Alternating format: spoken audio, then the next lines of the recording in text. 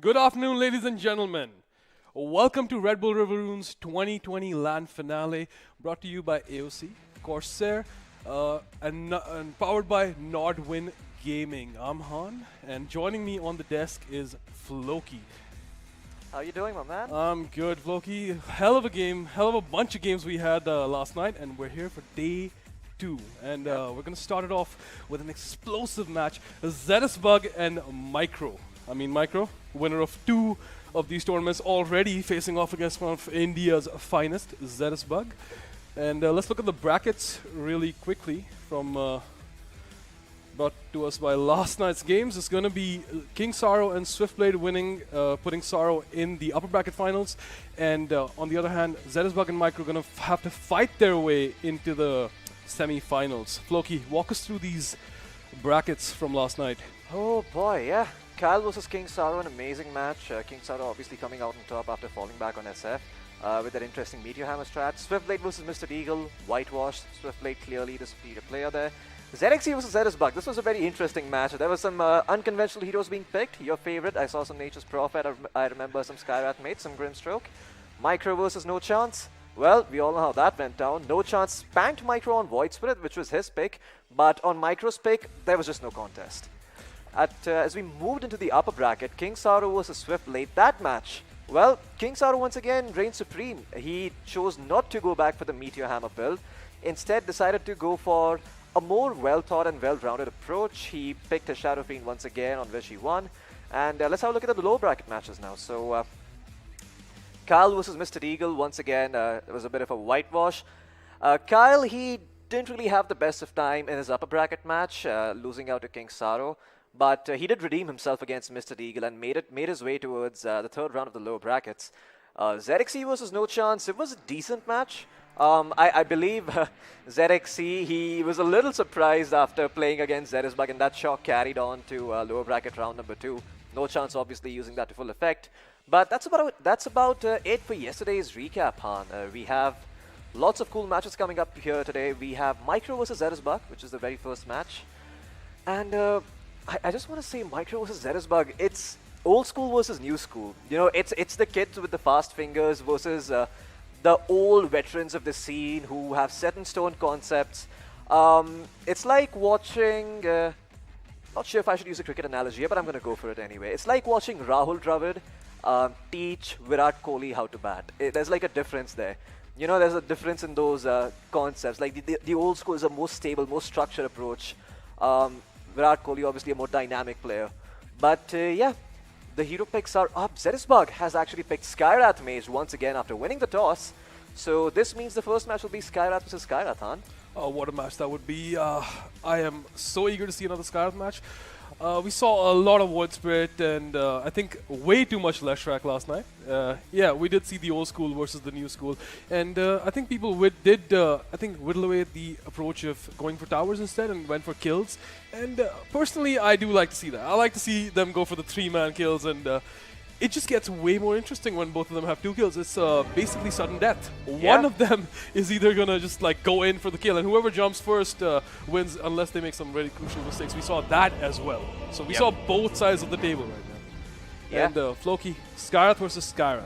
Yeah, this is going to be one hell of a matchup. Obviously, Zetisbug, the more experienced player, spamming his pubs with the Skyrath Mage. He is known for this. He's known for playing his support role. And this is a matchup where I think Zetisbug, with his particular strats, might be able to edge out Micro, who, as his name implies, is more reliant on his mechanical skill and his micro decisions that he makes. It doesn't have so much to do with the overall strategy or the overall tactics that are being used. And that might actually be his undoing. Because the thing about tactics is that if you're not aware of what the enemy is going to do, what's going to end up happening is that you'll fall right into their trap. You make one small mistake in the strat, it punishes you perfectly. But we can have a bit of a switch up here. We have Zera, Angela, who's going to be here with me casting this game. Zera, how are you doing? I'm doing great. Lots of Z's this time in Redbull River Runes. We have ZXC, we have Zetisbug on our screens right now. Micro, of course, defending champion there of the Redbull River Runes. Skyrath Mage, definitely a pick here that suits Zetisbug in a lot of ways. It was also his pick choice.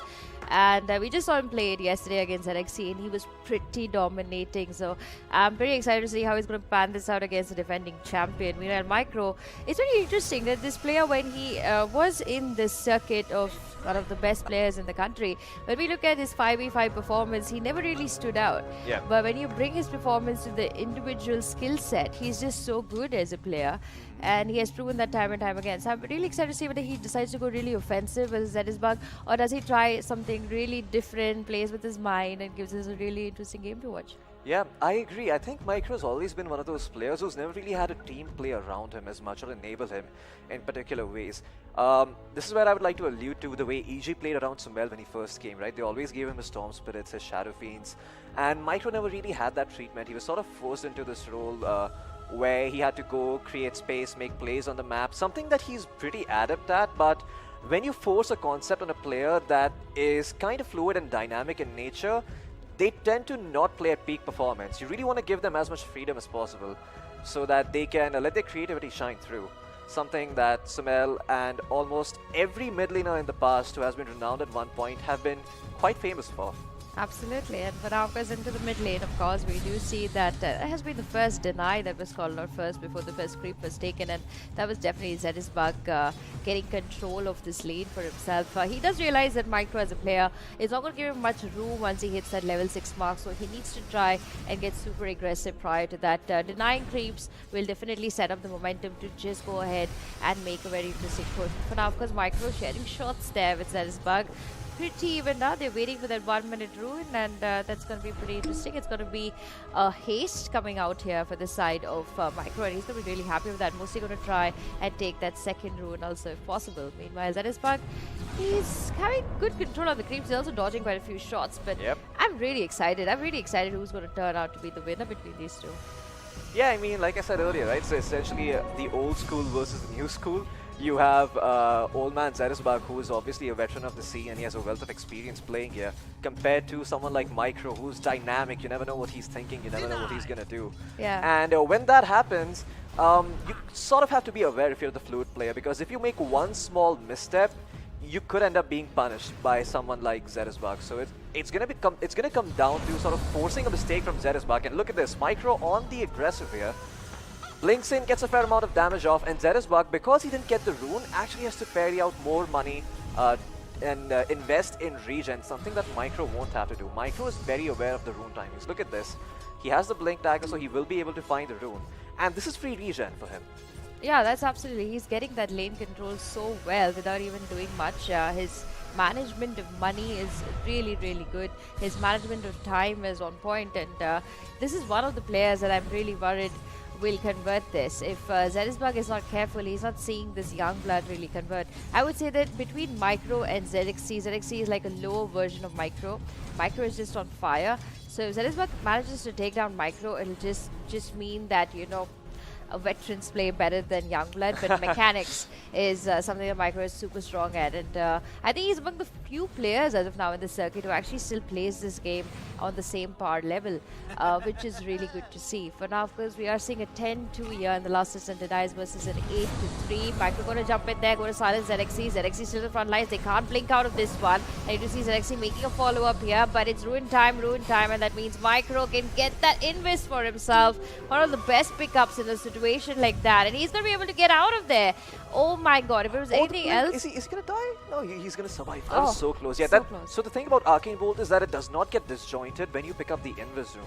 So it was really crucial that he got that blink out over there, and Zetisbug wanted to cancel his blink. That's why he was looking to right-click him. Yeah. But just as his Invis panned out, the projectile from the right-click disconnected the auto-attack, and he got the blink out there. Really cool stuff from Micro. Absolutely. Very lucky also with that rune time. Yeah. I wouldn't say lucky with the rune time, but lucky with the rune, if nothing else, the way he got that invis. But Zetisbug, that one fight kind of showed us how dominating he is, and he knows that he can convert this. I didn't really see any tower damage getting dealt onto Micro in that particular fight, so it was just complete skill coming out there from Zetisbug to destroy Micro at that level. I think Zetisbug is planning to just let Micro be on the aggressive end of things and, you know, just try and counter-react to it, which would be really helpful. You do see a Talisman pickup come out here on Zetisbug, so that's one good thing. Meanwhile, onto the other side, this is going to be a Talisman pickup come out here from Skyrath Mage. At the 5-minute mark, of course, we're going to see the Orchid, which is like a double silence because they already have silence inbuilt. Who do you think is going to sell it? Do you think one of them is going to sell it? I think Orchid is best sold off, right? You already have a silence available on Skyrath main, so that item really doesn't do much for you apart from giving you some mana regen.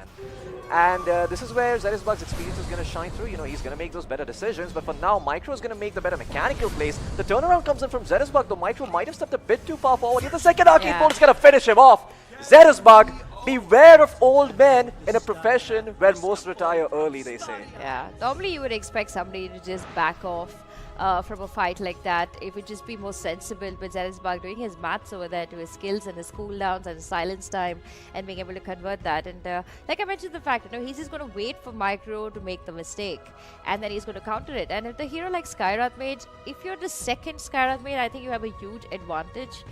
Compared to it if you're the first Skyrath Mage attacking. I mean, in the sense that if I'm Micro and I'm going to be attacking Zerisbug, if Zerisbug attacks me before that, he's kind of on the losing end because his skills will end before mine and I get a little bit more time to gamble around with them. So I think that is something that Zerisbug is using really well in his favor. For now, it's going to be Rod of Atos getting picked up here. Of course, he did sell the Orchid for this one, and a Rod of Atos on Skyrath is just phenomenal with his ultimate. It definitely is. It's quite disgusting if you can get the Ancient Seal off. The only problem Micro is facing that he's running low on levels. Look at Zerisbug. He's one level higher and he's got the better build. He's got the Rod of Atos. Yeah, and he's also got the Rod of Atos. There we go. So this is what I really enjoy about watching Zerisbug play, right? It's never the mechanical skill that he knows that his enemies are going to make mistakes if they don't respect his strats. And when they disrespect him, he can really punish them for overstepping the boundaries. And that's what Micro did. Blinking in aggressively like that into Zerisbug with level 1 in silence, it's not a very wise decision. Compare that to Zerisbug, who has more consistent damage with the maxed out Arcane Bolt and the Ancient Seal. This is such an even matchup between these two players. Even yesterday I felt that when I saw Zerisbug play against ZXC, but I did feel ZXC somewhere lacked that tad bit of experience. But when you look at Micro, he's a defending champion. He's played every situation and come out on the top. Zerisbug. Yep, quick fingers. Microing it through, I must say. Yeah. But 21-6 here against 18-4. And look at Micro, he's actually not bought himself raindrops, so he's actually going to start losing out on the spam battles. He's going to jump in once again with the Mystic Rise. The damage is going to be enough. Well, Pari still surviving, but the last right click is going to come through, and Micro will even things up 1-for-1. Close fight here between these two players. And sitting at home, if you are, of course, rooting for one of these players, go hashtag Redbull River Runes and let us know your thoughts. Meanwhile, since there's so many R's in that, you can put a RBRR and hashtag it to Nodwin Gaming, or just tag us on any of your posts. Let us know, who do you think among these two players could be taking the fight today? Meanwhile, of course, that is Bugya and Micro, both 1-1 here in their first game. It'll be interesting to see what choices they go for in game number 2 and game number 3. Also, you got to remember that this is only the first game of the day. The games are going to be going on till about 8 p.m. IST, so do tune in and check out some really cool Dota2 action. Meanwhile, of course, we do see it in the central lane yet again. Zerisbug full control here onto the creeps. Got that 27-6 creeps, going for a BKB as a secondary choice. He also has a double damage. The next item to be queued is the Refresher Orb. So very interesting itemization coming out today. Yeah. Refresher Orb, not too sure what Skyrath does with that, because at one point all of his spells have literally like a 7-second cooldown at tops. So that Refresher Orb is probably going to be sold off and built into something more useful. Maybe we'll see a Hex coming out. Maybe and when that Hex comes out, I think it's going to be, both of the players are going to have to be wary. Now look at Micro, he's won himself a smoke, he's hiding under the cover of the shadows, but he doesn't see Zerisbug, and Zerisbug is going to get a smoke of his own from the trees. Crouching Tiger, Hidden Dragon, but it's actually just two tigers crouching in the bushes. No one can see each other. Yeah, I mean, they're just trying to bait each other inside, and none of them are really succeeding at it. A good move there. You're going to see a quick move coming in from Zerisbug. He's got the counter there on a Micro, but Micro running away. He's going to be shot down, though. Zerisbug, like a fly, taking down Micro in his tracks. A lot to do with the fact that he did have that Ogre Axe, which is giving him that little bit more of HP also. So I do see Sahil a little worried about that and not really taking the fights to full power. But this is another interesting thing, Floki. The fact that we have one player who's going for a BKB and we have another player who's going for a Yules. And I have to say that I do like the BKB pickup better than the Yules. It just gives you better positioning when you're playing such an offensive game. Yeah, absolutely. Also look at the way Micro's killing his hero. So Micro's actually maxing out the silence. His consistent damage output is much lower than Zedisbug's. So the issue for Micro is that Micro thinks, okay, he's going to play this war of attrition, he's going to play the war of resources, try to outlast him, outplay him with the runes. But Zedisbug is like, you know what, none of that matters. I'm going to build for damage, and if you don't respond to that, I will just kill you. You need a Hood of Defiance if you're Micro right now to sustain what he's doing and continue with that sort of defensive playstyle that he's employing right now. To that, and Zedisbug, he's just gone for an infused raindrop. It's the cheapest thing in the store right now. It also gives you that required magic resistance, soaking in that damage. But you do see, okay, it's going to be just wards coming in here again. Both of them resetting themselves. Both of them got a base at the same time also. The 10-minute mark, that means a refresher is definitely going to be sold, and that's a quick BKB coming out here. 10 seconds. Is he going to get in trying to sell it? Did he sell it? Yes. Okay, I think that's Micro. Micro did manage to sell it, but what about Zedisbug? Did Zedisbug sell his? Yep, there's the Hex from the Skyrat Maze. It's going to help you out a lot with the Arcane Bolt as well. And going for the Tome of Knowledge. Interesting choice. Cool thing about Micro's build, he is going to take down Zedisbug if he's not careful. Look at that Hex. It's going to come through, and just like that, Zedisbug, you show yourself in lane and you get your head chopped off. Yeah. A wise man once said, some people run around like headless chickens. Unfortunately, that wise man, Vivek, is not here with us today. But yeah, I mean, that's what he would have said if he was here, and Micro making the most out of that Hex. Absolutely. Cool, I mean, it was the best pickup for him right now. Yeah, it's the best case scenario, right? Zedisbug is showing in mid lane, you blink in, get the Hex off, get the kill instantly. That's a perfect setup. Absolutely, and now it's tied up 2-2. I think the person who finds the next kill is going to win. Zedisbug, I think he has had 2 kills. I could be wrong though. No, he has only 1 kill. Okay. Micro has 2, but you do see a nullifier now getting lined up. Or is that a neon disc? That's a neon disc. Yeah, that's a neon disc. Getting added here by Zedisbug. Interesting choice.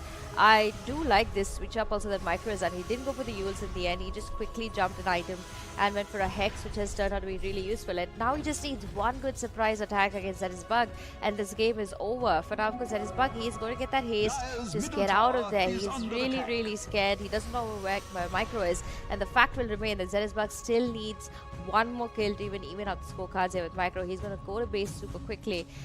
Maybe he wants to reset his items yet again. Maybe sell something. He could sell the Rod of Atos. I don't really see it being useful anymore because he's anyway going to be hexed out. I also feel that now, look at that. He's gone for that BKB, but he's not getting time to use it. It's just fastest fingers first. I think it's just that, you know, whoever gets that first move right now, they're going to take the game. The problem is that Micro is so quick on his Skyrat Mage, right? He throws out the Hex, Atos, Ancient Seal, Mystic Flare in less than like half a second. So you never survive long enough to use that BKB, and this is exactly what's going to happen again. Look at that! Micro's going to get the win, and it's exactly like Kaya said. I mean, you know, there's a word there's a nickname that goes around. Some people sometimes call me the Oracle of Lokhandwala. So, but yeah, self-aggrandizement aside, Micro, really great plays. He realized what Zedisbug was trying to do, and he's like, you know what, you may kill me a couple of times, but once I get that Hex, you're mine, I got your number. And Zedisbug didn't even survive long enough. He couldn't go back to his chicken form. He remained a pig. He remained a pig throughout, and that was really sad. The Micro, I mean, he's a defending champion. I just can't say this enough. He has played so many scenarios in these 1v1s that he knows exactly how to really banter across. And hopefully, if he does become the champion yet again, because every single person he's facing is a very known face in the Dota2 community. You're taking down some of the best players. And I mean, I could understand, you know, if they're all just coming in new and okay, he's just got experience. But when you're taking down players like Zedisbug and making it look so easy, and if he does turn a champion again, that's going to be a 3-win streak here for him. Yeah, it's going to be a 3-peat. Yeah. We may not get to see OG do a 3-peat anytime soon because TI is delayed, but we can certainly see Micro getting a 3-peat in Redbull River Runes, and speaks volumes about this guy's skill.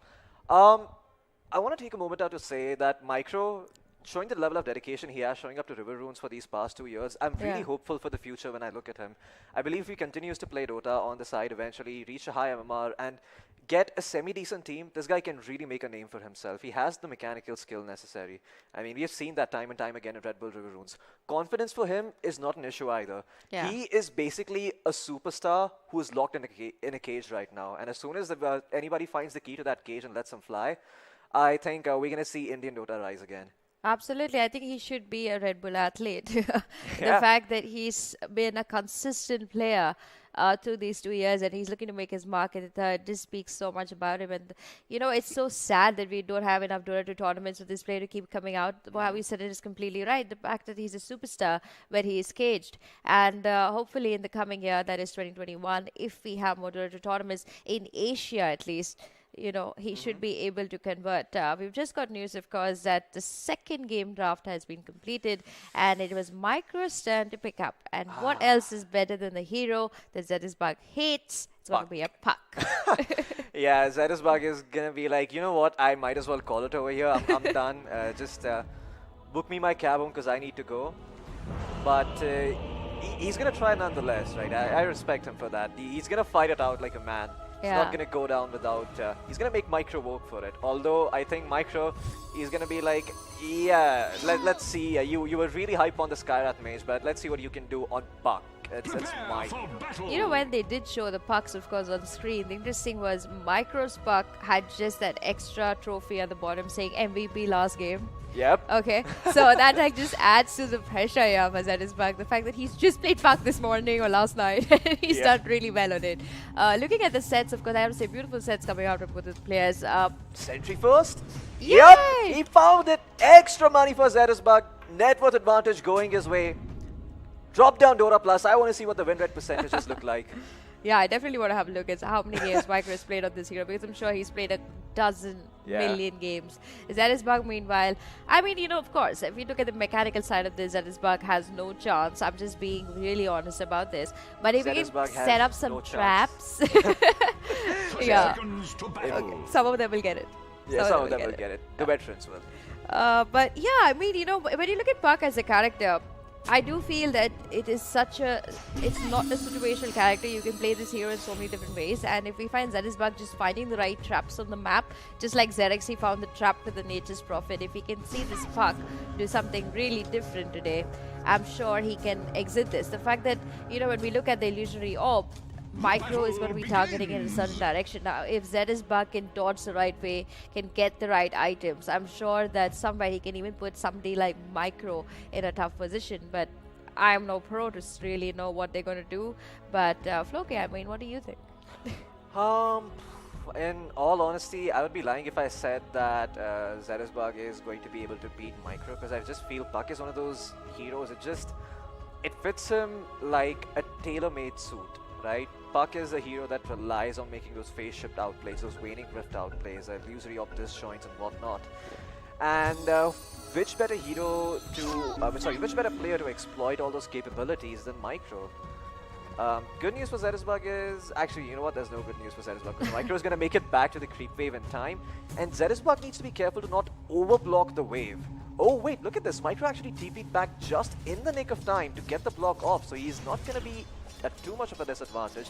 Even finds the range creep. This puts Zetisbug at the disadvantage because now if he tries to trade with Micro, there's going to be an extra range creep attacking Zetisbug, but not for Micro. Absolutely, very well put there. The fact that, now Micro is already taking quite a bit of control in the lane. It's only 42 seconds into the game. You do see him also denying the wards. Zetisbug trying to defend this, but not going to be successful. Quick silence coming out there. But just chip damage getting done here between the two players. And this is the interesting thing yet again. At the 5-minute mark, we're going to see a lot of ATOS. I've not seen a lot of Pucks go for this item in general. We could see him maybe go for the Yules, a Dagon. These are items that I could see Zetisbug make good conversions with. But say if Micro does some shenanigans like last time and just sells his items and buys a Hex, I don't see where this is going then. Yeah, the only problem with buying a Puck Hex is that you don't have enough burst damage to sort of justify that purchase, right? So what you can do instead is you can drop the Dream Coil with the Hex, that's guaranteed. But the issue is the enemy Puck can also do that. He can turn around, drop his own coil and look to fight you. And that can sort of make Hex sort of a less than desirable item for Puck. But if they do get it in the random timer, I'm sure they're going to sell it and go for a Dagon, because Puck as a hero lacks damage. So you get him the Dagon, he's going to be a lot more deadlier. We were talking about how Micro's going to be really solid on his Puck, but right now we see Zetisbug who's coming out on top in these trades. Just look at Micro's HP and look at Zetisbug. He is in a world of hurt. He's being on point here in most of the choices he's making. But yeah, this is the problem. Micro's always aware of the rune timings, but okay, was actually going to spawn top and he went bottom. How's That is going to be a bit of a yikes, and Micro is going to have to go all the way back to base as a result. The walk of shame. The walk of shame. Summer Micro.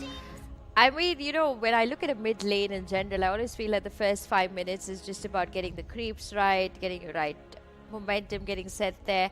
When I look at the last hits and denies, I do see that Micro has a huge lead here compared to Zedisbug. Zedisbug is concentrating more on getting the shots off. Micro is concentrating more on just getting those creeps. And once you really get the set of creeps in the first 4 to 5 minutes, that's when you start having this dominance as soon as you get that level 6 with it. So I think Micro is just being really passive, try to get his basics right, get his resources correct, and then maybe go ahead and take these fights. Because Zedisbug, he doesn't have the advantage, but now of course Dream Coil can be deployed, and there's going to be a quick coil over there.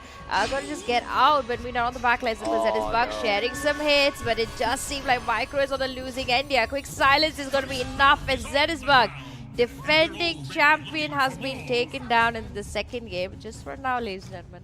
Get off my lawn! I just can't wait to say that the defending champion has been taken down. Like, I'm just practicing it right now. Defending champion, yeah.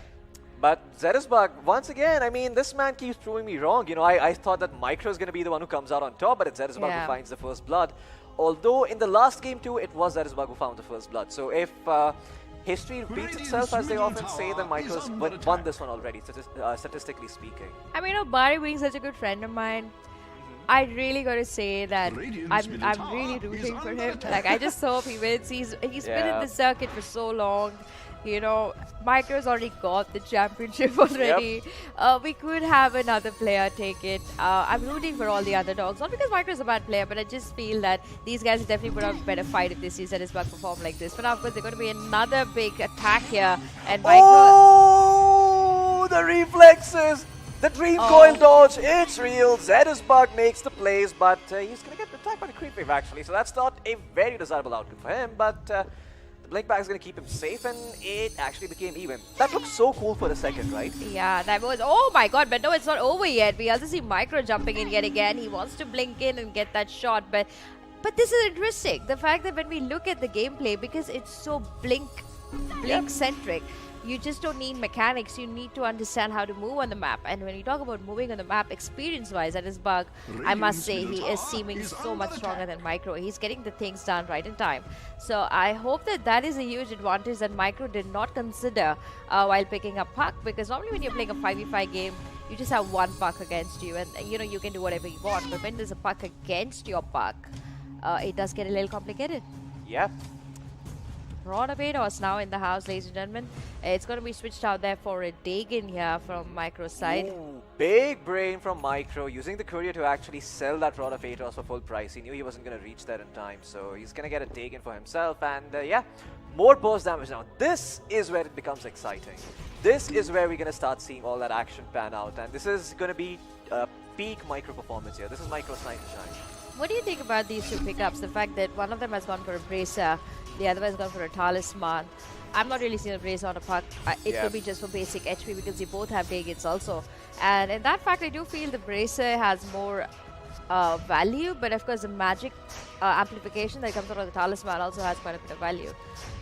So which one wins between a Talisman and a Bracer? I think the Bracer wins. It's kind of like Pokemon, right? Grass beats water, water beats fire, and fire beats grass. So it's one of those things where HP beats nukes, nukes beat agility, and agility beats HP because you farm fast and you attack more, so you're more efficient that way. So it sticks to the normal rules. Exactly, yeah, it sticks to the normal rules. The Bracer comes out on top, on top of the Null Talisman. But once again, it can often come down to how you intend on using that item. Of course, there's not a lot of ways you can use a Bracer, but many a times people buy Bracers on Ashy heroes to give themselves a bit more tankiness, in this case on End heroes. Look at that little Dagon though, straight to Micro's face. He stood there like a man. He's like, hit John me. Rambo, hit me, yeah, hit me! That was good though.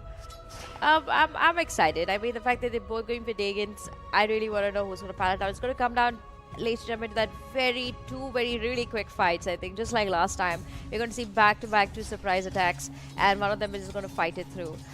The good part here for Zerisbug is that even though he had such a huge deficit when it came to creeps, he is now evened out the scorecard here with Micro, pushed him to the corners. You also see an invisible ruin getting picked up here from Zerisbug. He can reposition. This is the best time for him to get that quick kill. A much needed one here if he just positions right and gets it all in the bag. But meanwhile, on the other side, you see the Frost that's being picked up also by Micro. So it is risky. They're both going for boots though, which is also interesting. Yeah, they're both going to have a pair of boots. Even though Puck does not have any legs and he flies around, somehow that makes sense and it gives you more movement speed. Dota logic, people. But look at that. Zerisbug saying hi and bye in the same sense. Oh, Micro. Oh no, I think he's going to be punished for his sins. But now they're having a... What? No! Zerisbug, what's happening? Oh, it's the Frost Rune. He can't actually right-click. I thought he lagged out for a second there, but he can't attack because of the Frost Rune. I thought he lagged out. Yes, same. I was like, no! Holy crap. But yeah, the Frost Rune. Thank you. We see you, Observer. Yes. You the real MVP. Tankability. They seem to both have really strong tankability now. Now the change here is we do see a Dagon level 2 come out here from Zerisbug, and there's going to be boots coming out here for Micro. Oh, Zerisbug, he has the blink, but he can't find Micro. The Invis Rune actually helped him. But Zerisbug constantly pushing out Micro out of his lane. This is something that Micro is not privy to. I think Micro is gonna have a lot. I'm pretty sure he already has a lot of respect for for Zerisbug as a player because he's been around for so long. But I think after this game, particularly seeing that Zerisbug can still spank some butts despite being so old, he's gonna have a lot more respect for him. It's one thing to be good at one role, and it's another thing to be good at multiple things. And Zerisbug, even though he's only played support in the past, he's showing that he's a capable mid laner. Absolutely. I mean, the great part here with Zerisbug is that he's figuring this out as it's coming for him, right? He knows that Micro is the kind of player that if you give him too much time to think, he will come up with a really strategic attack and take you down. So Zerisbug is just constantly making him think, rethink, and not give him time to really react. And that is the only way you can win against a player like Micro. He's a mid laner. He's waiting for a setup time. But what if you don't give him setup time? That's how we really build that lead on him. So that's something I could see Zerisbug planning to do. The other interesting thing is now with that level 2 Dagon and the illusions, we could see another quick kill come in there. Micro, meanwhile, with those boots, I mean, he's getting that strength. He's also getting that magic resistance. But now he's going to jump in quickly, get a few shots onto Zerisbug. But we haven't even discussed the towers because no one's really making it to the towers in general. This is a complete hero-to-hero fight. It's been that 1-1 on each scorecard, and now there's going to be a Manta style coming up next. We do see that Zerisbug is going to convert that into a Linken's, which is a very good choice. Meanwhile, we do see Micro. He's also choosing to go for a Linken's, but he has a level 1 Dagon versus Zerisbug, who has a level 2 Dagon. Yep, more burst damage for Zerisbug. Although Micro, he did buy himself a pair of treads, he's going to get that extra efficiency and that extra HP. I also want to see Zerisbug get something else for himself apart from the... Okay, he's going to go for the Hood of Defiance, the Dagon instead. That is... amazing. That is peak Zerisbug. That's just Get amazing. Rained on. I mean, I didn't really see that. I didn't see him going for treads. The fact that they're both flying, like it did make sense because they're not really chasing each other down. Like they need those treads. So I do think that's a huge different pickup coming out. But the Linken's now versus the Dagon, I do feel Zerisbug will have to bait and rebait to be able to pull this off. Yep. I mean, man, that's just so smart by Zerisbug, right? He opts for the Hood of Defiance instead. Buck is all magical. So what the hell is Micro even gonna do? Look at that, the Dream Coil's gonna come through, the Hood of Defiance is gonna be popped. There's no way Micro should be winning this, but the right clicks are actually hurting Zerisbug quite a lot. He can't face shift just yet. Now he's gonna go through, and Micro with the blink back is gonna be there. I think this is problematic. Micro with the Linken Sphere is gonna completely block out the Dagon, and Zerisbug with the Hood of Defiance is gonna negate the magical damage coming from Micro. So this is a bit of an even Stevens thing. Yeah, I think Zerisbug is gonna need to get something to pop Micro's Linken's because Puck doesn't have any ability that is a single target. Yeah, and the other part that's also concerning is that to make a Linken's you need an ultimate orb that gives you also that 10 plus stats, which is doing Micro a huge favor because Zerisbug is able to survive the first few hits with all the different magical damages, but when it's just coming to raw damage, he's really struggling. Also with the threads there, that raw damage has just got a little more pimped out, is how I would say it for Puck. Yeah. But that's a problem that I don't see how Zerisbug is going to solve, because if it's a 1v1 fight, which it is, I do feel Micro has the better setup now. And like you said, he needs to invest into another item to really just pull off that linkage, which is another huge cave for him to handle. Absolutely. And the tower's falling. Tower's falling indeed, and Zerisbug is going to have to respond to this. Look at this. I see a Desolator pickup. I think that was Zerisbug. He just sell one of his items for Deso. Can we have a quick look at Zerisbug's inventory? It's gotta be on us. Yeah, it's probably gonna be Zerisbug with the Desolator. That is very interesting. Now remember, in 3 minutes, Divine Rapiers are gonna spawn. So at that point, it's gonna be do or die. It's gonna be a close affair. And now, Zerisbug, well, going forward and trying to turn it around, but it's Micro who's coming out on top, and he's gonna take the kill. Zerisbug is gonna end up dropping, and it's gonna be 1-for-1 at last. The score has been negated, and it's gonna come down to the Rapiers, Angie. It's gonna come down to the Rapiers, and it's gonna come down to that tower. I mean, Micro is leading now in a lot of different ways. His itemization has been on point. I do see the Desolator doing good, but again, it's not really giving you raw HP, which is something that Micro is totally playing on. It's worrisome. Now I'm a little worried for Zerisbug. I do feel he could have gone for a better choice of items, but let's see what happens. He's going to jump in again and just dig in Zerisbug a little bit, silence him off, and just make him always stay at half point HP, which is going to be troublesome. But Zerisbug now taking the chance. Yep, Zerisbug, he's going to orb out. The Dream Coil does miss from, I believe it was Micro.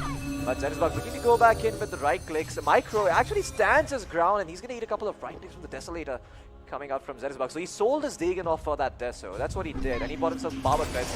But oh, look at this. The Hood of Defiance not being popped by Zerisbug. He eats the full Dagon damage. But yeah, I mean, both of these players are really keen on slowly withering each other down, right? The Rapier is going to spawn soon. Yeah. Carry Puck coming in here for Zerisbug. With that Divine, he's going to go crazy. Yep, I mean, you're not going to hit level 25 anytime soon, so you're not going to get that Dream Coil Rapid Fire talent, which would be ideal if you're going for this build.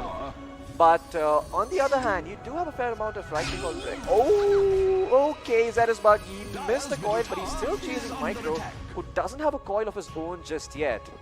And well, Zerisbug, he's gonna have to be satisfied with the fact that he got that trade, but Micro has more HP now. And in 30 seconds, the Rapiers are gonna spawn. Zerisbug, he's gonna have to make a move. And it's gonna be now. He goes forward with the illusory orb, but Micro sticks his ground, stands and drops a Dream Coil. The creeps hammering alongside with him. This is gonna be Zerisbug's grave. It might be his undoing. Oh! No, he goes forward. He goes forward. No, the right click miss. Uphill. Oh my goodness, that was so close. Oh Zerisbug, he survived the sliver of HP. Micro walks away with slightly more. But who's going to pick up the Rapiers? Micro still in the mid lane. In 5 seconds, those Rapiers are going to spawn, Angie. Absolutely, and this is going to be a total domination. Micro already using that Smoke of Deceit. He wants to pick up that Rapier. The Rapiers have been dropped in Micro. He's going to pick up both of them simultaneously. He's got 685 damage. He swapped out the threads. He doesn't have attack speed, though. This could be problematic. Zerisbug might be able to kill him if he gets the jump off. This is crazy. Yep. But I can hear Han screaming inside. Yeah, even I can hear him screaming from the background. Even he's excited about this. Mera Divine. Mera wala Divine. I don't think he read the rule book. Yeah, I don't think he read the rule book. Zerisbug, it's not your own Divine. Oh my god. Zerisbug. His Rapier has been stolen. Oh my god. Okay, so this is like the time where we tell each other that if he manages to kill Micro, the dodge! The Dream Coil dodge from Zerisbug. Cool stuff. If he just manages to kill Micro, he will be owning 2 Divine Rapiers, but that is a story that only Zerisbug can make true now. For now, he's going to pick up the bounty. The poor guy, he's just running for his life. I don't think he can really handle this pressure, but I mean, I don't think he read the rulebook. We should really announce to them that the Divines fall in front of the tower. Micro, meanwhile, he's doing pretty fine. He is on cloud 9. He's going to jump in. Oh my god, that crit! That's crazy! Deletes Zerisbug from existence. You spoke about nuking power, but this bucket is all about hitting the gym. Yeah, he's hitting the gym. He just sees one shot on the tower. He's not even taking it. He just wants to be mean about it. Oh, Micro. He could go in for the jugular. He's just praying with his food. He's like a hyena circling a deer. Yeah, or crows over a dead body. Yep. Crows and his little crowlets. This is a little unfair though, I mean, poor Zedisbug. Oh, wait, Zedisbug! Big way plays! Gets the plate mill! Can he find the kill? No, the return free call's gonna be there! Zedisbug! He got both the rapiers! He has both the rapiers! Oh! Can he get away? He has the orb! He has the orb! Micro's going forward! No, Zedisbug, get out! Get out! Get out! What are you doing? No, the tower's gonna go through the day again! Oh no, Zedisbug! Oh, Micro, this was such a cool game! Holy crap! Lost for words right now. Oh my goodness. Micro coming in clutch with that Dagon. Oh, Zedisbug. That was insane. Oh man, Zedisbug, he has been a bit of a spot there. Now that I'm looking back at it in hindsight, his tower was quite low. So he had to ensure that he could defend his tower as well. Micro knew that, so he pushed forward and he found that tower. Oh my goodness. Oh, Zedisbug. I have to commend you though. You have so much heart, Zedisbug. You showed us that age is just a number, MMR is just a number, hero is just a concept, and reality is just an illusion. It doesn't matter how old you are. And Han, you were watching that game, buddy. I could hear you scream from the other side of the room. I think you could hear all of us, Floki. I felt like the first game was a little slow, just a little bit. And especially with the Skyrash matchup, right? Skyrath Mage versus Skyrath Mage, it didn't feel that exhilarating, but boy, did they make up in that second match. Oh my god. These guys, right, the Divine Place. We were actually sitting and discussing, like, how is he going to get this back? Because if he manages to kill Micro, he gets both the Divines. Yeah, he does. What a match. What a match, Floki. Words have not been invented yet to describe the madness that went down in those moments. You know, I was wondering if we were going to get anything today that would have matched what happened yesterday, and boy, have I been proven wrong. I was like, yeah, okay. Wow. First match, we're going to see what we're going to bring to the table. That was insane. That was actually insane. Yeah, and guys, anybody watching, if the players are watching, the Divine will not be dropped in your inventory. It will be dropped in front of your tower. Just don't make the same mistake. Don't be sitting back in base. Oh, I'm going to get the Divine. It's going to be all chill. That was so sad, Zedisbug. Oh my god. Fortunately, Han, Zedisbug is going to have a second chance. Remember, this was the upper bracket match. So he's going to make it to the lower bracket where he might beat No Chance or ZXC again. So no, wait, ZXC has ZXC got out. He might beat No Chance again. Yeah. And he's going to go into that match knowing that the Divine drops in front of the tower, not in his inventory. Now you know. Oh, man. Honestly, I don't blame him. That caught all of us by surprise. We were like, what? And I think he was as surprised as we were. Just like typing in chat, where's my Divine? Where is it? It's in his inventory.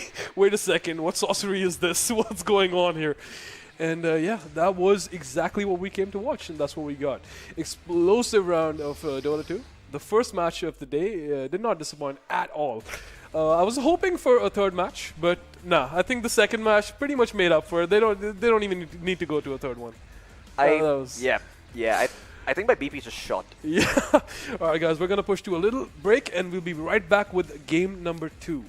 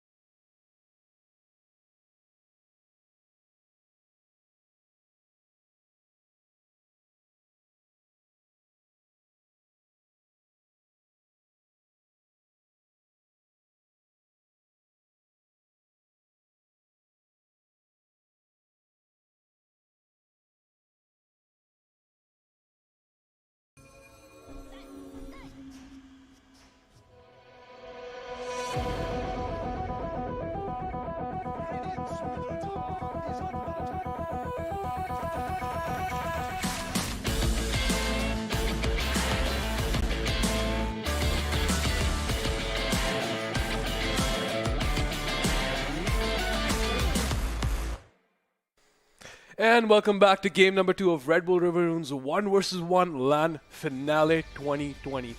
Powered by Corsair and AOC and brought to you by Nodwin Gaming. Of course, Loco being our online gaming, India's biggest game streaming platform. You guys are being responsible citizens sitting at home, self-isolating.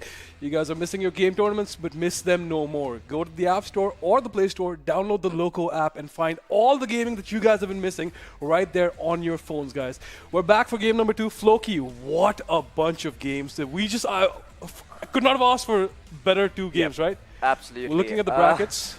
Oh man, I think everything after that game is going to be a downhill. Like everything's going to be slightly disappointing. No, let's be optimistic. It's going to go up from that. Wow, what a game, guys! The Divine Rapiers drop on the ground, please, once again. Yeah, but upper bracket final is going to be between King Saro and Micro. It's going to be the upper bracket finals match. I wonder what the next match is. I think it's between No Chance and Swiftblade. It's going to be a lower bracket match, ladies and gentlemen. There we go. Yep, so Zetisbug, after getting dropped down, is going to play against Kyle, and Swiftblade is going to go up against No Chance, which I believe is the next match, as you saw during the wait screen. And it's going to be interesting to see who comes out on top. No Chance, when he's on his hero, he looks crisp, he looks clean. But Swiftblade, on the other hand, he's not to be fiddled with or toyed around with either. He's also a pretty strong player.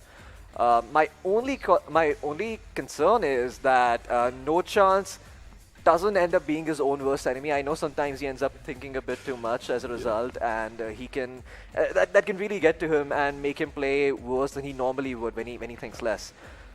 But yeah, Swiftblade is gonna get his pick as he wins the toss, and it's gonna be a Wind Ranger versus Wind Ranger. Oh, okay. So we already see what's going to happen. It's going to be a Javelin pickup. I'm predicting it right now. These guys are going to start with a Wind Run, as they did with both games last time. I think in 3 games, Wind Ranger. Same thing. We see it. But again, every single game in Dota 2 is different. No 2 games will ever be the same, and that's what brings us back to Dota 2. That's what brings us back game after game. No 2 games will ever be the same, and it's going to be the same today. The Wind Ranger versus Wind Ranger lineup. It's same build, but let's see what both of these veterans bring to the table with the... I don't know, like maybe a different skill build? Maybe actually give the power shot a chance? Yeah, I mean, we've never seen anyone give the power shot build a chance, it's right? Such a huge nuke, guys. Come on. Yeah, I mean, I want to see someone who has the courage to go max shackle shot and power shot with just like 1 or 2 points in win run. True. Because you're going to have the advantage in terms of harassing, you're going to have an advantage in terms of the war of attrition, right? If you can get the runes, if you can secure that free region for yourself and you max out power shot, you're going to come out on top eventually, and when you get that javelin timing, you're going to have the upper hand. But No Chance is going to be going up against Swiftblade here in this second lower bracket 1v1, well, second match of the day. Give it up for them, ladies and gentlemen, at home. Clap amongst yourselves, because obviously, if we could do this on LAN, we would, but we can't. It's lockdown time. But hey, at least we can enjoy some good old Dota. And they both have Arcanas. It's an even matchup today between these 2 players. Swiftblade, again, I can't tell you enough how much this one player reminds me of Swifty. We don't see him. Yeah.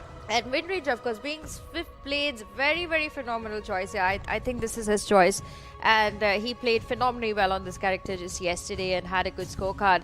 Now, the interesting thing is that he's going up against No Chance, right? Yep. And as we know, No Chance, best player in the country, always able to convert things. Can this player really stand up against this player? Because knowing your hero is one thing, but being able to outplay somebody who has a lot more experience than you, that's another difficult choice. Now, No Chance, he is a support player, but I have seen him play support Wind Ranger. I have seen him even play carry Wind Ranger. I've not really seen him play mid that much on a Wind Ranger, but I'm sure with so much of years of experience, he does know how to really pan this out. That's going to come down to their itemization and their skill choices. We could see a power shot and a Wind Run getting picked up here by Swiftblade. We saw something similar done by him yesterday. The shackles are going to be super important. I see No Chance going for something like that because he does like that control over his opponent at certain points. But yeah, that's my understanding. And like Hans said, of course, we're going to see a javelin because that was so unobvious. Yeah, I mean, it's almost like no one saw it coming. You know, who knew Wind Rangers build javelins? It's novel. We've never seen that before in the history of Dota. Absolutely. Unless he was going for a Yules, then I would have really thought about it. But yeah, for now, of course, we do have a Bracer and a Blink Dagger pickup and a beautiful Taunt getting deployed there by one of these Wind Rangers. I don't even know which one this is because they both look the same to me right now. It's going to be Swiftblade there doing that little taunt for us. Meanwhile, on the other side, no chance. He's also gone ahead. That block. Really fearing Swiftblade there. Yikes. Yeah, but no chance. Getting a few missed shots there. We can see he's on the lower ground. He's going for an interesting pickup. He's going for Fairy Fire with the Mantle. He's not really going for that Bracer choice like Swift. I'm just going to call him Swift. Swift. Yes, sir. You almost said it. Yeah. You held it at the last moment. It was amazing. Great save. You'd make a great point guard in basketball. Yeah. It's very Swift. Look at him. He's Swift. Yeah, he's moving Swift. around. He's taunting fluid mechanics. That's a Jakiro taunt, by the way. But yeah, no chance is actually giving Power Shot a chance. I love this. He's going for those extra points in Power Shot instead of opting for the standard, I'm going to max wind run and right-click you. I like that approach. Eventually, when he starts hitting that higher level on Power Shot, if he is able to connect, it's going to be a lot of damage on Swiftblade, and he might not be able to play aggressively. Absolutely, and no chance is one player who knows every tree on the Dota2 map. Like, if he wants to get a shackle shot, he's going to get it. And I don't know whether Swift can really go on to him with that real skill mechanics of having a power shot into a shackle, into the perfect wind run. I think Swift should stick to his mechanics, which is just aim, getting wind run super high, get like that javelin, maybe an early Monkey King bar, and just try to force no chance to take these very raw fights against him. Because if he tries to get too skillful, it'll just be costly. Like this. Okay, that was a wide ball. That happens sometimes. He got the shackle shot off, and he got the power shot that went in another direction. Yeah, that was a little awkward by no chance, but nobody saw that. Nobody saw that. We're just gonna pretend nothing happened. Interesting approach here though from No Chance. I see him going for a magic wand first. It's not bad, certainly. When you get those 20 wand charges, we've seen yesterday a very close turnaround by a Wind Ranger. They almost managed to find a kill. Wand can really end up helping you in those sorts of situations. I'm sure that was Swiftblade versus King Sorrow, the game we're talking about. Great memory. I don't remember, actually. I remember the play more than I remember the players. That's more burnt into my mind. I just love good Dota. But, yeah, no chance. Opting for that slightly unconventional wand pickup at first. I'm going to quickly hop over to Swiftblade's inventory. He's just going to be rushing Javelin. My arrow go brrr. Yeah, I mean, he has practiced a lot in those Wind Rangers. Even last night, the final game that happened was with Swiftblade. And now we, of course, do see he's prompt out his DD. We also see a region pickup for No Chance, and that's going to give him a lot more lane presence for the next 1 minute, which is something he really requires. We do see that in the creep count, he is below by 1 when it comes to having that even outness of creeps. Meanwhile, if you look at the Javelin now, it's flying in there for No Chance, so that's one good thing. He's going to have a lot more damage. But Shackle, of course, not going to connect here. Swiftblade getting a little aggressive. We do see the wind run now between both the players, but I do feel No Chance. He has the upper hand. He's got everything working out for him. He also has a Shackle, but it's not going to be enough.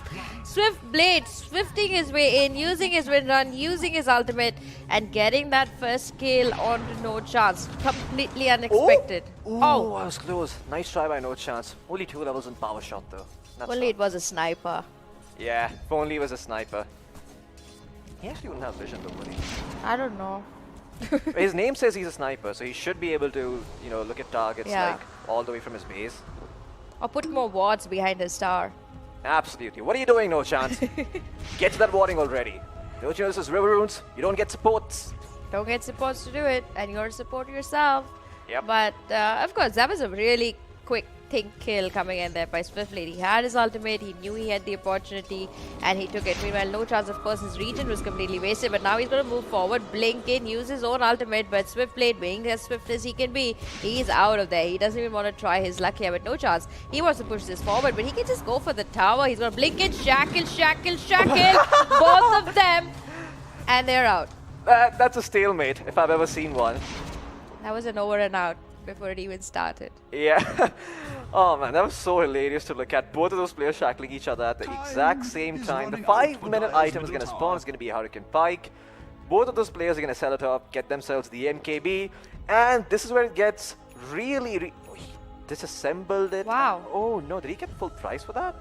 Yeah, he got full price for that. So that's good. I think the only big difference between these two players is the fact that when we do look at Swiftblade, he's gone and upped his shackle by 3. Meanwhile, we do see No Chance. He's just sitting with a level 1 shackle. So if it does come down to those last few fights where it's just about holding the other person in place, I do feel Swiftblade has a much better chance of doing it. I'm a little surprised that No Chance decided to go and up only his power shot and not his shackle. We're not really clicked on him till now. But that's what I saw the last time I checked his inventory. He's also gone ahead with the phase boots with the MKB. Really works well. Like you can see here, he's gone for his wind run as a choice against the shackle shot at level 3. And I was expecting it the other way around. Yeah, exactly. Even I was thinking that he's probably going to give shackle shot and power shot a chance instead. But it just seems like the flavor of the month is going to be the wind run. And oh, No Chance getting absolutely... That's a stalemate. It's a stalemate once again. But it's a stalemate that still favors Swiftblade because he found the first kill on No Chance. So he's up by 1 and he just needs 1 more. And Swiftblade found himself a DD2. No Chance is taking a lot of damage. I'm not sure if there's a blink. Okay, I don't think he had vision there, so he didn't see No Chance. But yeah, this is going to be problematic for No Chance. He's going to pop his bottle, get his HP back up. Blade Mail has been queued up once again. So, interesting pickup here. This could just be countered if Swiftblade waits long enough to get the BKB. The damage is not going to be returned then.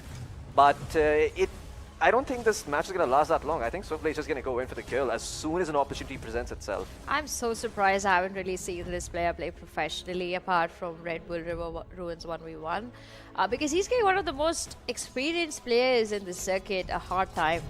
And that's not really very easy to do. And for him to be able to do it with such confidence is just really good. Of course, in the highlights, you do see that really interesting kill come out. But yet again now, No Chance, a little bit of trouble. No MKB, my friend. And we did see that fall in the previous highlights for him. And I love the energy. Yeah, I loved it. I really thought it happened again. You know, it just keeps happening between these two players. You never really know when Swiftblade gets Swifty. That was a highlight, I know. Yeah, it's a... Silently. The highlight was so much smaller. Exactly, that was a little confusing there. But No Chance, he's been caught up with the shackle shot. Swiftblade! Blink, can you miss it? He's found himself the kill. Game 1 goes to him. Yeah. No Chance. Well, much like his name, I don't think he stood a chance. Reminds me of Zed's bug. Hard times. Yeah. Hard times. It was not No Chance's hero though. And No Chance, he's Why don't I get to see a highlight now? Good of question. That last fight, because I mean I was so busy telling you about how swift he is, and then boom, the game's over, ladies and gentlemen. We'll see that. We'll see that when the match is over though, during the break segment. But now there are not going to be any breaks. We're going to be heading straight into the second pick. I think it's going to be No Chance's hero pick, and I wonder what he's going to pick up. He could go for the Void Spirit like he did yesterday. That's so boring though. Yeah, it is actually a little bit boring. Shadow Fiend? No Chance is actually not one of those players who plays Shadow Fiend. So Templar Assassin. No, not even TA. I love how you... Crystal Maiden. There we go. Oh, God. I can agree with that. Give me a bump. Yeah. Come on, a Crystal Maiden. Crystal Maiden versus Crystal Maiden. Who doesn't want to see that? Yeah. That would just be intense, ladies and gentlemen. But for now, we have a choice that has come in. The player has chosen Void Spirit. Okay, No Chance is going to pick his signature Void Spirit up. Anti-Mage versus Anti-Mage. That would be extremely boring, though. It would literally be right-clicking each other because they wouldn't have mana left for Mana Void. And even if they Mana Voided each other, Anti-Mage is magic resistance. Anti-Mage is the counter to Anti-Mage. Quite literally. This is where I hope to see a Slark also, you know. Yeah. Imagine both of them just going at it. Yeah, just constantly hitting each other. No end to this. That'd be hilarious. Have you seen that clip of Weeha where he has like 5 or 10 bristlebacks face off against each other and he pops Quill Spray on one and it just sets off like a chain reaction? Oh my god. Yeah, it's an insane clip. I suggest all of you viewers watch it. It was pretty to look at. But yeah, Angie, it's going to be No Chance versus Swiftblade on this Void Spirit. I have to say, No Chance has the upper hand. He's just really quick fingers. When I saw Swift play, I think he's really strategic, but he's raw power, right? Even with his Wind Ranger, he was just plain raw power. You would take a Wind Run, you'd make an MKB, you'd charge towards your opponent, blink in. Like, it was a perfect setup for raw damage. But when you look like a hero as Void Spirit, it comes in with a load of experience that you need to have playing this hero and knowing the kind of different ways you can play this hero. It's very similar thing, even like Wind Ranger, as a matter of fact, there are multiple ways of playing the hero, but there's one way that always works fine. But with Void Spirit, it's not like that. He's also been a very recent addition into Dota 2, ladies and gentlemen, and that also shows that not many people have played him in a lot of different ways. Now, Swiftblade, being somebody new, I hope that he brings out the excitement to the table, just like we saw between Zedisbug and Micro, because we did talk about the fact that I hope they make it fun, and they made it a lot of fun to watch. So I hope No Chance gives us that treat also today and shows us something exceptional. For now, of course, looking at the itemization, you do see a talisman getting picked out here. Oh, did he just eat his mango? Yeah. I think No Chance ate his mango. Just hungry. Yep. It's a long day. Winter season. Gonna be a while before the mangoes come in again. He's just Yeah. getting devoured them right now. So I've frozen these ones for himself. Yeah. Wait. Okay, Swiftblade, we get it. He's hyping himself up, giving himself the pep talk. You Yeah. can do this. You're the best in the world. Yeah. That's how we all play Dota, I think. We all think we're best in the world. Yeah. The first item, though, that's going to prop is going to be a Blade Mail. Now, I don't really know how well a Blade Mail works on Void Spirit. I think if you start off with the Astral Step, you could essentially bait out the Blade Mail. Because if you don't pop the Blade Mail, you get caught, then you take a lot of damage. If you do pop the Blade Mail, you can just back off and chill. Force the Blade Mail, you have the advantage then. But yeah, look at this. Takes 2 to tango, 3 to jive. And in the mid lane, it's going to be No Chance who's going to be starting things off. Absolutely. He's getting that lead now. He's also taunting Swiftblade. He's showing how confident he is on this hero and how it could be a choice that he's going to make. I also feel that this is going to go to a game number 3 between these two players, and then it's just going to come down to pure skill. But for now, of course, No Chance. He's setting up the pace here. He's got those 3 creeps to his name. Gonna go collect the rune. Rune times are so important here. The only player I've really seen work really well with rune times in this game is Micro.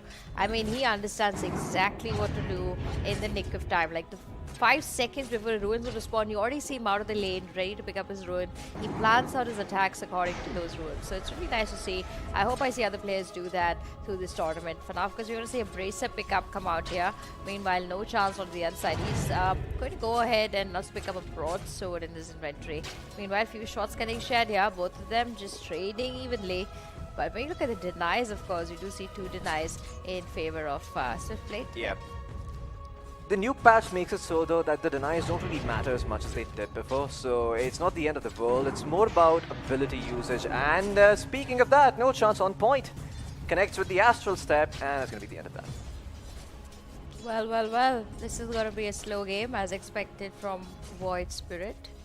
But it should pick up by the 5-minute mark. I think they're going to start getting a little bit more excited to see each other on the map. For now, we're looking at the warding, of course. You do see 2 wards getting dropped there from No Chance's side. Meanwhile, Swiftblade, he's moving forward. He wants to fight the king. Can he really do it? But he's a little low on HP, and No Chance just constantly trickling Swiftblade's HP down just to make sure that there are no big advantages that he could get at any point. Oh no, that sucks. He placed the ward right in the middle of the sentry. But Swiftblade, not too happy about that, is going to jump in, and No Chance quickly says, nope, I'm out of here. No Chance. So much about this player. Yep, he's has a storied exceptional. history. Yeah, exactly. I But mean, it's how nice to see. long has he been active? So he was playing Dota before Dota 2 came out, right? Now Dota 2 has been out for about 10 years. And Dota 2 was out, Dota was out prior to that for 8 years. So I think he was playing for about 13 years. Pretty much all his life, wow. Yeah, all of us. Yeah, all of us indeed. Feels old now.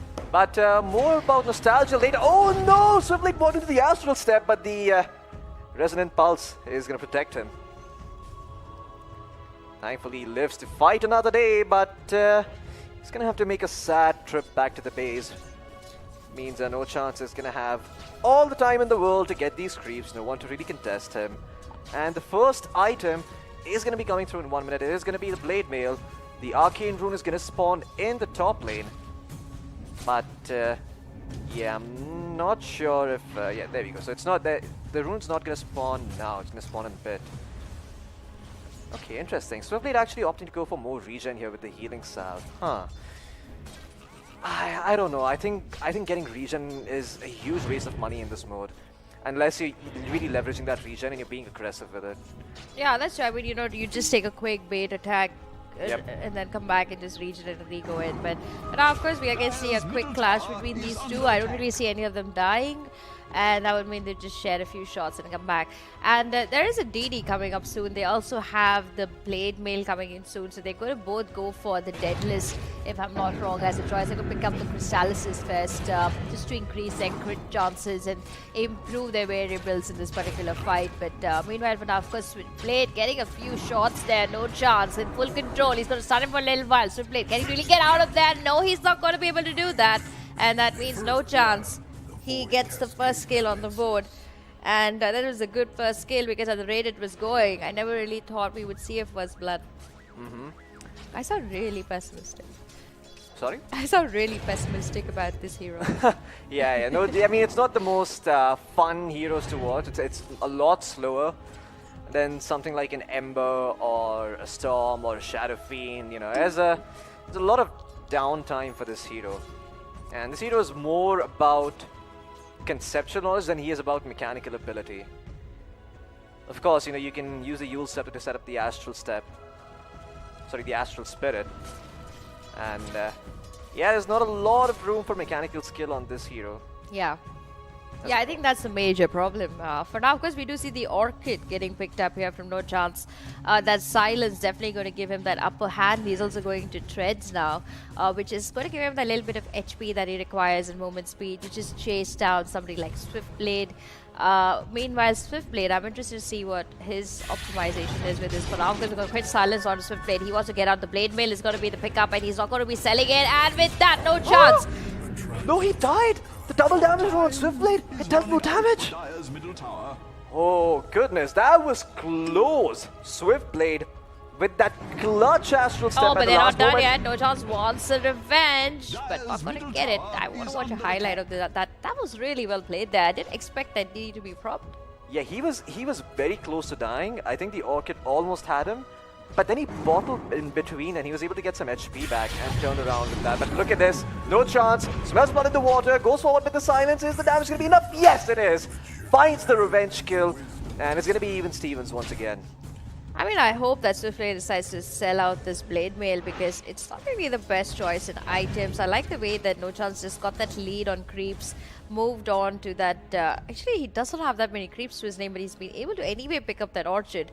And selling this Blade Mail would be the ideal choice here for Swift. I don't really think he's going to survive that Orchid that lasts for about 6 seconds onto you.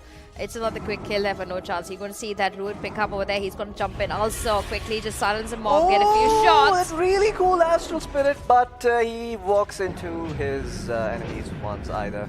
Well, that's very interesting. No Chance though, turning it around with the Astral Step, the blink. Look at the moves coming in from Swiftblade. Okay, he wanted to see himself in the mirror. That's why he turned it around. Oh, but there's a silence yet again. No Chance, not letting it survive longer. Gotta just convert that Swiftblade. Not used to these kind of mechanics, I think. Yeah, I don't think he was expecting the blink in from No Chance after he lost so much HP. And yeah, there we go. No Chance is able to pick up the win on Void Spirit. Score's going to be tied 1-1. We're going to be going to a game number 3 between these two players. And yeah, No Chance. Well, we know that he's good at the Void Spirit, and when he gets his hero pick, it can be pretty easy for him to win. But could it be a Leshrac? Going to be a Leshrac. Could be a Leshrac. Or could be a Nature's Prophet. Could be a Nature's Prophet. Oh god, if it's a Nature's Prophet. It's a 2-minute game then. Yeah, it's that should be like a deciding game. Nature's Prophet. Who can take the tower down first? Even better. It's Chen versus Chen, and then I don't know. Oh my god, don't say that. Reminds me of CloudX. Just don't say that. Have you had the pleasure of playing with him? Yes. With his mid Chen? Yes, I have. How long back is this? I would say about 5 years back. Wow. We never played again after that. Yeah. Fun days though. Fun days. Definitely. His Chen and his Meepo, I will never forget. Yeah, I remember it's those. Like this very tainted memory of mine. Mm-hmm. But PTSD. yeah. Kind of, I think. But I mean, you know, when I look at No Chance, I really want to see a Crystal Maiden with a Moonshot in the mid lane with the Divine. Yeah, the attack speed talent, I believe. And yeah. it's going to be That's gonna be hilarious. But Swiftblade gets his pick. It is gonna be a Shadow Fiend versus Shadow Fiend, ladies and gentlemen. I love that. I love that it's Shadow Fiend. I mean, it's not a game for me if there's no Shadow Fiend. Absolutely. I don't think No Chance has the Arcana for this. I do feel Swiftblade does have the Arcana for this, which is going to give him extra cosmetic points, in my opinion. But No Chance, we just discussed this fact, I think, before the previous game, that he's not a Shadow Fiend player. Yeah, he isn't a Shadow Fiend player, so I'm curious to see if he's going to go for the entirely opposite approach, right? He maybe picks himself up a hood, gets a defensive items, goes for the meme hammer, just starts going, hitting the tower. Smart. Yeah, I mean, he could do that, but Swiftblade, I think he has had the displeasure of playing against King Saro before, so he's privy to his tactics, and I think he's going to be prepared if No Chance does decide to diverge in that build. He was MVP 3 out of 20 recent matches. Were those 34 kills? Yeah. What the hell did I just see? Wow, this man's an insane Shadow Fiend player. I'm sure it was a normals and not a ranked game, though. Just Battle. The best I've had is 32 kills as Storm in a ranked game. Like that's insane. Yeah, but it's those games are far and few between.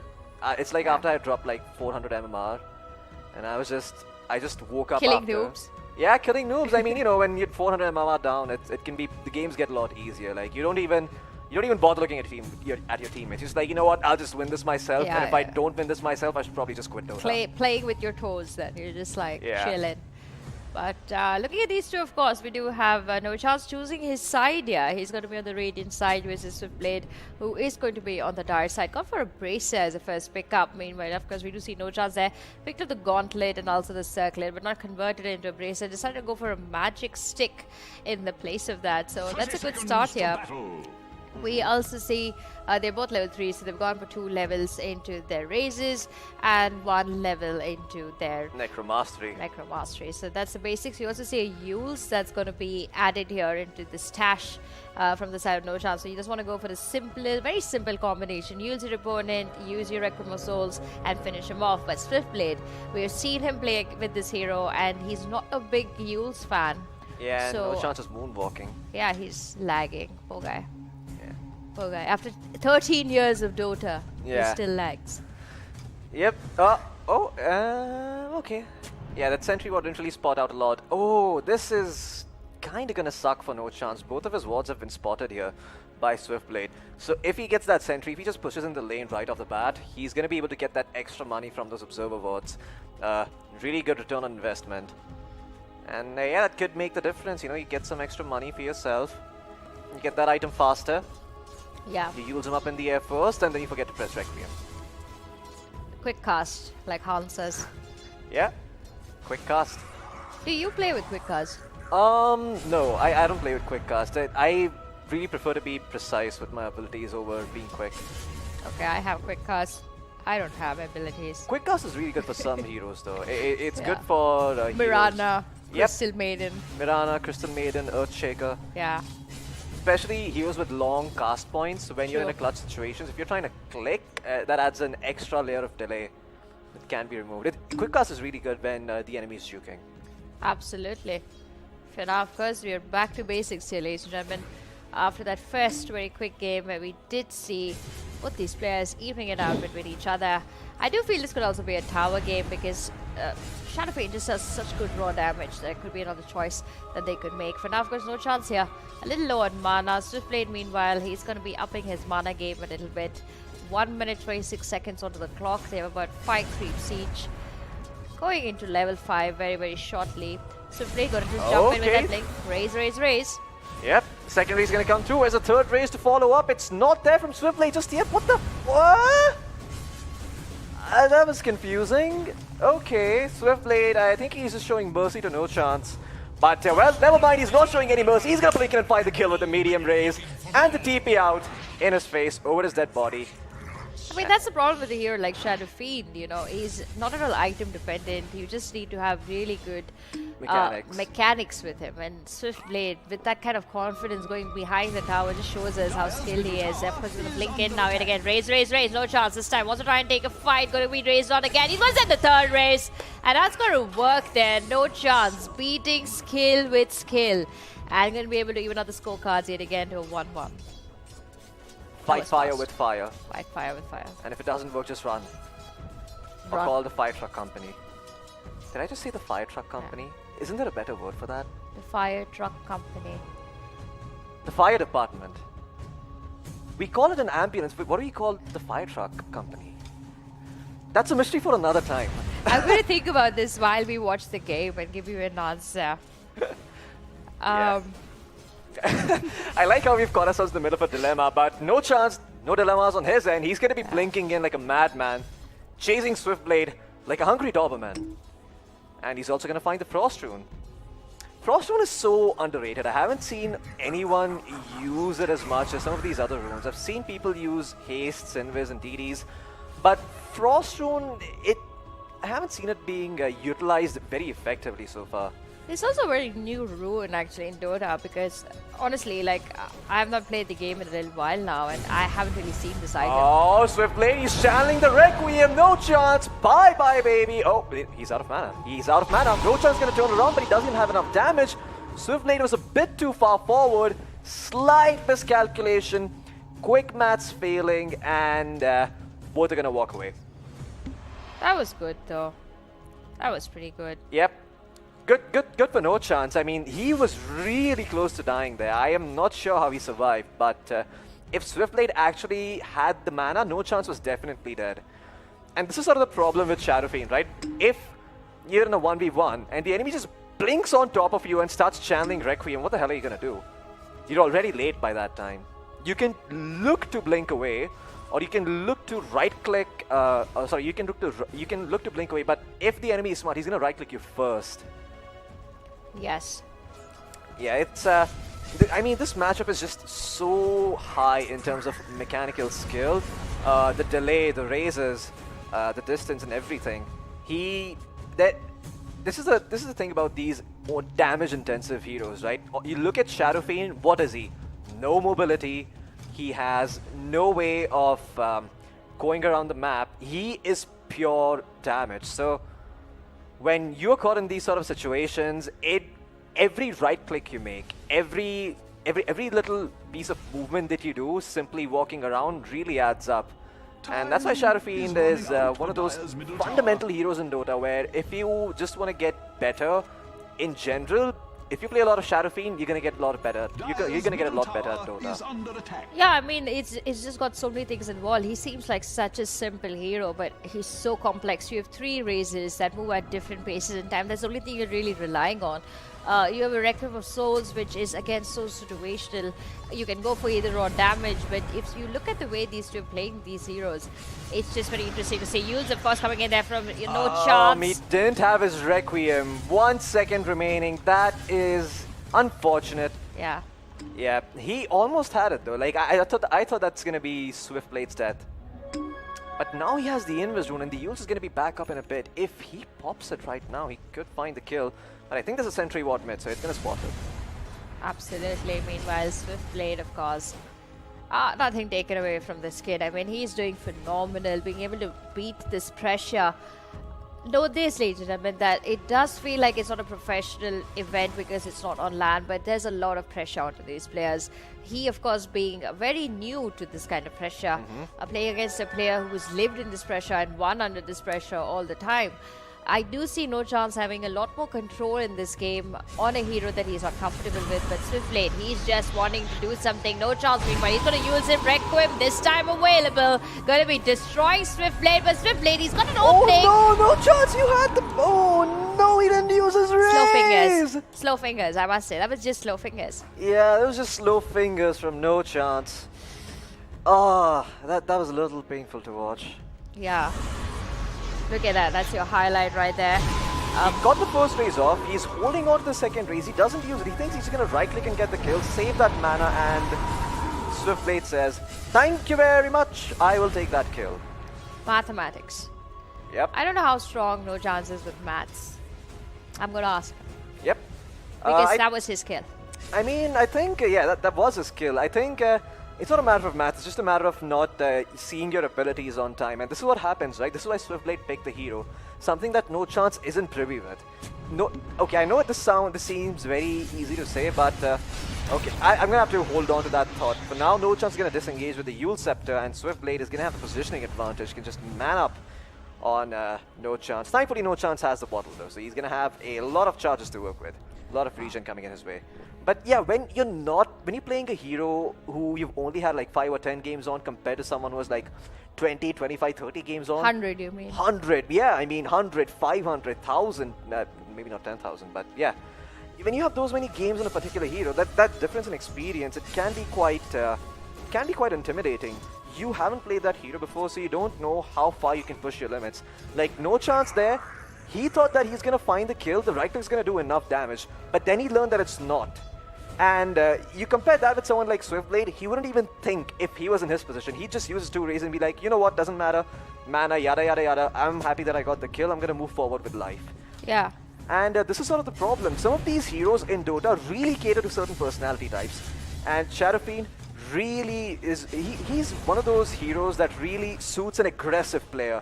If you take every single opening you're given, Shadowfiend snowballs so freaking hard. Absolutely, he's one of the craziest heroes in Dota, Dota 2. One of the most loved mid laners, I must say, after Pudge. And you know, there used to be these really interesting players like Yamate. I don't know whether you heard of him. I have. And Yafets. Yafets and Yamate. I mean, those used to be god SF players, and these 2 players, No Chance, going completely passive over here, going to use out Swiftblade, but Swiftblade, he knows where No Chance is, not going to be caring about that, just going to reposition his wards a little bit more and go back to the lane. Complete dominance. I mean, this player, I feel like No Chance is playing Swift's game. It's not the other way around. He's just trying to hold his horses and make sure he does everything right. When you kind of die like the previous death he gave away, it kind of really plays with your mental pressure, because you know that you just don't know the hero as good as your opponent, and that's going to cost you as this game goes longer and longer. Swiftblade, he's going to miss his first race, pop the Blade Mail, No Chance, not quick to punish though. He has the Yule Scepter at the ready. If we could just have a quick look at Swiftblade's items, that'd be really great. If you could just click on Swiftblade once and see what he's queued up for himself. Ooh. Satanic, that's interesting. Dagon. Okay. Yeah, he's queued up a Dagon and a Blade Mail for himself. So he has no BKB, he has no defensive potential on his hero. No Chance can really punish this. There is no item that's going to save him. If he can time that Yule's Requiem perfectly, he could win. Oh no, Swiftblade. I think he's disconnected. Oh no, this is going to be so heartbreaking. No, we should pause the game. No, please pause the game. No Someone. Chance. No Chance being the sport. Oh no. Oh goodness, no, Swiftblade. He's being a sport. Look at that. He's being a sport. No Chance. A man of honor. Man of honor. I mean, that would not respect him otherwise. Now the interesting thing is we have seen a Manta style now getting dropped down onto the board, which is pretty interesting, because when you look at the way these 2 players have itemized, you do see there's a Blade Mail, there's a Take-In, and a Manta style onto a Swiftblade. Meanwhile, on the other side, we do see a Heart getting built out here for the side of No Chance. I did see him keep that in his stash. Apart from that, he's also going for a BKB. So BKB Manta is the most common choice that I see a lot of carry players go for. It's a choice that normally you go for when you're not really sure on your skill damage, so you tend to go for more of raw damage. And I think that's the plan for No Chance. He just wants to be so strong physically that, you know, there is not much that Swiftblade can do mechanically to him. And that's the best way to go. For now, of course, Swiftblade, he's struggling with 500 ping, like you guys can read on screen, which is a huge problem when you're playing a hero like Shadowfiend, because you need to connect those races on time. The fact that you mentioned that, you know, he's going completely offense, which is no BKB. Yep. It could cost him. I think it's a very, very risky. Very risky move. Yeah. And when you have these sorts of items, good players are going to catch on to that quick. Experienced players who've played that hero before, they're going to be like, you know what, you don't have this item, I'm going to punish you, I'm going to put you in a spot where you're going to need that item, and because you don't have it, you're going to lose. Something that No Chance, because he's more of a versatile player. In the past, he's switched between multiple positions. He has a more fluid understanding of Dota, which really makes him an amazing support player, because there you're able to express your creativity. There you have a lot of room to work with. He doesn't set a role for himself in stone. But when you're playing these mid laners who are as polarizing as Shadow Fiend, you really have to be good at one or two things that those heroes demand. For Shadow Fiend, it's all about your mechanics. If you're playing Magnus, it's all about efficiency nowadays. How quickly you can farm up with the cleave, how well you can get that shockwave into skewer. If you're playing Void Spirit, it's about your map sense, it's about knowing which hero you can play with. With Ember Spirit, it's about how well you can dodge. So when you're not privy with those kind of things, the mid lane can be a really challenging affair. And it requires a slightly different approach. Maybe in a... Oh no, no chance. He used an illusion. And was that an Aghanim Scepter? I think that was an Ag's ulti by no chance. Oh no, that's a Satanic that he has popped. Okay, interesting. So he sells off the Mantis tile and gets the Satanic. That's really cool. So I don't think Swiftblade's gonna have enough damage. And now no chance. Look at him, he has all the confidence in the world. He's just right-clicking Swiftblade and Swiftblade's like, what am I supposed to do now? He's gonna blink it with no mana. What the hell is he doing? Does no chance have the Satanic at the active? Does he have it ready? I think the answer is no. No, he's gonna have it pretty soon though, and he's also gonna find the Invis. Oh no, it's the Vendetta. It's the Vendetta Invis. He's gonna get the crit if Swiftblade's not careful. Can he blink in? Oh no, the Dagon race! He's still alive. He's still alive. He has the Satanic. He's gonna turn around, get the hit off. The crit goes through. No chance. Not really chasing though.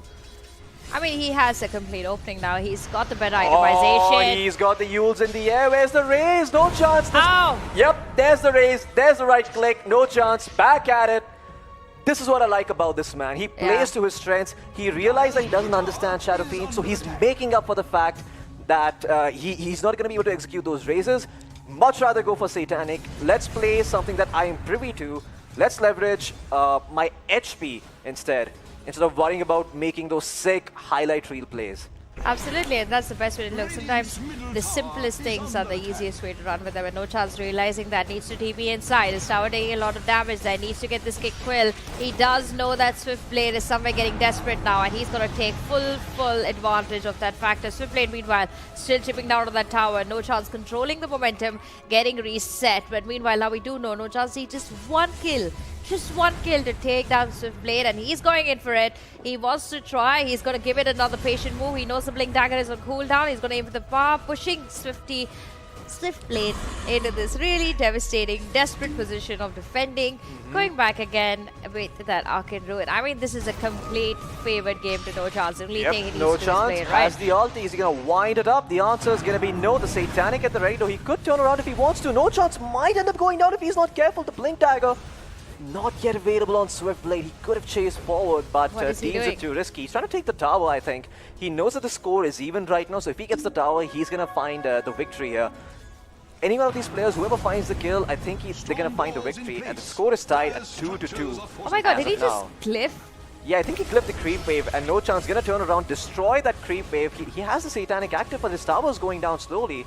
And Swiftblade gonna channel the Requiem. The Yule's gonna come through. No chance. Returns the favor. And goodbye, Swiftblade. He's gonna be eliminated. No chance is gonna move forward in the Redbull River Runes lower bracket.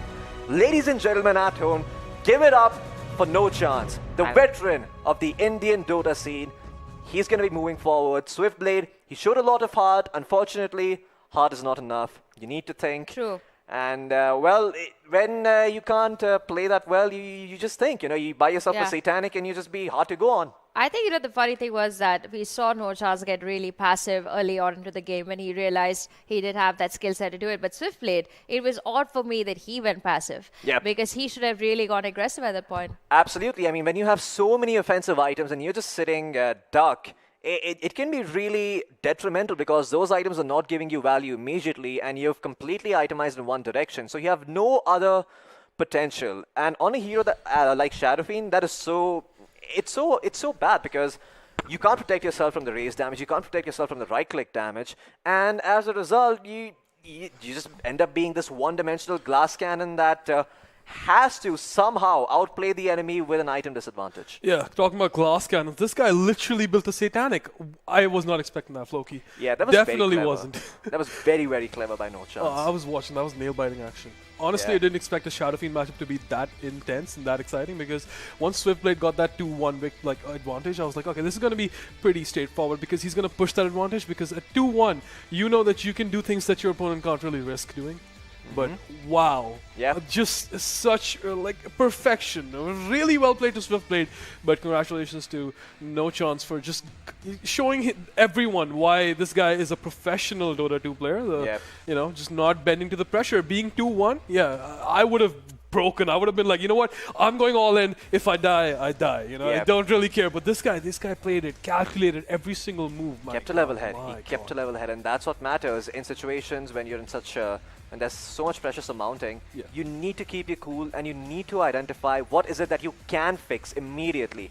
Improvement comes later on. That's down the line. But for now, you need to fix the situation and get that win. Yeah, brilliant gameplay by both players, and yeah, we just saw some really good shadowping gameplay here. We're gonna push to a break, and we'll be back shortly with game number 3 of the day.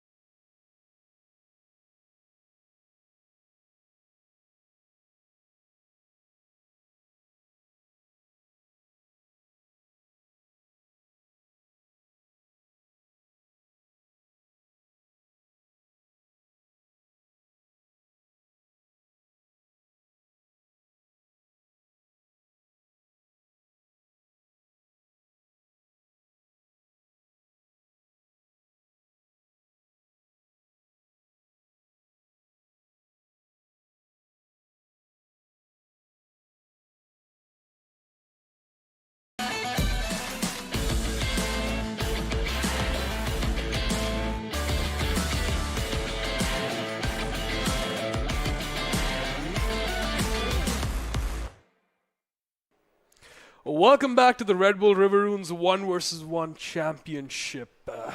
We're back for game number 3, and here's some can opening ASMR for you guys. Oh, yeah. Sip that Red Bull. There we go. That's some good stuff, and I hope all of you guys are doing the same at home. Get yourself energized for the games, even if you're not playing, watching, right?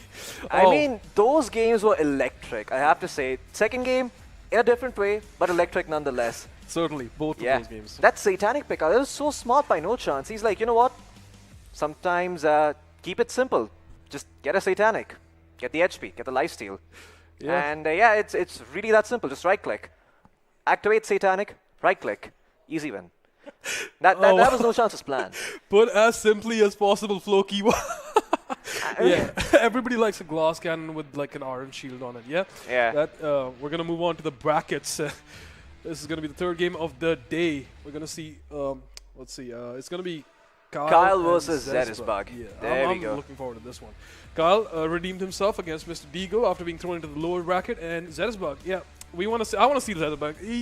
He was so close to both those games. I want to see this guy. I believe he's got more to show.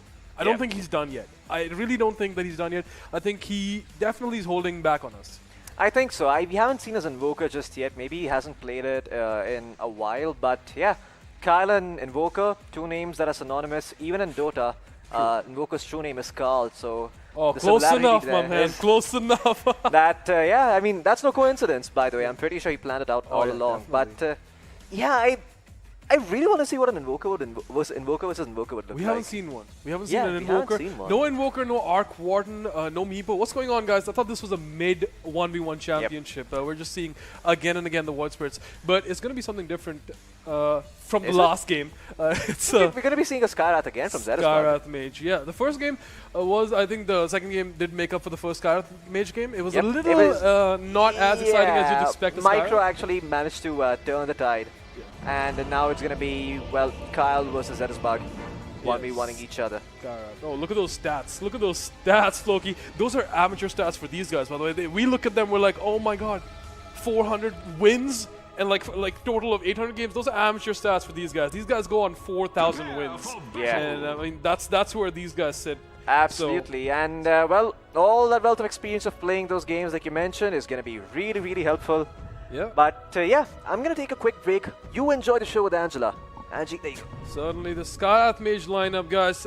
It's sort of like a Wind Ranger lineup, as in the sense that we know what's gonna happen. It's gonna be a insane, again, glass cannon lineup. Satanics are not gonna be helping you. They're definitely not. Octane Core maybe, but it doesn't get that far. With Skyrath Mage, it's just so much burst damage. Yes, so Shadow Fiend does have a lot of burst damage, but you need a lot of skill and mechanical knowledge to land those raises, and only when you get them 3 in a row do they, you know, dish out that kind of damage. But with Skyrath Mage, those spells just hit. Those are all targeted abilities, and even if they're not, the second concussive shot will find you out, maybe from a different side of the map if you get level high enough, right, Anj? Absolutely. I mean, there's so much to talk about this. The fact that it's Zetisbug versus Kale, and both of them are support players. Right? They both have very good knowledge about Skyrath Mage as a hero. We saw both of them even pick Skyrath Mage in their particular games yesterday. And if you'll have missed out those games, ladies and gentlemen, they are all available on our YouTube channel. You can definitely watch it. It was really a treat seeing these two go head on to other people. But now coming into this matchup, when I have to look at their experience-wise, I do feel Zetisbug is a tad bit more experienced compared to Kale. But Kale yesterday played the most phenomenal Dota 2 game that I have watched in a while in a 1v1 scenario. I think he has the capabilities of converting this into something bigger. And he will have to do something unique or different, because Zetisbug is going to punish you if you play a normal Skyrath Mage against him. For now, Kale is doing something different by just disconnecting from the game. So that's one great news for Zetisbug. He could just take this game all the way. Yeah, we saw a little bit of a disconnection in the last match, but you know, these players have that sportsmanship and just straight up paused the game. Didn't want to even press a second of advantage without his opponent actually playing against him. Well, only time will tell what Kale's strategy is going to be, but yeah, in a Skyrath matchup, I'm hoping to see way more burst damage than we saw last time. It wasn't as exhilarating as the SF matches we've seen this time around. Or the Nature's Prophet. Nature's Prophet. Stop the tower abuse, guys. I think everyone just picks Nature's Prophet in the sea. Oh wow. Okay. I was just 3 ends? telling Floke, you know, the fact that every third game should be a Nature's Prophet game. Really, Angela. You It would really just be enjoyed that 2-minute decider. game, didn't you? Yeah, it was just so good. It was a cute skill coming out in the nick of time. I It was stood up. Oh my, it was a It cute was- skill. He TP'd behind the tower, I got 2 took legs. the damage onto himself and let his creep survive. That's pure skill, you know, compared to his opponents who Okay, let his the 3 ends die. sacrifice, Very right? The political move coming out there from Yeah, I honestly, no chance. I was wondering what he was doing, but the second he shifted the aggro, I was like, oh, okay. And this is why I'm not playing. When you don't play, you cost. And yeah, these guys are certainly doing stuff that's leaving me just scratching my head, trying to figure out what it is. Finally, I dared to see, and yeah, I'm learning a lot from these guys, especially how to ward the mid lane. Yeah. Yeah, we Well- never really look at the mid lane that much. As a support player myself, I do ward the mid lane, but it's just showing me how much different I can ward in the future in my Dota 2 games. So now, of course, the game has begun. Kale has reconnected, which is brilliant news for now. Zetisbug, of course, going to be on the dire side. Nice blocking coming out from him. He's also got that 1 creep for himself. Meanwhile, he's gone for a mantle and a circlet as his choice of items to start with. We also see Kale, yeah, he's got this golden wings flying in, and he's not even got a single creep to his name, so that is a little worrisome. I don't really know what he's building into as of now, since we've not really clicked on him. But yeah, this is the first 1 minute. Yeah, Zetisbug, phenomenal block coming in. It's going to give him a bit of an advantage when it comes to CS. Looking at that, 3-1 on the first lane. Meanwhile, Kale sitting on 2-1. Yeah, he is sort of leveling out. I mean, this is the 1 versus 1 championship, Angela. These guys, what I've noticed is they always seem to come back on the CS. It always seems to even out, even if one player has like maybe a 10 CS advantage at minute 2 or 3. At minute 8 or 9, should the game reach that far, the creep advantage sort of evens out, and it basically just comes down to the heroes. So yeah, unless you want to press your advantage really early on, which it doesn't seem like they're planning to do, they're just hanging back because neither of them have the actual burst to just take out the other one, because you know you're gonna back off if you get too much damage. And there we go. Zetisbug doesn't like how far up Kale is coming up, so just throwing him back a little bit. Get back to your side of the river, he says. And as he maintains creep control completely on his side, look at that. That's some quality creep control. Just like lane equilibrium being maintained to the T. Yeah. That's some quality. Guys, learn how you do it from the professionals, from the pros, from the masters of the mid lane. This is how you do it. I mean, absolutely, Zetisbug not being the master there of the mid lane in general, but he definitely showcasing that he could be. I wish he had played more mid lane when we have seen him play prior to this tournament. I think he's really good at it. For now, of course, you do see him picking up that lovely talisman for himself. He's also got his magic wand. It's got 10 charges into it, so that's really nice. He's also got that bottle and a mango, so he is looking for an opening here against Kale. But Kale, he is far away from where he's supposed to be. He's missing out a little bit of CS, and he's just going to come back into the lane. But full dominance here in the mid lane by Zetisbug. And the item that's going to be coming in at 5-minute mark is an Orchid. And just like the previous game where we watched the Orchid getting sold out and Rod of Atos getting picked up, I'm expecting something similar come out of these 2 players today in that matter of sense. But it's also going to come down to, are they going to really opt for that Hex? Because we did see quite a beating coming out there against one of these players with just 1 Hex coming live. True. The Hex, it just becomes like who's going to jump on who first.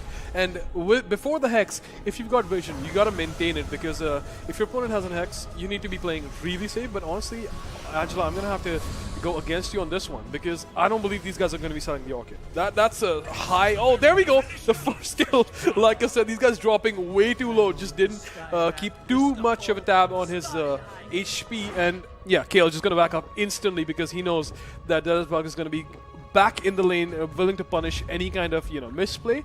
But yeah, the Orchid, coming back to the Orchid, I don't believe these guys are going to sell it. It's an intelligence item.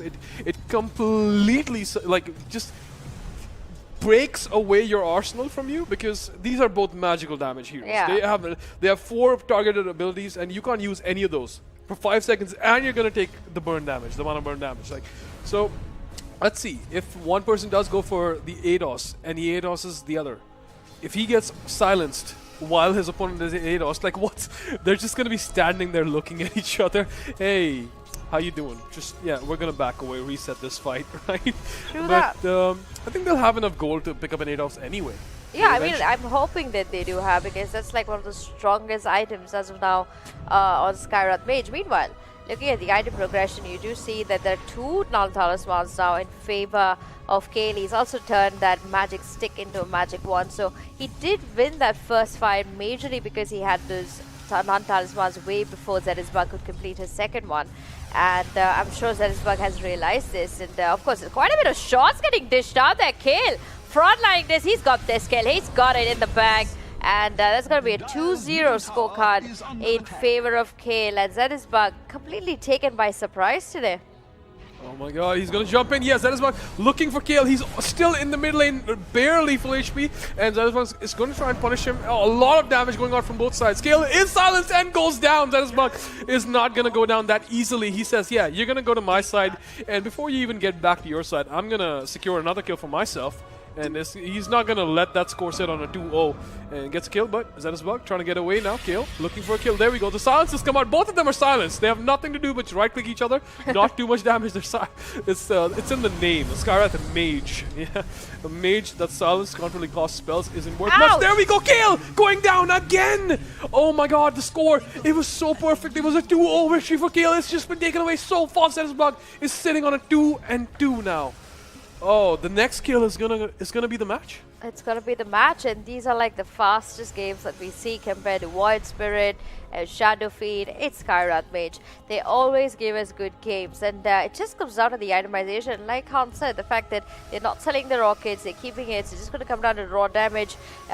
Both of them are going to be constantly silenced, which is going to be a massively annoying game. But this is going to be very surprising attack that could save one of them. Mostly a smoke of deceit getting propped on, a quick jump onto one of them, and the fastest fingers fist that could really figure this out. But apart from that, it's a 2-2 kill on both these players. All they need is one more kill, and it's going to come down to that rune choice also. For now, you do see a double damage getting picked up here from Kale, so he's okay, he's fine with this. He knows that even if it's a silence versus silence game, when it comes to raw damage, he's got the lead here. Yeah, he certainly does with that double damage, but he's being countered with an illusion rune now. We did see last match with the Shadow Fiend picking up the wrong Shadow Fiend and requieming the wrong Shadow Fiend. That's certainly one advantage of the illusion rune. I don't think it breaks the silence per se, but yeah, he's got a double damage. So you really don't want to be fighting a double damage. So we'll see Zetisbug backing away right now. Kale and Zetisbug. One of these players is going to be walking away from this match with a safety net, with a 1-0 win for the next match. So they can, experiment, maybe play a little aggressively, maybe, go for a high risk, high reward play next game. But at this point, this is going to be the high risk or high reward, or they're going to play defensive. That's what we want to see. The item for number 10, the 10-minute item is going to be a refresher orb. Now, normally we see these items being sold to pick up something that will complement their already existing itemization. But a refresher orb, I would have to say, yes, I do think that they're going to sell it, but honestly, Skywrath Mage would be one of the very few heroes in the mid lane that could utilize it with enough of a mana pool to actually make it work, right? Because he's sitting on 1300 right now. By the time they get it, the mana pool might go up to 1500. And just imagine what a double silence could be if your opponent sells his, right?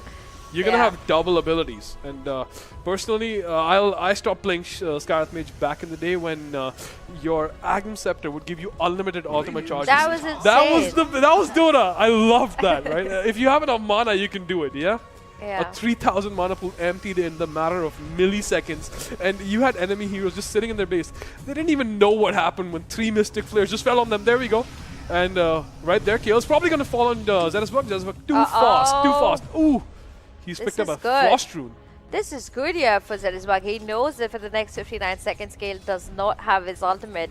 And that's a huge win-win window for him if he's able to convert it. But Zetisbug, I don't know whether he saw that ultimate getting dropped on before he blinked out. If he did, of course, he's going to make complete usage of this time. But if he didn't, he's just going to be wasting a few more seconds. But now he's going to jump inside. On the other side, of course, we do know, I think this is Zetisbug who has a double damage. I'm not really sure. Yes, it is Zetisbug who has a double damage. So he can also enter the fight right now if he wants to. He's going to blink in if it's required. He's going to send out those double silences. He wants to go into the fight. His blink is available. He's going to send it out there. All he needs to do is one more last shot and he's going to get it there. Zetisbug playing on the mistakes here of Kyle and sending him back home. But he's already home, so I cannot mess that up. It's certainly been a trend, Angela. The person who picks the hero normally comes up on top. I mean, these guys have been practicing for months. I mean, what else is there to do? There's no actual LAN happening. You're sitting at home. You're being good citizens, and yeah, you're sitting and playing Red Bull River Runes with your friends. And that's where you figure out stuff like Divine Rapier drops and you know, all these unorthodox itemizations. But yeah, he didn't wait for it to go to the refresh. I wanted to see what would happen. Maybe I would actually use it, right? Yeah. But no, Zetisbug knew that the score was 2-2, and he decided to play aggressive and actually go for it, and it paid off. It paid off a lot. Him jumping into the tower and still getting the kill. Wow. I mean, if Kale had the opportunity, if he had enough vision there, maybe, you know, it's so easy for us to talk about this. It's so easy for us to be looking at both of them with all the vision. But when you're in the zone, the pressure, you see the enemy Skyrath mate just jump on you. You're 1 HP. You don't see what you have. You want to run away. You want to reset that fight. Resetting a fight is something that you really want to do at that point, but sometimes it just doesn't work out, and didn't work out for Kale. Almost had the game 2-0, and then it literally got turned around. 3 kills in a row for Zetisbug. That was really well played by him. And, I mean, yeah, nice recovery coming out from him, and this is the interesting. It's a laughable story for Zetisbug. The fact that game 1 today, he played against Micro. He didn't even know that his Divine is going to fall in front of the tower, and of course, and then this game here, where we did see the Skyrath Mage pick up. Very interesting pick up from both the players, but now it's time for the second matchup. And it's an interesting one because we're going back to something we just very recently saw. Floke and we were talking about it for a very long time. It's going to be the Void Spirit getting picked up. These guys are obsessed. And the obsession, I swear. He's a fantastic hero. But I just find the game so slow in the first 5 to 6 minutes. There's not much that happens. It's basically because of their shield, I would say. It's just the damage is happening. You're just not doing it to each other. Why not a Shadow Fiend? Why not a Shadow Fiend? Yeah, sure. I wouldn't mind seeing another Shadow Fiend. Shadow Fiend games have been so innovative and actually action-packed. These Void Spirit games, yeah, you got a lot of damage. Again, it just gets so much of it just gets blocked. You just wait for your level 6, and then you wait for 7, and then 8 and 9 and 10. You just keep waiting until you can out-damage the enemy, and it's just, yeah, you've got a lot of nuke, but then you've got a lot of save. So, yeah, I'm just gonna go up and say it. Where are the Invoker pickups? Where's the Arc Warden? Where is Meepo? Last time we had a lot of people coming in with some really unorthodox picks in the mid lane, like Husker, Husker, Warlock, Shadow Demon. I mean, half the heroes that we see in the bumper, just like when you see the game coming back, you see Juggernaut. Yeah. Where's the Juggernaut? Only slashing each other. Terrorblade, Juggernaut, all these. There's just so many heroes, except this is what happens. Least picked and most picked. Earth Spirit. Yeah. Earth Shaker. I'm just naming characters now. Keeper of the Light. Certainly. One of my favorite, I think my most played hero. Phantom Lancer. Okay, that's gonna make some PCs lag. Basically, Phantom Lancer, right? You are such an old game, and yet I always see my PC shudder whenever Monkey King ults. I mean, yes, you can't render 15 monkeys. Come on, come on. This is You know what surprised me is the fact that most of the players that are playing this tournament don't even play these heroes, right? They play so many different kinds of heroes. Like, for example, ZXC. He's one of the best Monkey King players I have seen. But in every single matchup that he played, I never saw Monkey King, right? True. But if he had maybe gone with the hero he was super confident on, I think he would have got a huge margin in his favor. But trying to play these mid laners just because they are really good in the mid lane, but playing one hero and knowing the hero are very two different concepts in Dota 2. You can play mid with any hero, honestly. It doesn't really matter who that hero is. You can play even Crystal Maiden as a carry if you itemize correctly. And this actually just comes down to itemizing because it's hero versus hero. Everything is the same. For now, of course, we're going to see the Culling Blade with the Gauntlet getting picked up here by one of the players. Nice choice here. I'm going to help him with that early creeping, also to just trade a few shots between each other. Meanwhile, onto the other side of the river, it's going to be a similar build choice. I think Zetisbug, of course, taking a few shots here, but he's going to be fine. Angela, I'm going to take this bit of the early game where not much is happening and take you back to your Crystal Maiden comment, right? You said Crystal Maiden mid lane can be played as a core. I was surfing the Dota2 Reddits recently, right? Yeah. I saw this meme about Crystal Maiden, right? Somebody asked in the pro circuit, why does Crystal Maiden have a 200 attack speed talent? And somebody said, oh, that's so that Crystal Maiden supports can counter the Undying Doom, the Phoenix Egg, and so on and so forth. And then somebody under that said 2k MMR, Crystal Maiden go boom boom. I was like, what? Just make a Daedalus and a Deso and see what happens. I was like, that's not what it's for, right? But you can do it, guys. Yeah. There's something called the champion, the 1 versus 1 River Runes champion, but there's something else that is called the people's champion. So if you play interesting heroes, give the people what they want. They want to see a techies mid, and they want to see some really crazy lineups in mid lane. So you I want to see a techies mid. Certainly. Techies mid is so interesting, just flying around, blowing up, blowing the tower, just, you know, it's surprisingly the techies games do come down to kills sometimes. So you'd think it would be a tower rush, but yeah, we can only see that if these guys actually decide to go for it.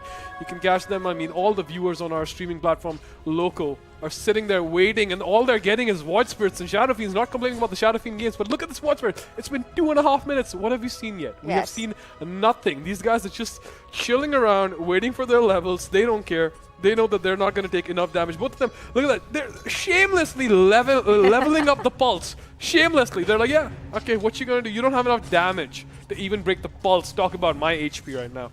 This is some Master Chief. You know, it should have been a Brood Mother game. Oh my god, really? A Brood Mother? That would have been insane. Brood Mother mid, I haven't seen that in a while. Yeah. I mean, ever since she got like changed up where she doesn't go invisible in the mid lane, I mean, in her web, I don't think I've seen that much. But then again, I, you know, surf around the 3K to 4K bracket. I wouldn't say I'm going to see much. Let's not talk about the averages over there. Yeah, no, we're not yet. Well, it's a good choice. It's a good choice. But of course, there is a slight movement. We do see itemizations coming in here. There are going to be boots picked up. Both the players, of course, sharing the damage, carrying the damage, I would call it like that. But apart from that, it's so slow. The first item that's going to come to them is going to be the Diffusal Blade. I don't think till then any of them are really going to make any massive movements. Maybe once the Diffusal Blade comes also, they're not going to be any massive movements. But maybe if they sell that and pick up something nice, we could see a change. Because if it just comes down to raw damage, that's what a Diffusal Blade is. You don't even get any mana to even use a spell. Then you're blatantly just an anti-mage. True, it's an agility item. You don't really. I don't expect either of them to hold on to it. It's probably going to be traded in for a Yule Scepter. Yeah, who saw that coming, right? Yeah. Yule Scepter on a Void Spirit. Oh, never saw it coming. And Zeresbug seems to be taking a shortcut down into the river, but didn't really work out using Kale's Remnant. And yeah, we're back at it. Both of them just chilling around. One of them has a DD. Is he going to go in? Probably not, because they still are just going to chill. Oh, Zeresbug jumps in as soon as the DD goes up, and yeah, again, see, none of that damage is actually hitting the heroes. It's just the pulse soaking up damage. We got to wait for the other abilities to get enough magic damage, enough levels for the damage to actually pierce through the pulse and actually hit the hero.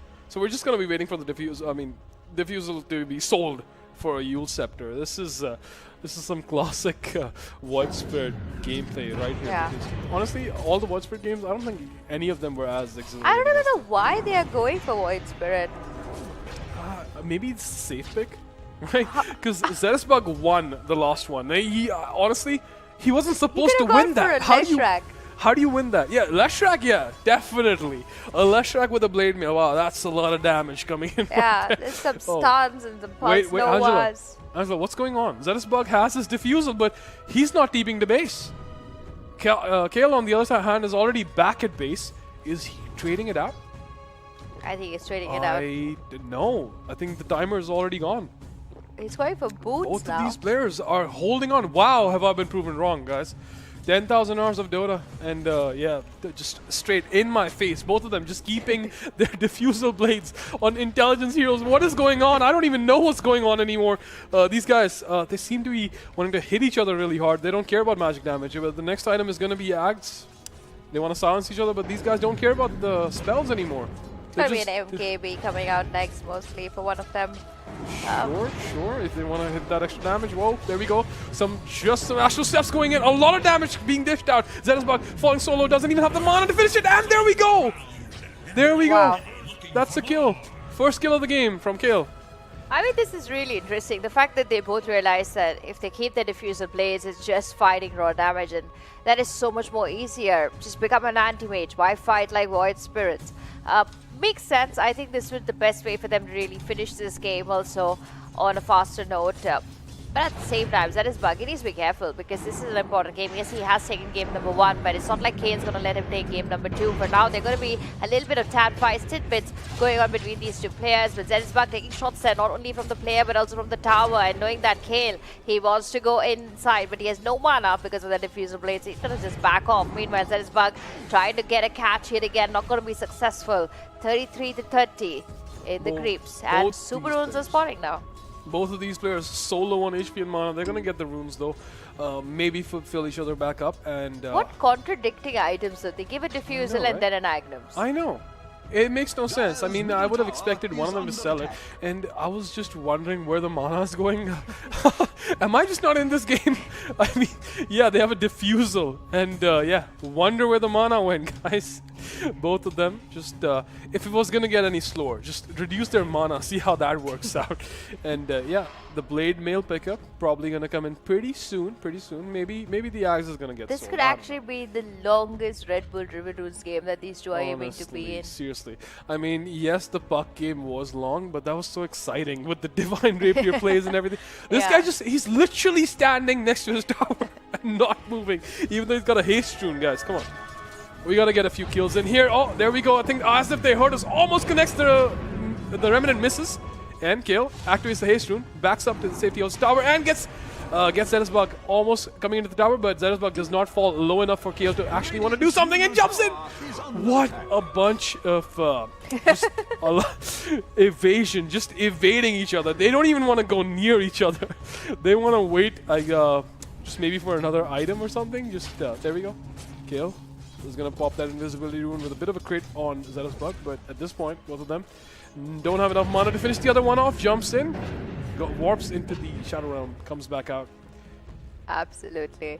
Oh my god, these guys, they're really taking their time on this one. They're really taking their time. It's like a do or die situation for them. I think that Agnums is not going to be used by any of them. Knowing that they've really picked up that diffusal blade now, wow. I'm really thinking it's going to be a bigger, harder hitting item coming out. Oh, look at that rune right now. Oh, there. Wow. Just a mirror. Talk about a mirror, guys. Both of them just getting called in with the pulse. Oh, and they're going to jump on. Is this going to be another kill for Gale? It is. It is. Zetisbug goes down. And the score again is 2-0 for Gale. But we've seen how Zetisbug manages to turn that around. He's not scared of that. He goes and instantly kills, jumps out. He knows what happened last time. He's not looking for a repeat. And going to go back to the safety of his tower. Full HP is not going to let it happen again. So he's backing off. Sand King. I would love to see a Sand King mid-fight. Wow, Angela, that was so random. Yeah, certainly. I mean, I was just thinking that if Kale actually... Can a Sand King stun another Sand King while he's burrow striked under the ground, though? Go hashtag Redbull River Runes and let us know, ladies and gentlemen. Let us know. Do you think that's possible? You know, somebody's already in the test screen checking that out, right? Somebody's already doing that. Like I would be. I would be if I was watching. Certainly. But Kale, of course, in a 2 lead here. Going to try and convert this. Kale in the front lines, of course. Zetisbug making that movement. But of course, there is an Agam Scepter now available in both of them. Zetisbug getting that lead there. Beautiful silence getting dished out. And I think that's going to be enough to take down Kale. But Kale still fighting very strong here. Looking to convert. Going to be jumping in. Zetisbug, he knows this is his moment. He can't take it anymore. He's going to head back into the lane. But both of these players, they can't sell that Agnum Scepter anymore because they're out of time, and that means now they have 2 very contradicting items in inventory. What is their plan? Only they know. Both of them just waiting, inching. This is called patience, guys. It's the name. And oh, both of them are silenced. It's going to come down to the right click. Zetisbug falling so low. Kale is trying to go in for the kill. He's already 2 up. One more kill and secures his victory, but Zetisbug is not going to give it to him. He's going to back up under his tower. Again, both of them playing so safe. Zetisbug needs to play safe. Kale doesn't. So, yeah, I think he should be looking for the kill a bit more than Zetisbug.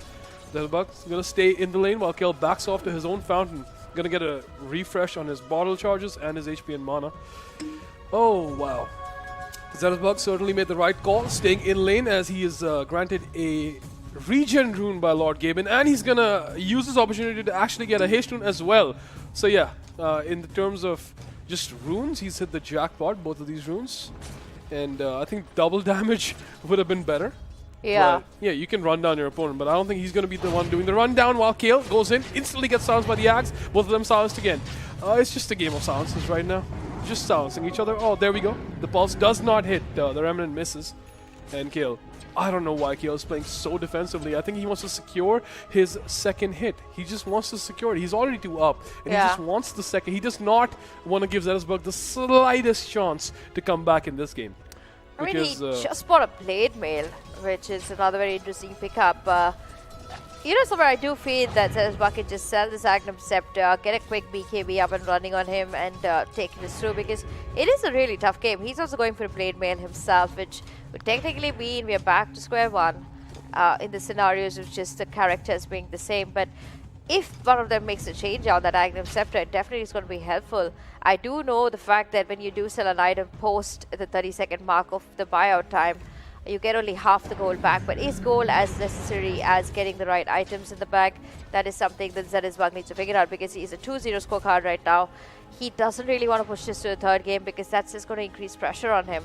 Meanwhile, Kale, he's going to get really desperate in this one. He's got the lead, he needs this game, and he's going to push Zeresbug to his limits. For now, of course, Zeresbug in the front lines, of course, trying to get a catch on Kale. He's going to be able to get it, but there is a Blade Mail onto him. The silence gets deployed, but is it going to be enough? Another quick swing in the front lines, and oh my god, Zeresbug. It's going to be a repeat. Kale goes down. He gets it. He gets it. And it's so much worse when you're leading that hard and you get taken down. The opponent gets a big boost back into the game. So Zeresbug regaining his confidence. Kale did call out for a bunch of mangoes, but they just didn't reach him in time. And I feel like his aggression was a little bit misdirected. And there we go. Kale wants to get out. Oh, the Blade Mail comes out. Zeresbug does not want to get any return damage. Both of the Blade Mails have been expended. And Zeresbug just looking for a kill that isn't there. Kale backs off. Does not want to give another kill. Now he's playing a little more seriously, maybe a little more cautiously. Oh my god, Kale just knows that he needs that one kill, and it connects. The Remnant somehow connects, but still, Zeresbug's gonna back off. Enough HP, but not enough mana. These guys are popping mangoes like it's the summer of 18. These guys just... And Zeresbug is also going to get sort of a level advantage with the Tome of Knowledge. A lot of items that we forget about, that's going to give him a 2-level advantage. That's a lot of damage on those skills if you know what you're doing. That's going to be giving him a level 3 ultimate. A lot of damage on that crit. Look at that. The creeps are feeling it right now, even if Kale isn't. So Kale, it's his game to lose. It's certainly his game to lose. He was up 2-0. It's 2-1 now, and Zeresbug is still in the game somehow. We might see a Divine Rapier. And guys, Divine Rapier drops in front of your tower, so Zeresbug, you might want to hurry back. He had one kind of, what's the right word? He got bamboozled. Yeah, he had a pre-Redbull River Runes chance to figure that out. He did. Is a rehearsal game where he was really smashed and brought into this bracket, honestly. Otherwise, against Micro, I think if both of them had one Divine Rapier each, that would have been a different story overall. That would have been really intense, because both of them were so evened out till the very end. So I don't think Zeresbug is going to make that mistake again. But I must say, Han, this is just getting so slow. No, he certainly knows about the Divine Rapier. He's got the item slot available. He's not even waiting. He's just waiting for it. And there we go. Preemptive Remnant being thrown out just to prevent the other one from getting the DR. And there we go. The DR pickup has happened. It's 15 minutes and no more items. This is it. This is it, guys. You're either going to get it or you're not. There we go. It's going to be a Remnant pickup on Kale, and Kale gets silenced for a bit. He has activated the Blade Mail. A lot of damage going in. The Divine Rapiers are doing so much damage. Kale is almost going down, and it's not going to be the same. Zeresbug goes down. Kale Astral Steps threw him to victory. And it's going to be a 2-3 victory. I mean, for the kills. Yes. And bringing both of them to a one match each. Yes. And we are going to go to a game number 3. Wow, what a phenomenal play by Kale.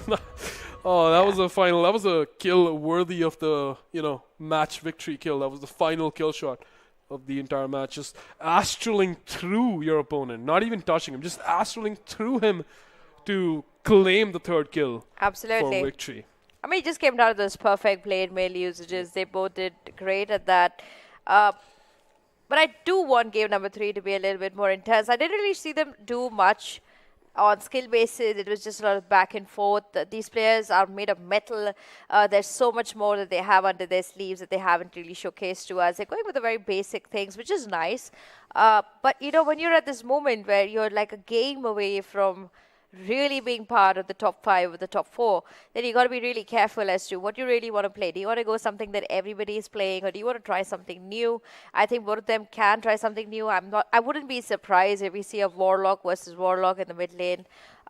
It could be something that could really toughen up the beat scale, because when we talk about experience, they both are evenly experienced. They've both been part of the same teams at some point of time. They've both understood how each other play. And to go for something like the Void Spirit definitely wasn't the best chance, but Kale definitely, it was his pickup. He got the game in the bag.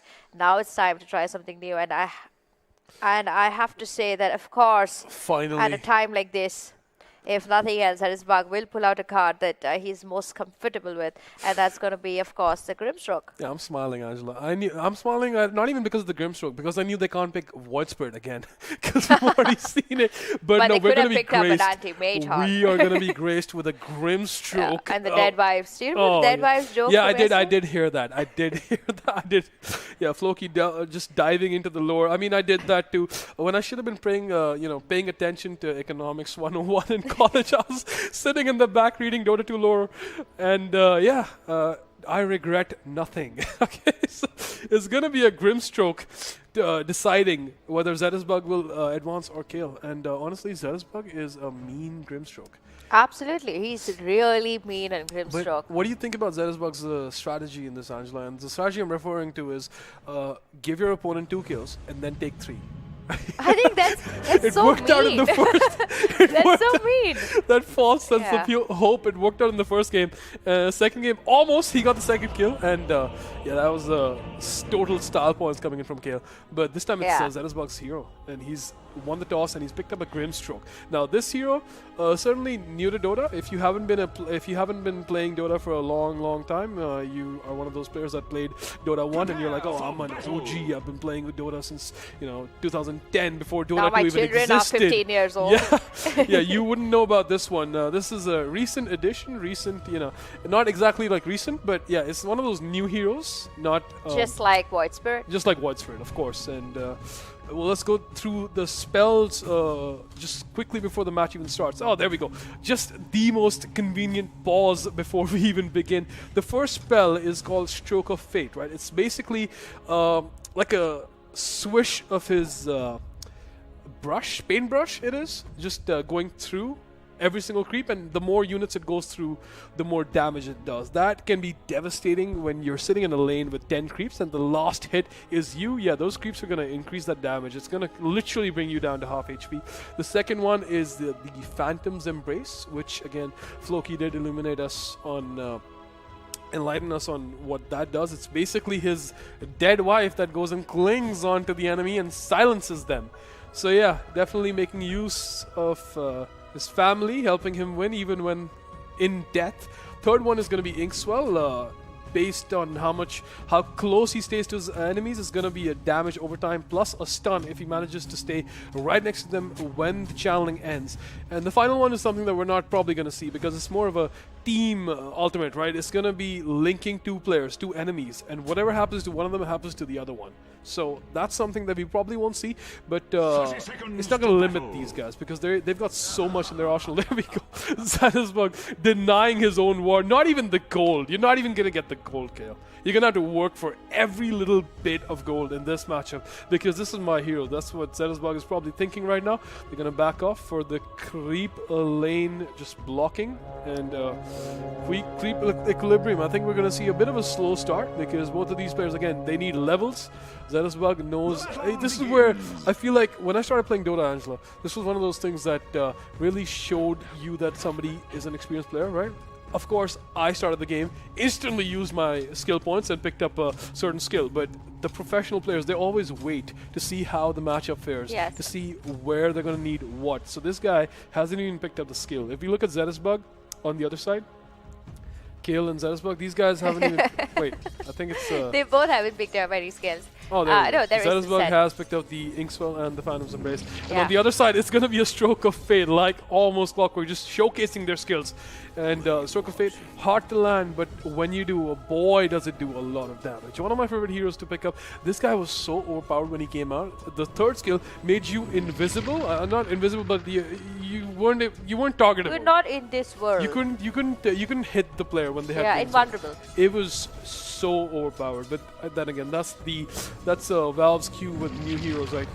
You take them out, you overpower them, and you make people pick them as much as you can, to the point where everybody just bans them. They get so sick of them, and I think no other hero portrays that as well as Techies. I believe when Techies came, it nearly broke Dota when Techies came out. Yeah. I remember back in those days, right? You could pick a hero and then re-pick by losing a bunch of gold. I used to Yeah. pick Techies, and then when everybody else picked stuff, I would re-pick just so I wouldn't have a game with Techies. I would sacrifice 200 gold. Kale is going behind the tower. Zetisbug, he's letting these shots fall on him. He does know that Kale is going to die. And he's done his master. He's a king of Grimstroke. And he's just showcasing that to Kale. He's like, you know what? You can't kill me under my own tower and get away with it. I did feel Kale did get super aggressive in that, but he didn't really need to do that. There is this constant aggression coming out this time from Kale. He is a little worried, a lot to do with the fact that he's not really a Grimstroke player. I've not really seen him play it competitively a lot. Zetisbug meanwhile getting lots of shots onto him. Again, Kale trying to get this, and he's going to be able to succeed this time around. Just in the nick of time. 1-1 the scorecards read yet again. Kale in the lead, I would say, in some form, recreating the aggression that he needed to give in the last game. At the same time, you know, it's Grimstroke. You never really know how the things are going to switch up. The first item coming to them is going to be a Diffuser Blade, which I'm sure they're both going to sell, pick up something that's going to be more conventional for their hero choices. But apart from that, I was expecting Zetisbug to be the more aggressive player. Certainly. I mean, he did get the first kill with the help of the tower, but that was more about Kale just jumping in, looking for a kill, rather than Zetisbug actually going in and getting the kill. And Kale certainly did get another kill after that. He basically just came back and said, yeah, I died because of the tower. You didn't kill me, calm down. And he evened out the score with a 1-1. So we're going to be breaking the pattern. It's going to be a 1-all, not a 2-0 to start with. And both of these guys just chilling out again. They're just going to be backing up into the lane, both of them sitting on a 1-1. And yeah, they want to get a few levels back up before they go further up, and maybe wait for the 5-minute item, Diffuse the Blades. I'm not even going to say anything. Last time I said they're going to sell it, but they didn't, because apparently everybody likes burning mana. So both of these heroes, again, they need a lot of mana. So let's see how that plays out. Zetisbug is going to max out the Phantom and the Inkswell. Now, Phantom level 3 means that you're going to need 3 hits. If you pair that with a Frost Rune, which would greatly reduce his opponent's attack speed, that would almost guarantee a Phantom Embrace being completed, at which point the Phantom would fly back to Zetisbug, giving him a second chance to latch the Phantom again, doing I think a 300 burst damage. That's a lot. That's a lot. That's enough to take down your opponent if you actually land the stun as well, which I don't see any reason Zetisbug shouldn't be able to do. I mean, it's his pickup, right? He is confident with this hero. He knows the timings. He knows pretty much how every single skill interacts, and at this point he should be confident. I mean, you seem to be a Grimstroke player, because I love Grimstroke. I do play this hero quite a bit, but I never really know so much of the analysis between certain skills. And I'm sure if you know that much, that means Zetisbug knows triple the amount of that. Sure, maybe more. Probably more. Yeah, so I'm sure he's got some sleeves up his he's got some tricks up his sleeves that we could see him use in a short while. No wonder he's being really patient about this. He's waiting for this moment that would help him completely change this game. And maybe that moment is now, because he has blinked in. Kale in a little bit of trouble. He's been silenced. Zetisbug giving him 2 more shots, and that's going to be another quick kill there going in the favor of Zetisbug. 2-1 will read the scorecard. Now Kale, he needs to figure this out, my friend.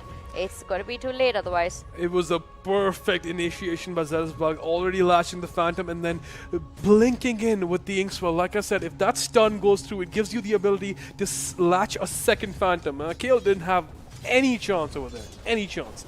At that point, you need items to help you, and they haven't really gotten any items. And now they're gonna get the Diffusal Blade, but it looks like Zetisbug is gonna go back, sell it, and let's see what he picks up.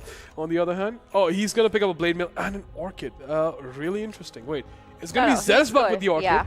And Kale is the one that picked up a Blade Mail. He wants to return some of that damage coming in, but I don't know if defensive is the way to play, Angela, because you're already down. one Yeah. kill. You're at 1, your opponent's at 2. He needs 1 to close this. It's over. You're already sitting on 1 game each. Third game, you're sitting at 1 kill disadvantage, and at that point, do you want to go? You want to go defensive? And actually, the blade mail is mostly for raw damage. You know, that's like the most basic use of it. But now double silence coming out there onto Kale. Zerisbug realizing that blade mail is problematic. Gonna go back to his side. It needs a cooldown to be hitting, and it has about a 14-second cooldown. So another time, Zerisbug does go in. He just have to give a 14-second window to convert that fight. If he's able to do that, he's got the game in the bag. At the same time, of course, these towers, they're taking quite a bit of damage, both of them, honestly. And Zerisbug realizing that he can't really let go of his lane too fast. He's waiting for the next ruin. Now, the Arcade Ruin is a very beautiful ruin on a hero like Grimstroke. Pair that up with something like the Orchid, it is a mixture for the perfect kill. But at the same time, Kale on the other side, he does realize this also, and his blade mail is back on. He's also kept the hood ready just for the nick of time. He's got a sentry ward also if he wants to just make sure he's got his wards on point before they move forward in this fight. But for now, he's too scared. He's just got to blink back and knows that Zerisbug is somewhere around the corner. A smoke of deceit could be the perfect setup element, but Zerisbug for now, he's going to push through. You also see a mango getting eaten there by Kale. He knows this is the end. It's just going to be whether he can even out these scorecards or be out of Redbull River Runes today.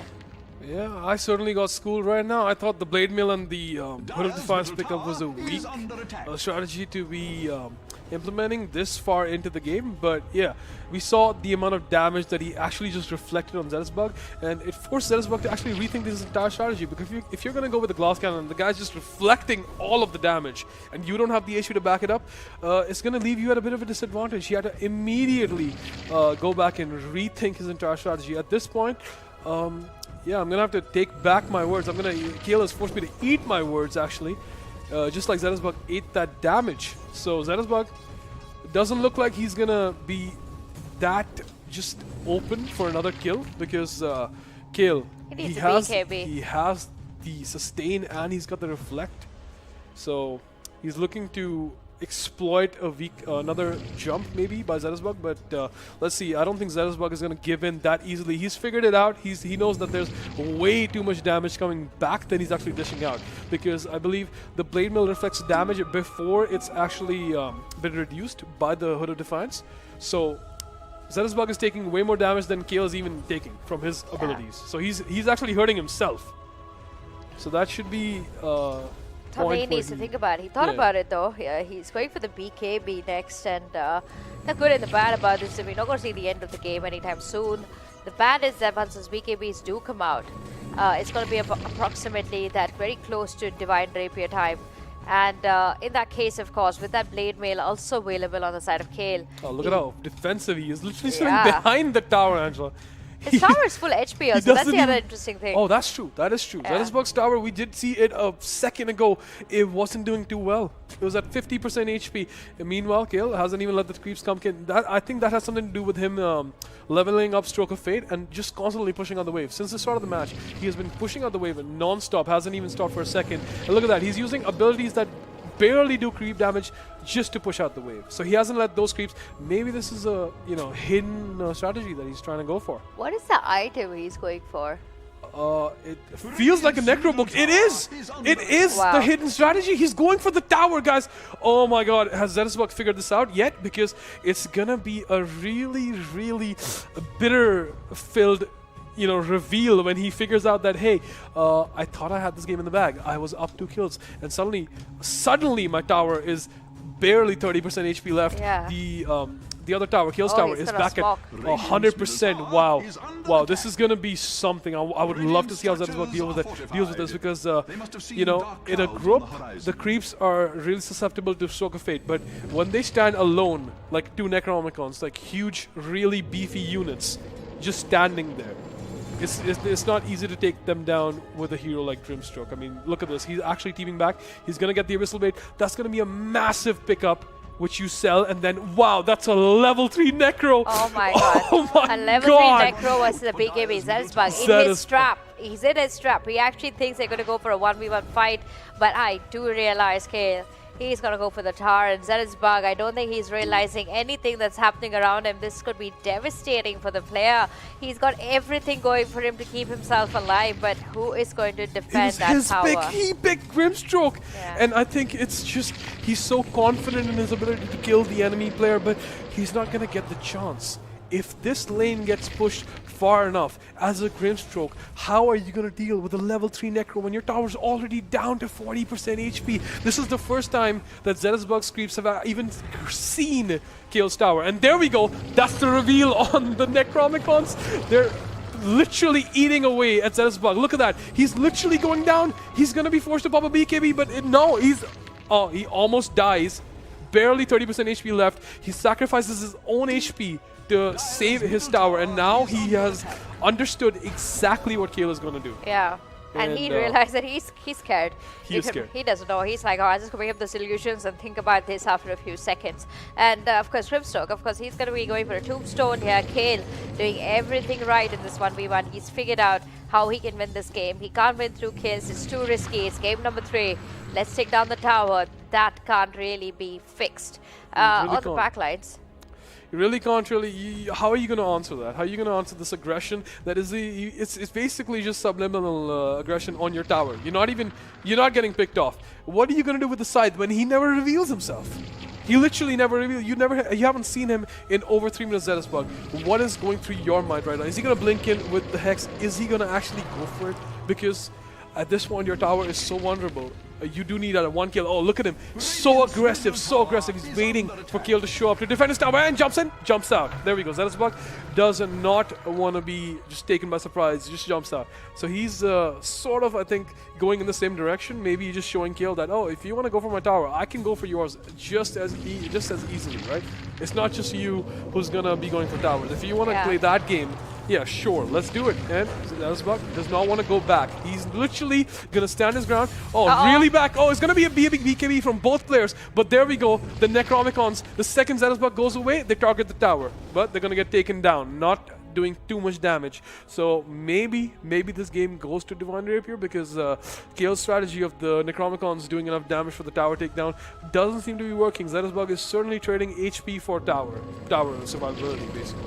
I mean, I never really expected this game to go that long. The fact that it's even lasted 12 minutes is really surprising, and their itemization on point. I mean, whichever player moves forward from here, they are definitely going to be remembered for the way they played this game.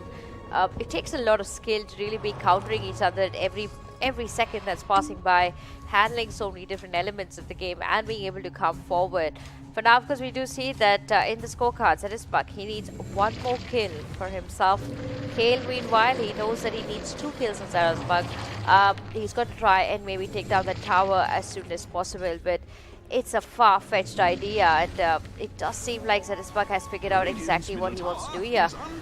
Knowing what your opponent plans to do is so much more easier once you're Zenisbug, because now he knows he's got those Necros. All he's got to do is stay in lane, keep pushing. Please, let's not give Kale an opportunity to come back, because if Kale tries to go and attack Zenisbug, I'm sure Zenisbug can defend for himself. It's just his tower now that he needs to be super, super careful about. Yep, Zenisbug has seen Kale's game, and at the same time, he's going to tell Kale, yeah, you want to play it that way?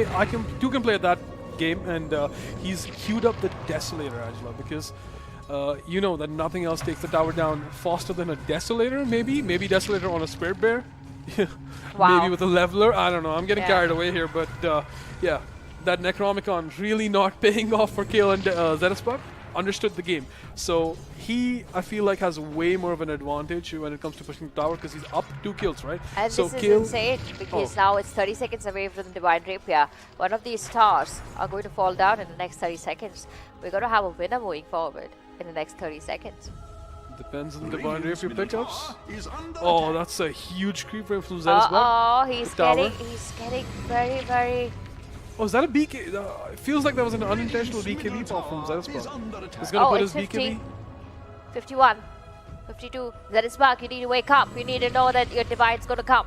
Not again, Zenisbug. You need to know. Oh, there we go. The item slot has been cleared up, and both of them pick up a Divine Rapier. Oh my god, it's gonna be a Meteor Hammer from Kale. He thinks he's literally gonna school Zeresbug, saying, "You think that's the only way? You think that's the only way to take a tower? I'll show you another way." It's gonna be a Meteor Hammer, but I don't think one Meteor Hammer and Necro would be enough, maybe? With the Divine, I think so. Maybe, but Zeresbug's not gonna sit down idle. He's got enough damage, he's got a Desolator as well on top of that. It's a Catapult Wave, it's almost like it's meant to be right now. Catapult Wave with a bunch of creeps, they're gonna get cleaned out, but the Catapult's still gonna be there. There we go, the Necro Pop. Jumping in, it's literally Kale now just waiting for that tower. Oh, the creeps get cleaned out by Zeresbug's Desolator. Even the Catapult is not even close. That damage with the Divine Rapier is going to just completely eviscerate that mid lane. And it just equalizes the scorecard on both sides for this strategy. Zeresbug. He's still sitting with that Scythe of Vice, and I feel like Kale keeps doubling down on his strategy to take the tower. And Zeresbug is looking at that and countering it. So he's countering it. You see the constant. It's constant here. Zeresbug.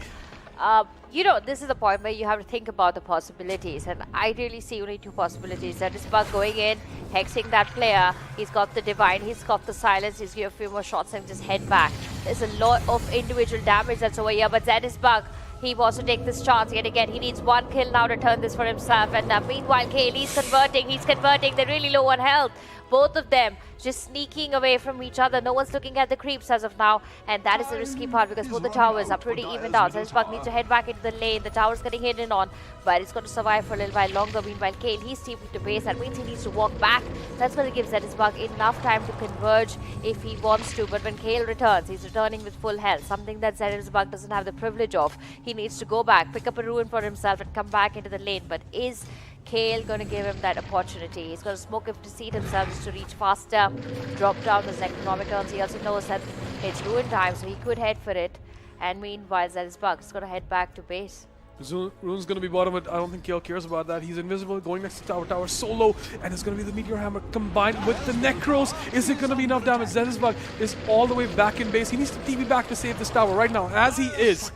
And he's going to be back in time. I feel like both of these players missed the opportunity to take the other person's tower. Not really. Actually, now we do see that since Zeresbug did use that glyph on his creeps, he does have the creep advantage slightly. No, he's not going to have a creep advantage, just one creep as an advantage.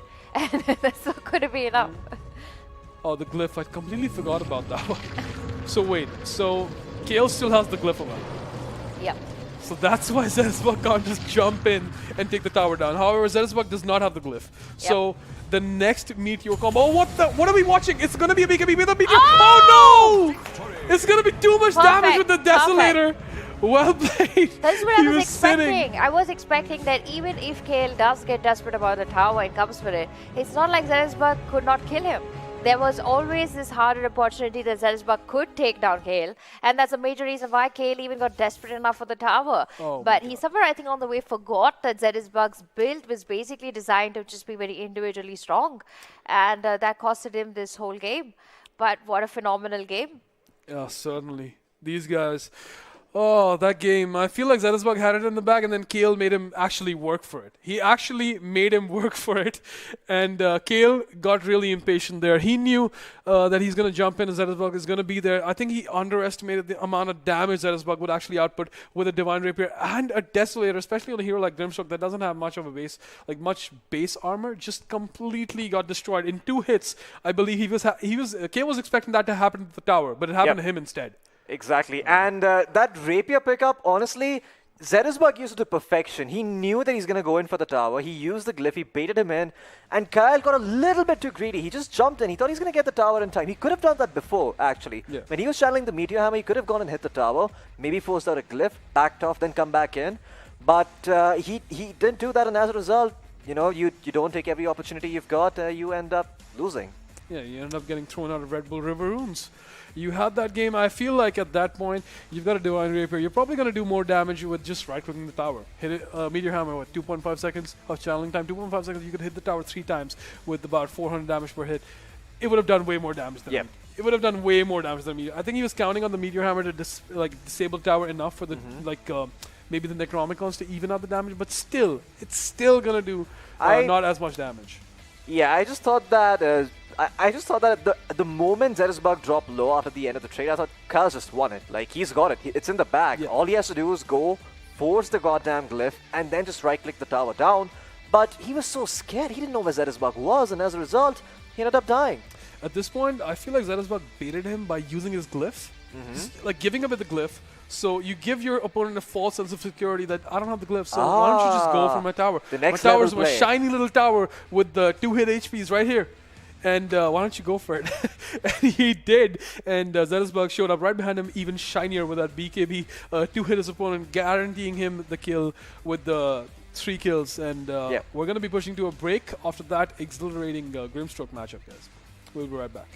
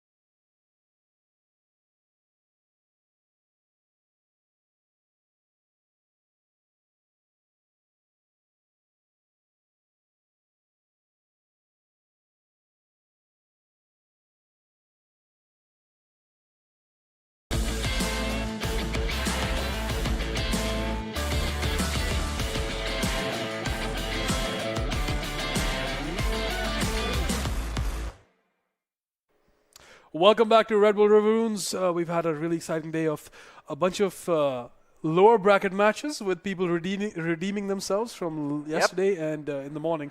But we're finally going to jump into the upper bracket where we're going to meet King Saro with Micro. These guys are what we came to watch. Just the kings of the mid lane. Absolutely. King Saro versus Micro should be an extremely fun matchup. Now, both of these players are really skilled mechanically. King Saro also has a strategic side to him. You know, the more thinking, the more logical person. At times, known to cheese players with that Meteor Hammer. I think he might be saving that for when he really needs it. I think if King Saro ends up in a do or die situation, I think that's when he's going to pull out the Meteor Hammer. Because we saw him pull it out yesterday in his first game, but after that, he's just never touched it. He stayed away from that. I think he's trying to play some next level mind games where he's not going to pick up the Meteor Hammer for the entirety of the game. And then towards the end, when he really needs it and he's down on his luck, he pulls it out and he secures a win. And guess what, Han? It's going to be an SF versus SF matchup on King Saro's pick. So it's not going to be a Grimstroke or what spread? Yeah, SF? Sure. Let's go. Let's start with SF. We'll start with SF. And we'll see these mechanically skilled players. So excited, Han. You're absolutely pumped about this. No, about the SF, sure. I am pumped about the SF. Of course, a little bit disappointed that we still haven't seen any of my heroes that I want to see. I want to Nature's see Prophet. No, come, we did see the I think Dazzle. You're trying to do some mind games on me right now. I never said Shen, guys. If you're watching, he's the one who wants the Shen matchup, not me. I want an Invoker. All right, we still haven't seen one. We still haven't seen an Arc Warden, but we're gonna be looking at a SF lineup right now. The first match, you want to start off with an SF. Don't want to reveal just yet what you've been practicing with back home. Yeah. Maybe just start off with a bit of a showmanship, just a few mechanics. Hey, check out how I can connect three This raises. Red Bull is really tasty. I am so sorry to break your flow there, but this is really tasty.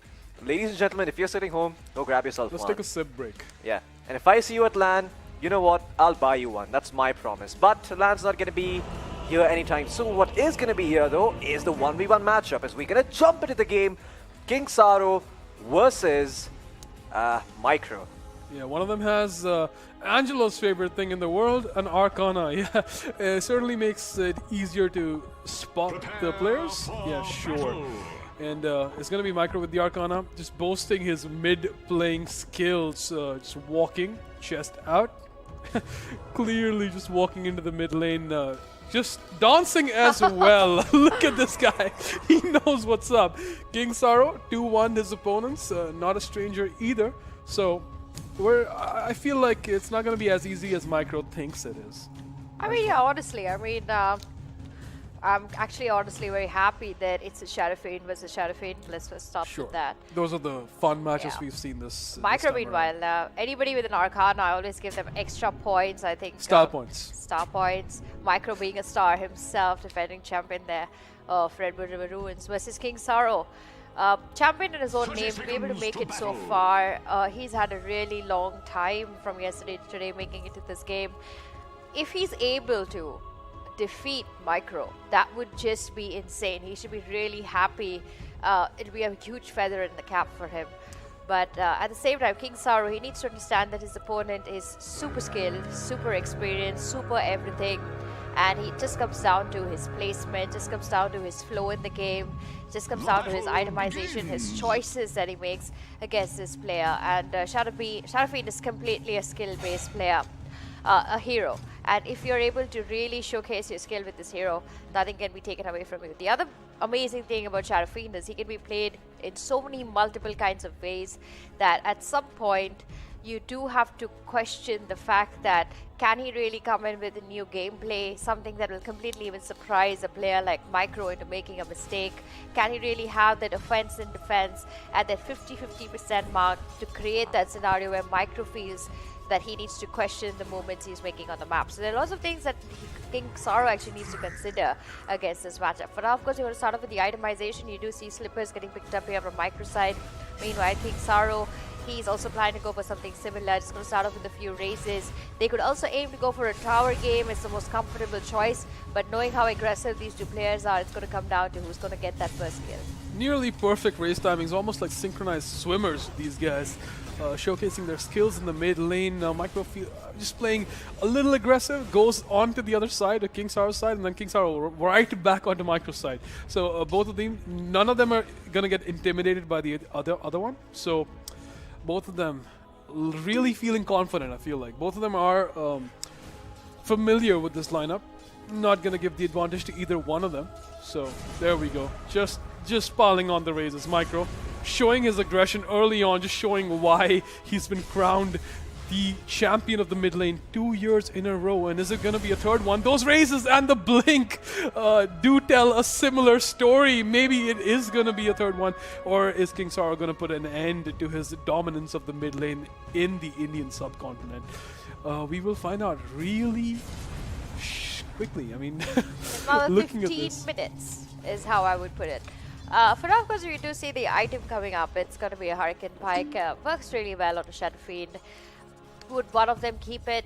We would find out really shortly. Do we think it's a great item on a Shadow Fiend? I think it's a good item if you're able to converge really well. If they want to go for a completely normal build, then we could see that Hurricane Pipe getting sold and a Use getting picked up, or a BKB getting picked up. But those are all combinations with who these players need to think about before they go ahead with. But after we're going to see a Magic Wand getting picked up by King Saro. Meanwhile, the reply to that is going to be Infused Raindrops that are going to be picked up next year from Micro's side. He's doing quite a bit of damage to King Saro! And oh my god, Saro taking in so much damage. Reminds me of something that Han said yesterday. The fact that if you have the first 2 raises converge, your third raise is equal to a 4th raise in itself. And those raises definitely raging the grounds here. This guy knew exactly. He calculated it in his head, and he knew exactly. Look at that. First raise and second raise connect. He knows he's got it on the run. King Saro needs to go away. Oh, he's going to return a raise right back into Micro. Micro doesn't even care, just taunting away. He knows that it's not enough. He doesn't. I believe he did have vision, but just to taunt him that, hey, my raises are back. You wanna do this? Let's go.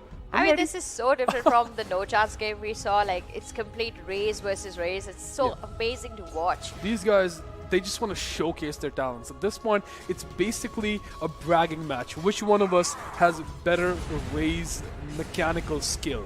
And honestly, right now, it feels like an even playing field. It's literally... Micro did get that third raise, I believe, and I think King Saro did see it coming. He knew that the third raise would finish him off. It just about made it, but didn't. So King Micro knew exactly the AoE of the third raise and used that mechanical just information to his advantage. King Saro playing a bit defensively. Oh, there we go. Doesn't let that first raise hit because he knows Micro has the ability to connect those 3 raises together. So he's not even going to give him the first raise. Just going to use that blink that you start with. So just use it. If you have it, just use it, right? Yeah.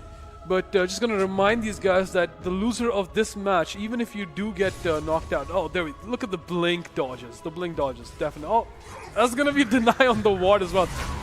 One raise connects from King Saro. He's going to connect a second one, and the third one isn't there, but it's going to be enough to make Micro fall back into his tower. King Saro just reaffirming his dominance in the lane. So, like I said, the loser of this match is not going to be thrown out of the tournament. You guys made it all the way to the upper brackets. That means that you're going to get a second chance. Even if you do get knocked out of this one, you're going to go into the lower bracket finals. But that's also a risky place to be, honestly, because you have No Chance waiting there. You have Zetisbug. I mean, you have Zetisbug. Could be Zetisbug. So, in this one... winning this match, winning this best of 3 will shoot you straight into the finale. The finale, I think, of the Redbull River Runes 1 vs 1 Championship. Meanwhile, of course, you just see Yu's getting picked up here by one player. The other player, he has not yet bought it, and he's looking to buy it. I think King Saro is rethinking his decision before he kind of takes this final moment. Meanwhile, Micro being very, very confident, instantly going for that use and heading back into the lane. King Saro wasting a little time, in my opinion. He does have the advantage in creeps, and I guess that's why he does not mind this walk back from his base. But apart from that, things are going to get pretty heated now. It's at 5-minute mark. You've got the Yules, you've got the Requiem of Souls up and available. You also have the BKB. It's not going to be used this time. It's going to be a BKB as the first pickup here from King Saro. Honestly, Angela, I thought they would have kept the Hurricane Pike because you can so easily just spike away when somebody uses you and tries to ulti under you. But yeah, neither of these players wanted to do that. Micro going with the tried and dusted Blink Yule's combination. But I feel like King Saro did see that coming, and he literally just built a BKB. Literally said, I'm going to become twice my size and glow yellow if you're going to do that. Sure. I may not have an Arcana, but I can still glow.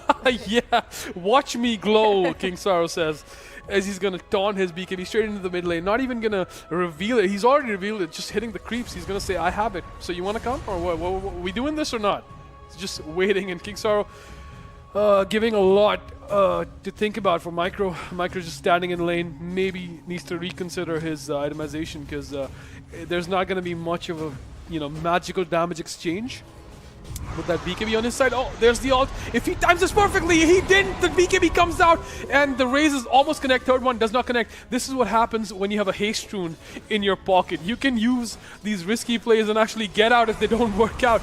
If it had been perfectly timed, that could have been a kill on King Saro, but it wasn't. It wasn't. The BKB wasn't timed. There we go. First raise connects. Two connected for King Saro. Is Micro gonna hit him with the ultimate? No, he isn't. I don't think he has one. He just tried to use it. Yeah, it just is on each other. cooldown. It is on cooldown. But he also realized that King Saro, he did have a BKB when he went into that fight, so that could have converted for one of these. But not really wanting to take that high risk. As we know, of course, Micro, he's still in a kill need here compared to King Saro. King Saro, he needs to do everything right. Honestly, he cannot make a single mistake. Every mistake that he makes, Micro is going to punish him double the times for it. Kanaf goes into the mid lane. King Saro coming forward. Nice glyph getting deployed there onto Micro. He's struggling. He needs to back off. Meanwhile, King Saro seeing the advantage. He's going to get another few shots onto the tower. And sneaky attacks on that tower. Already down to 50%. So we could also see just Necrobooks coming in. But no, for now, they're both going to head into the mid lane. Nice Blink Dagger used there. But King Saro following Micro all the way to the end. He's got one more raise. He can use it. No, he's going to blink forward. Get another shot. And even on that scorecard, 1-1 in both these players' favor. Beautiful gameplay by King Saro, just so beautiful. You see the Arcana, you see those little raised things just tick up like 1 and 2, and the third one, he was looking for it. He was so looking for it, but King Saro activated that BKB, became a yellow glowing monster, blinked in to finish off Micro. Micro was so looking for that third raise, and yeah, Angela, you just mentioned that Micro's tower is at 50% HP. I don't think these players are so sneaky. Micro's the one that built the Desolator, but his tower is the one that's down 50%. Yeah. So what are you going to do? Maybe you need to like rethink how you're going to do this, because they're both sitting on 1 kill each. There's not a clear 2-1 or 2-0 victory. I mean, just like an advantage towards victory for either of them. They're both sitting on 1 kill each. And at this point, Micro's tower is the one that's at 50% HP, even though he's got the Desolator, right? But his tower is the one that is closer to being blown up. So maybe, oh wow, that paired with the Desolator, double damage rune paired with the Desolator. If he gets a kill on King Saro, those 5 seconds could prove disastrous for King Saro. Oh, he wants to go in. Micro, he doesn't want to show King Saro that he has his DD, honestly.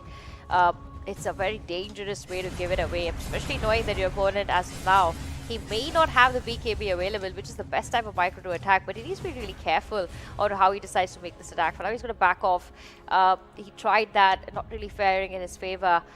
Moving forward now, he's also put in a Morbid Mask and, of course, a Quarterstaff into his inventory stash. So that's going to be a butterfly coming? It's a mask of madness. It's a mask of madness. This guy is going insane. Madness, I say. Mad, I would say.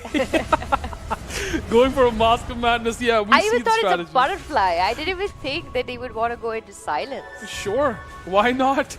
He wants to silence himself, but that attack speed is going to do so much, but that's not even going to matter because the right clicks are so tremendously just powerful that he's just going to beat down King Saro. I don't think he expected that. King Saro did not expect that much damage. He didn't even activate his BKB. He didn't think he would go down. And again, Lady Luck also not being on his side. There were no misses coming in from the low to high ground. Glyph going to be thrown out just for creep wave because I think Micro's looking to close this one up. He's already up 2 kills.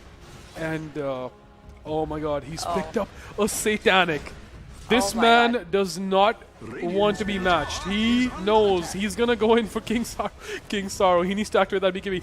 Run away. He wants to run away right now. It's not going to work out. If he can't man fight, he cannot man fight Micro, and I think that's going to leave his tower pretty vulnerable. He expects his tower to man fight, but he can't against a Desolator. He's... Oh, wow. Okay, there we go. He's itching against... There we go. The Satanic comes in. No It's going to be way. a third kill. It's going to be a right click that's going to take down King Sorrow. He didn't even baited the tower Wow. to get his opponent come close. GG, well played from Micro. This is why this guy's literally come up and won this thing dominance throughout the Oh. game. The minute he started gathering the dominance to his side, from there on, it was just Micro's game. It was like, okay, I got these raises for the first 5 minutes of the game till I really figured out how to really take down these creeps and get my items up and running. And he did. And he converted so beautifully. And Micro, I think, King Sorrow, nothing taken away from this player. I think he played really well. True. He just got outsmarted, and by one player who would have outsmarted him, actually. Yeah. I don't think anybody else, even No Chance, would have come up with a strategy like this in the final few minutes to just do this. Maybe we would have seen that post the 15-minute mark, but not so soon in the game. Aiming for that tower just to bait in Sorrow, just to go ahead and kill him for the third time. Very well played. It was like a roadblock that King Sorrow couldn't really go across from. So well played there by Micro. But this was only game number 1, ladies and gentlemen. King Sorrow. This time it's his choice to make, unless he won the toss last time and called a Shadow Fiend. I hope he did. And now, of course, a matchup that I must say I haven't seen in a while. But it's the best 1v1 mid. It's got a lot of blinks in it. It's going to be the Queen of Pain. Best 1v1 mid, you say? Yeah, I think it's a very interesting 1v1. The most blinks? Yeah. Unless you, of course, have a Divine with a Manta style or a Queen of Pain and she goes complete raw damage anti-mate style. Anti-mate. Yeah, we're going to see a lot of dodges, a lot of blinks happening. It's going to be a Queen of Pain, and it is Micro's pick. This was King Sorrow's pick, the last one with the Shadow Fiend. It didn't go his way. Yeah. It didn't. Micro did school him a little bit. And the ending, just baiting him in with his tower, that was just like a pure, like real experienced gameplay from Micro. I mean, Yeah. this guy has played River Runes enough to know what triggers people. And yeah, I guess when you hit their tower with a Desolator, that does trigger them. Yeah. So he did bait his opponent in. And this time it's going to be a Micro Queen of Pain. So it's Micro's hero. It's Micro's Arcana. Yeah, let's see how this goes. Micro, of course, just fashioning his Arcanas on his mid heroes. Yeah, I mean- certainly deserves them. Definitely. I mean, if he hadn't won Red Bull River Runes twice in a row, I would say Red Bull should just give him all the Arcanas for the mid laners as yeah. a secondary bonus gift, apart from the money he's going to be winning at the end of this. But the other interesting for King Sorrow is that there, of course, going to be this glory point, to be on. A 3-time winner. Yeah, that's insane. I mean, imagine you say that, Han. Foreshadowing for OG. Yeah. Sponsored by Red Bull, of course. Red Bull team. Just Absolutely. Like, I would be pretty excited if I won a tournament 3 times in a row. That's Yeah, just quite a big 3 feather in your years, hat. nobody has managed to outsmart, outbeat, man. It's like Signify. Yeah, basically.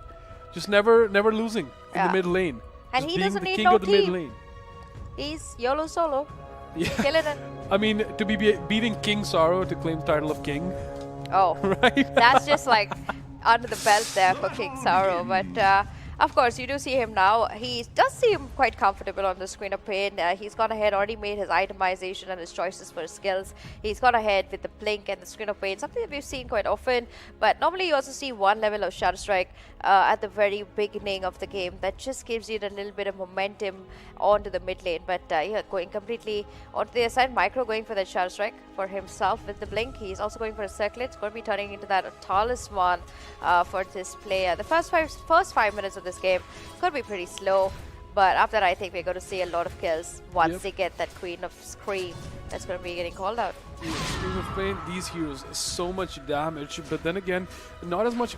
I mean, yeah, Void Spirit has a lot of evasion and he has a lot of block. Queen of Pain, not so much block, but yeah, certainly sitting high on the charts with evasion, a lot of it. Doesn't even need the Blink Dagger, has a Blink of her own, and jumping in, using that Blink, Micro jumps in, and his opponent is going to jump out. King Sorrow does not want to give away Force Blood that easily. Micro taking control of that, pardon me, taking control of that mid lane with the Shadow Strike. A Shadow Strike is really eating away at King Sorrow's HP. Maybe he needs to rethink his strategy, because that Scream of Pain, you gotta be so close to land a hit, and also your opponent has 2 things to dispel that hit.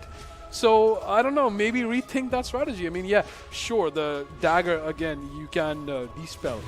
But Micro seems to be sticking it really easily, as we see again and again, almost as on cue. Micro just showcasing why he picked Queen of Pain mid. I mean, I think he's realized that King Sorrow, just playing with him, this is the second game, of course, that they're playing against each other. He's understood how King Sorrow plays the mid lane. And that's something that Micro's constantly punishing. The fact that he knows that he's a little defensive player. King Sorrow just lost a game. He's on the disadvantage, and Micro pushing it even harder here. But it could be difficult for him if he continues, because King Sorrow, he wants to push this. But Micro, he wants to push it too. He's got the double damage. He needs one blink to finish this off for himself. But he's just going to back off. And King Sorrow trying to fight back really hard, I must say. Getting completely bullied here by Micro today. But can convert if he's just a little patient. Wow, this Micro literally felt like he baited King Sorrow with himself into his tower this time. So there's a lot of baiting happening by Micro, and both of these players so comfortable with literally half their HP off the charts. Look at that, almost tries to dodge it, but it connects. That's gonna leave Micro really low. But is that even gonna make him fall back? No, King Sorrow solo doesn't want to get down. I mean, He's got the Shadow Strike on him. It's barely going to get off. And he's now low on mana and HP. Oh my god, it's going to be a Sonic Wave. And King Sorrow just too fast. This time, he's not going to fall for it. I mean, Micro must be scratching his head the first time. He was expecting a kill right there, but King Sorrow isn't going to go out that easily. He's not going to give up first. Yeah, fast fingers, certainly. He's going to show him that it's not going to be that easy. It's not going to be just a complete stomp. Look at that. We're going to have a replay. Jumps in. He sees him jump in, instantly blinks out because he knows that the Queen of Pain blink has a cost animation delay, but the blink dagger doesn't. I mean, just having the forethought of knowing which blink to use is what can secure you a 0-0 lineup right now, because it would have been a 1-0. And you know, the other thing that was very interesting is he blinked backwards. Even if he had blinked forwards, that screen would have connected.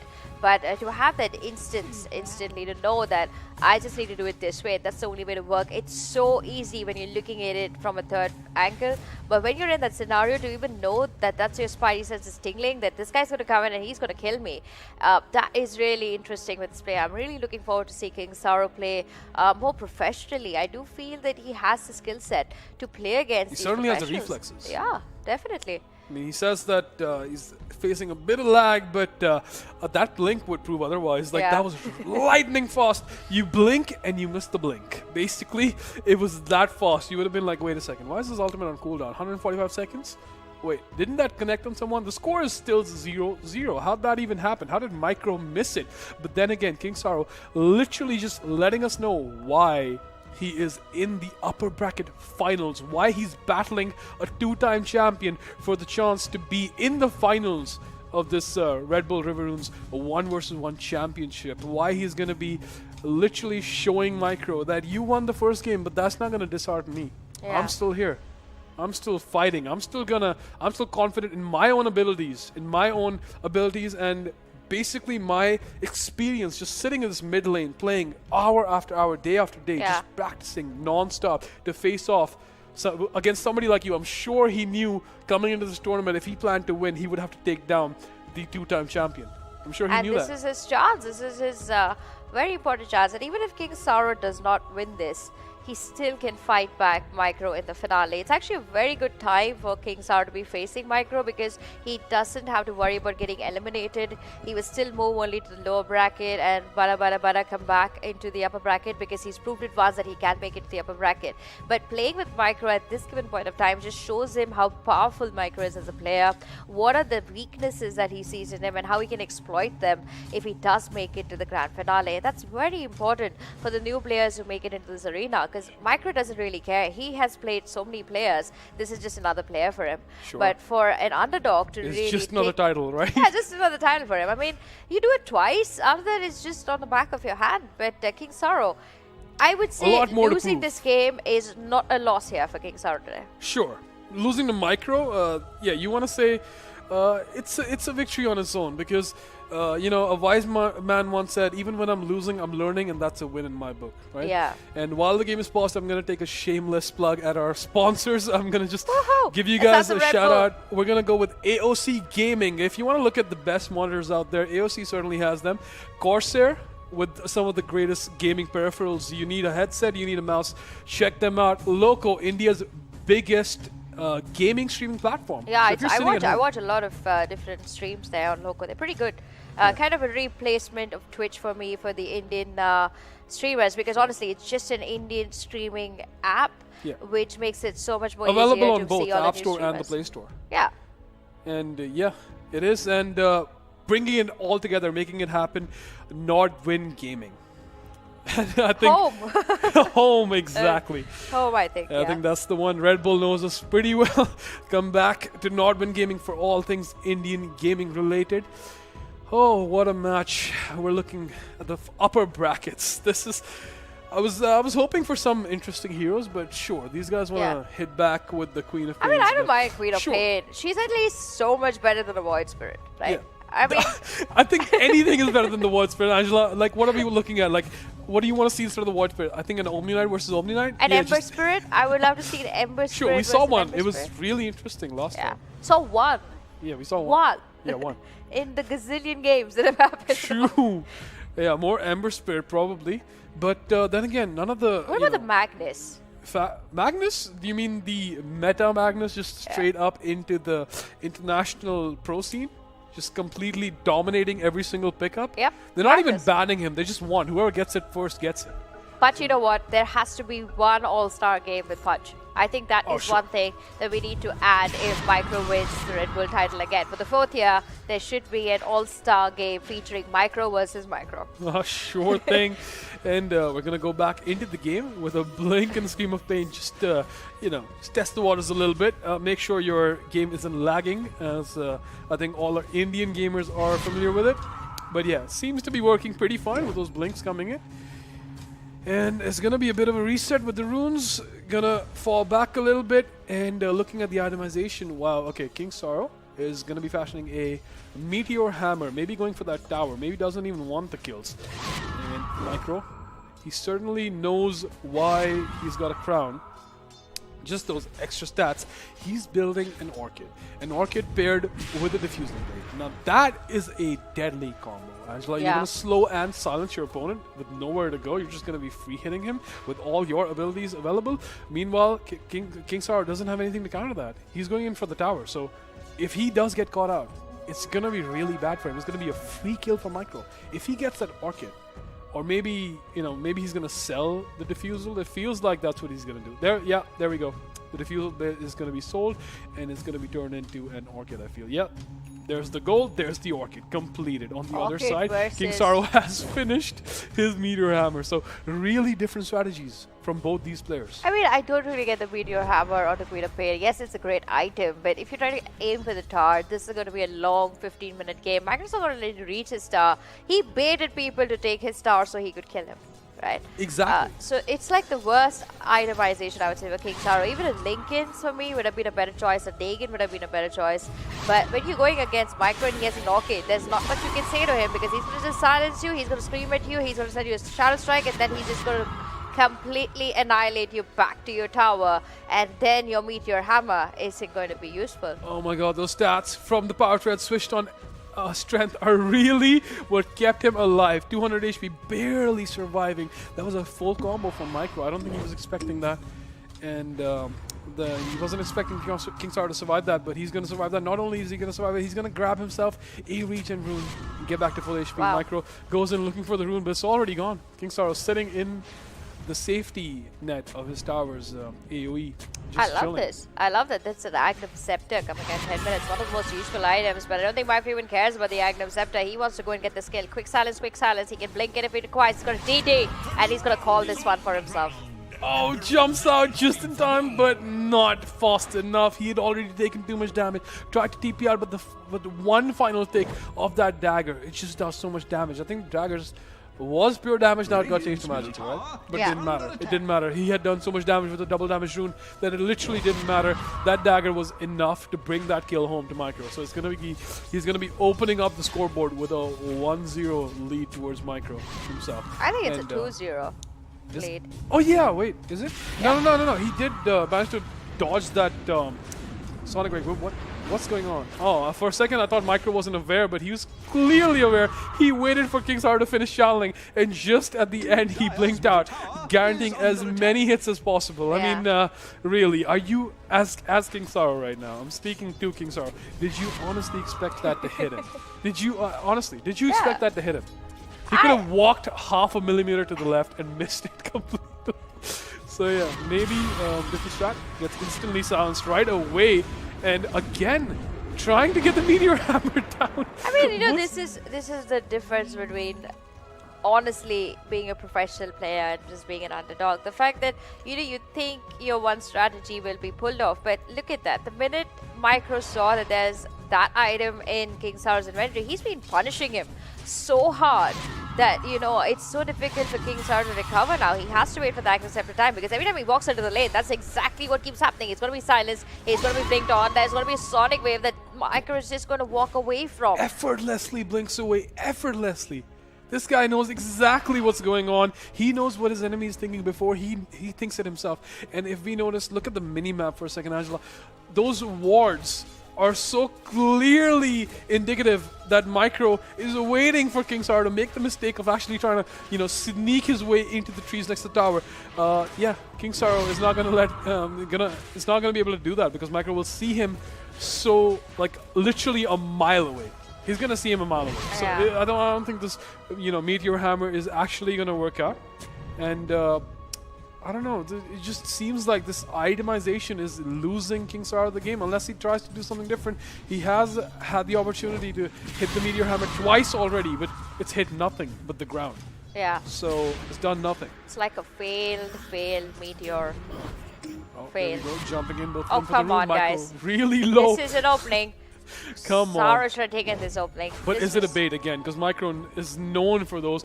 That's going to be a lot of illusions for King Saro. It's going to be literally 7. But then again, Queen of Pain, not a hero that is going to be taken down by illusions or multiple heroes easily. It's She's also got that- enough clear. It's also that time where we're going to see the Agnem Scepter come live now, and that's going to be a really low cooldown there onto the Sonic Wave. And now finally, oh Not my even God. that, it's being denied. The Meteor Hammer that actually got hit got denied.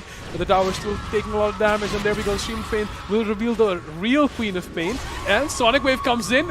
Kings are going really low. 1 HP remaining, He's trying dead. to TP out. No, Is he I don't dead? think so. I don't think so. Oh, he survives just with the 1 tick remaining, barely. Micro, I feel like he baited again using his tower. He just used his tower to bait. That axe has been dropped now. These players are going to be doing a lot more damage with their ultimates, and it's going to be up way It's going to faster. be Soul, I think, over here. You do see Micro Wait a second. sending that courier back to base, and going to swap things out here. Meanwhile, on the other side, there's a Deso with the Yules pick up. The Meteor Hammer is still available there, but it's a Yules joining in that Deso there for King Saro. Now he's got things in the bag, and Nullifier going to be the pickup here from Micro. It's over. It's over, Han. Oh my god, at this point, what's going on? I see King Sar's literally doubled down. Oh, there we go. The defensive use, it doesn't happen. He comes down instantly because of the nullifier. He's going to jump in as well. Micro jumps out. Both of them just jump out. Reset the fight. And yeah, the Desolator certainly will reveal. And I feel like King Sar is doubling down on his, I'm going to take your tower down. I don't even care about kills strategy. But isn't going to work out because Micro... I think Yagan messed it up, because if he had just kept that active scepter in the face of Deso, he would have had a better fighting chance with Sonic Wave. But now, of course, Nullifier pushing down that Yules again and again, and there's nothing. Every single time we feel that King Saro is getting a slight lead, Micro turns around with the double down himself.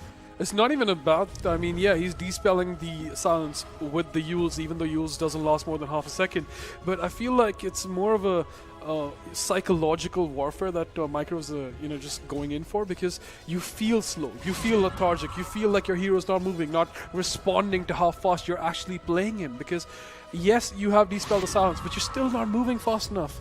So how would that even work on his mind? He did manage to blink away and get silenced at the same time, but he just doesn't have the opportunity to actually use his Desolator. He hasn't had a single hit on the tower. The tower is down to 70% HP, but he's been there for a long time. I mean, yeah, KingSar did get a few hits off and he had 2 super illusion runes, but those kind of opportunities don't present themselves too often. KingSar just walking in, Micro is going to secure himself a Mega Region rune.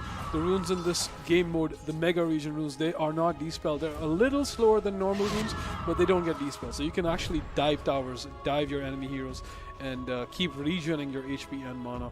Certainly something that Micro knows how to use to maximize his advantage. He's already sitting on a kill lead, and what's going on, guys?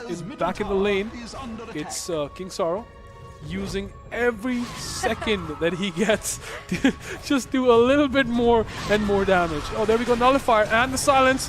Oh, the Yules is going to be used on Micro. What a play! He doesn't use it on himself. He knows it's not going to work. But yeah, just using it defensively on Micro. That was an intelligence use. This is like a tortoise versus hare scenario, literally. I mean, I have to give props here to KingSar to play under this kind of constant pressure and to keep up that mental spirit of just constantly trying to do your best. I think that's really important that you can learn today from him. At the same time, the way Micro is annihilating things is so annoying for me to watch. He's not going to go on the tower. Sonic Wave used very, very defensively. He can't let his tower take a beating. Already he's taking a beating. And very slowly but surely, KingSar aiming to take that tower down. Now it's a long skip. It's a probability of 10% that I see KingSar really taking this game. But you never really know in a game of Dota 2. But now, of course, the silence getting used. They use up and running. Nullifier onto KingSar. Meteor Hammer going to connect. And oh my god, Saro's done it. What did I just see? What did I just see? That was so unexpected. Absolutely perfect. Into Meteor Hammer. Oh my god, Finally. I think he literally lured his enemy into a sense of false security, made him feel like, oh, he's just going to charge the Meteor Hammer, I'm just going to walk away, but instantly, perfectly lines it up with the Yule Scepter and actually gets a land and actually evens out the score. This was unexpected, certainly unexpected, Angela. And I don't think Micro was more than us. Oh, there we go. The Yules, he's finally coming in on his own. He's coming into himself and he really understands how he can make the best use of the items that he's chosen, that he's actually like gone in for. He needs to realize that the items that he has, they're there for a reason. They're not absolutely useless. If the use doesn't work on myself, I can use it on the other one. He's just gonna hit the tower. It's the second kill down. He knows, I think in his mind it was worth the damage that he did to the tower. He's gonna literally just TP back into the lane. It's a 2-1 advantage for Micro, but his tower is not looking that good. I mean, you know, this is a gamble situation for Saro. He can either choose to repeat the trick he used on Micro with the Yields, but that's a long shot. He realizes Micro's not going to fall into the trap again, and the second best option for him is to take down the tower. Even if he manages to take down the tower, we move to a game 3. So in all cases and scenarios, Saro is in a lot of trouble. Micro, meanwhile, he's hitting hard there. He's got a Bloodthorn in his favor, and that means that if he makes the connect onto Saro's tower, it's done and dusted. A Divine Rapier next to drop, and these are the final few seconds of the game, ladies and gentlemen. You do see that Meteor Hammer getting the connect. You see Saro blinking in. The glyph is there, of course, on the backline. So goes Sahil trying to get off that last few hits, but not going to be enough, and Saro tried so hard. But Micro, he continued to play a game where Saro just felt he was better, but he wasn't. Oh, just baiting him with the glyph. It breaks my heart to see him play that well. At the end there, it felt like KingSar was really, really coming in and actually understanding Micro's gameplay. It just didn't work out. It's a 2-0 victory. That was so close to being a third game. It was just so close with Micro. It feels like at this point, when you look at it at the end, when you look at it from an overview of the entire match, it feels like Micro always had it in the bag. He always knew exactly what was going on. Baiting his tower time and time again. Just baiting his tower for this opponent to think that he has it. Just comes in and there's just a glyph and your Meteor Hammer's not going to do much against that.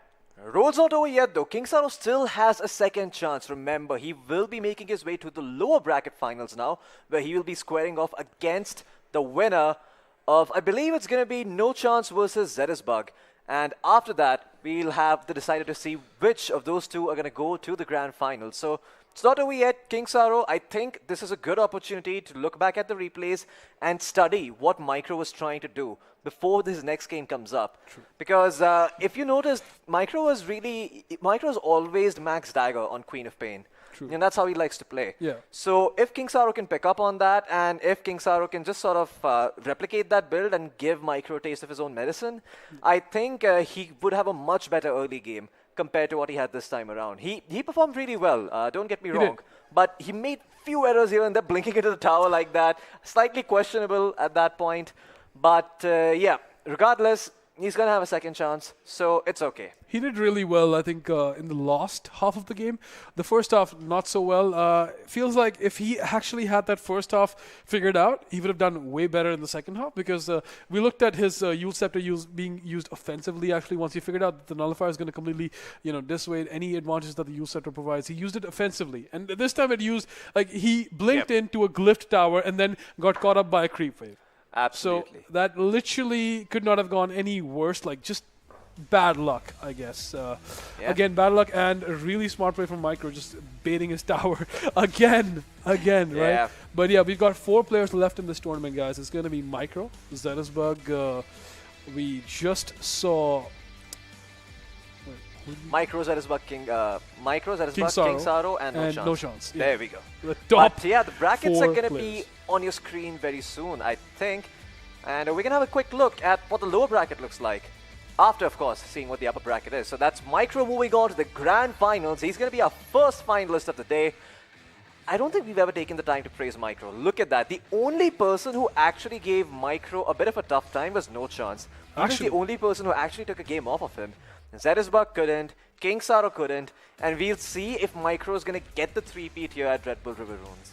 Certainly, we do have to check out who faces off against King Saro, though, in this matchup with the Zetisbug and No Chance. No Chance, like you just said, was the only player to actually challenge Micro. So coming back strong in that losers bracket, we're going to be looking at Zetisbug versus No Chance to see which one of these is going to advance into the matchup against him and King Saro. Yeah. And again, end up in front of Absolutely. Micro.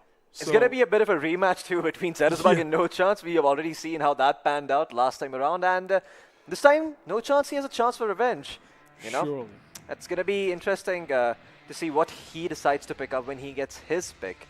I know for a fact that Zetisbug is probably going to go Skywrath Mage again. Again? Yep, it's probably going to be Skywrath Mage again. Probably. It's still a possibility. It's not. It's not the actual fact, but we'll see what he decides to pick regardless. And I want to take some time to talk about how Zetisbug has played throughout this tournament. You know, Zetisbug was someone who was known for his support role. He hasn't exactly played a lot of solo mid 1v1s. But despite that, he's come to this tournament. He's shown an amazing performance. And he's really put up a show. You know, a person who's played so much support, when he plays this impressive of a mid laner, you have to respect his caliber. True. Yeah. Because when you play Dota, you specify the one role that you're going to be just like playing. And yeah, this is where you see support players do this well. But we're going to be pushing to a break now. We'll be back really soon with our lower bracket match number 5. So we'll be right back.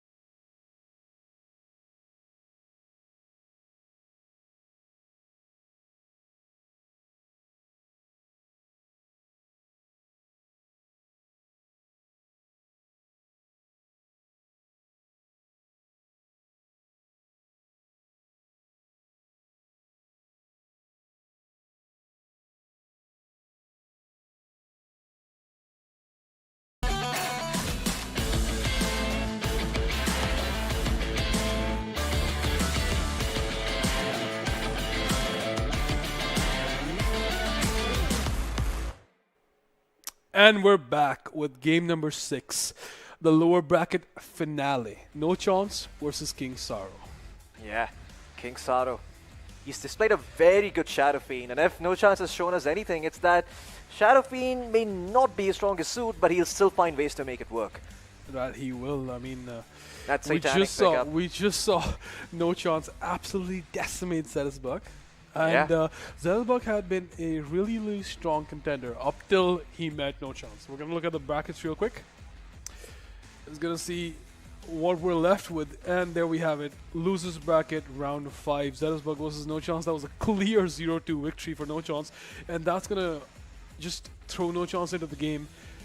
Number 6, which is the lower bracket finale versus King Saro. This is going to be the decider match of who Micro is going to be facing. You can see Micro up there in the grand finale with the winner of this game, basically. So Micro's gotten a big just break, I would say, and not just a break. He's gotten enough chance to sit there and literally just view what his, possible opponents are going to be doing. Exactly. Absolutely. And we've just gotten word it's going to be a No Chance Void. Man, No Chance Void Spirit. Once again, this man, he's beaten everyone on his Void Spirit. Wait. Was it a far. Void Spirit or a Void? It was a Void Spirit. Oh, God. That would be pretty interesting to watch the Faceless Void 1v1 just bashing each other's faces in. Huh. Yeah. I mean, it'd be really interesting to see a 1v1 between a Faceless Void versus Faceless Void. But yeah, unfortunately, it's going to be Void Spirit versus Void Spirit instead. Regardless, it's still pretty fun because No Chance manages to make it look like it's a piece of cake. Yeah. Again. Yep. Certainly not a stranger to the Void Spirit. I wish I was. I'm not playing Void Spirit again. My normal ban, my go-to hero for banning, because we all get bans now, is a Riki. Every single time I've hated that hero since I started playing, right? Yeah. That's going to change now. That's going to change now, Floki. It's going to be a Void Spirit. I'm sick of this hero every single time. He's just got too much sustain and not enough damage. You got to wait for these guys to get to level 8, 9, 10. It's like at least 6 minutes into the game before we see any kill potential even remotely coming out from them, unless one of them screws up really big. Both of these players, at this point, there's not going to be any screw-ups. There literally won't be, and these guys are playing to win. The championship is in their grasp. It's the semi-finals, so to speak. It is the semi-finals. It is the semi-finals. It's semi-final. It's right before the grand final, so it is indeed the semi-finals. Wow, look at me. Amazing deduction skills there. Amazing. That's my philosophy. I don't think I could coming in have handy. I Yeah, but I feel like the wars that begin, right? I feel like we saw better stuff starting into the tournament. Just like these guys were hungry. They were smoking up. Yeah, they were smoking up. I'm not taking back those words, all right? Yeah, they were smoking up and they were looking to place those wards down. But this time around, they're taking it a little chill. You know, they're not exactly keen on the ward game. Yeah, they're not exactly keen on reading the position right off the bat. They're not keen on getting too many offensive wards down. They just want to make sure that they can have control of their own hill. Enough vision over the runes. That's pretty much it. Absolutely. That's all you really need. You just need vision over the runes. You need to see where the opponent is going to be moving, and I think that's what's most important. Right, you are. This game. I wouldn't say that we're waiting for the creeps to actually go in, for the lane to start. No, we're waiting for these guys to actually hit level 6. Sure, even then, I think, I think they heard me with that resonant pulse just maxed out. Like, yeah, they're not outputting as much damage as they're absorbing. It's gonna be a while before we see Abaddon. Discount Abaddon, indeed. I mean, you're not even able to put it on anyone. It's just yourself. You're so selfish, Void Spirit. Like, not even saving anyone. And just saving that, the pulse for themselves. Those remnants. One value point in them, just to, hold somebody in place, maybe secure a rune or two, but that's not even going to break the pulse, is it, Floki? It's literally not.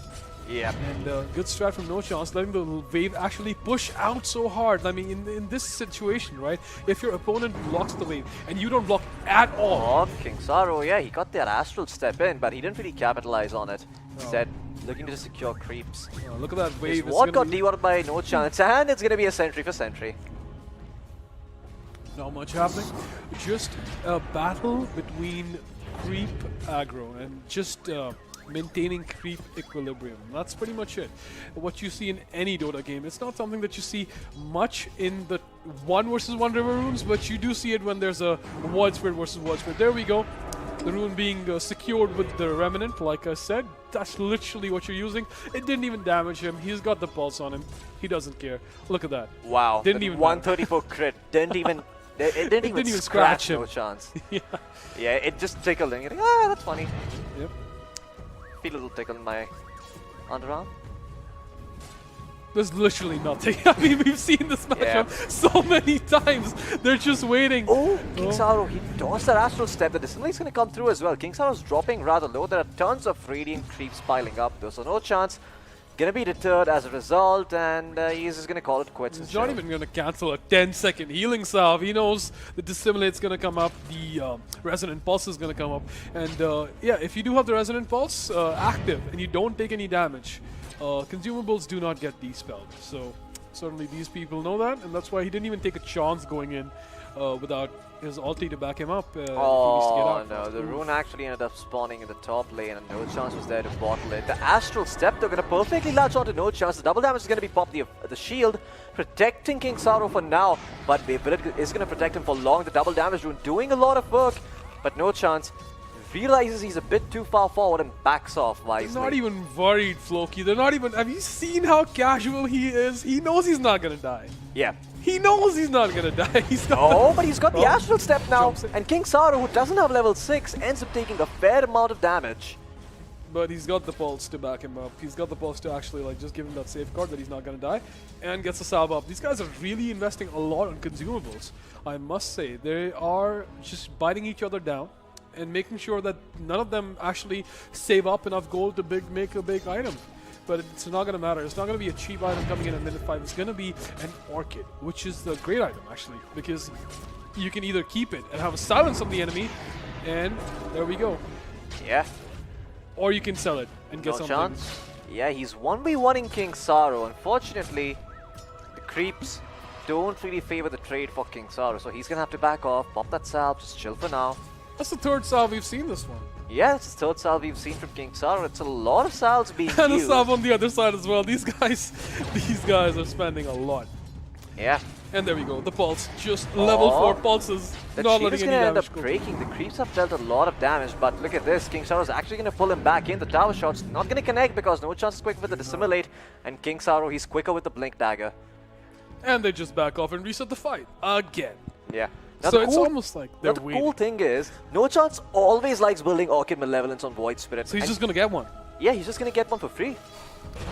So he's definitely not gonna sell it. That's your prediction. No, my Let's prediction spice is things that up, he's actually Loki. going Let's to go back to base really soon, or ferry out some region for himself like he's doing right now. Yeah. And he's going to get up to full HP and full mana so he can capitalize when that Orchid spawns in. Alright, so you're saying that he's definitely gonna just use the element of surprise. Whatever item he gets, it's all innovation. I mean, right? it's not really Oh, the element that- of surprise because the opponent knows that too, right? Like, they both are going to get the same item, so it's not really going to be as much of a surprise. And in fact, KingsAro's already better prepared for this. He's gotten himself boots. He's gotten himself... he's ferrying out a little bit of region. Nope, it's actually just Observer Wards.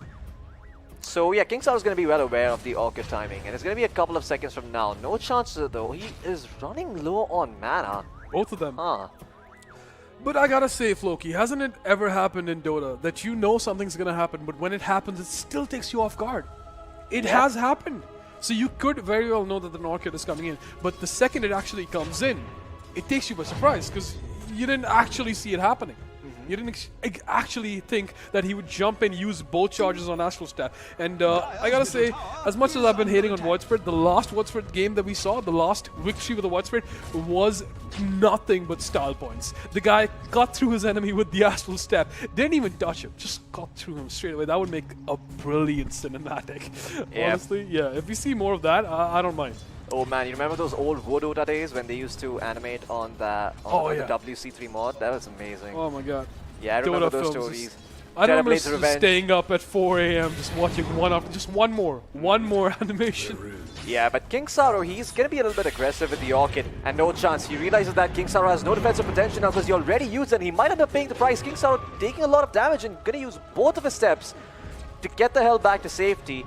But it's cost him. It's cost him a lot of HP, and no chance.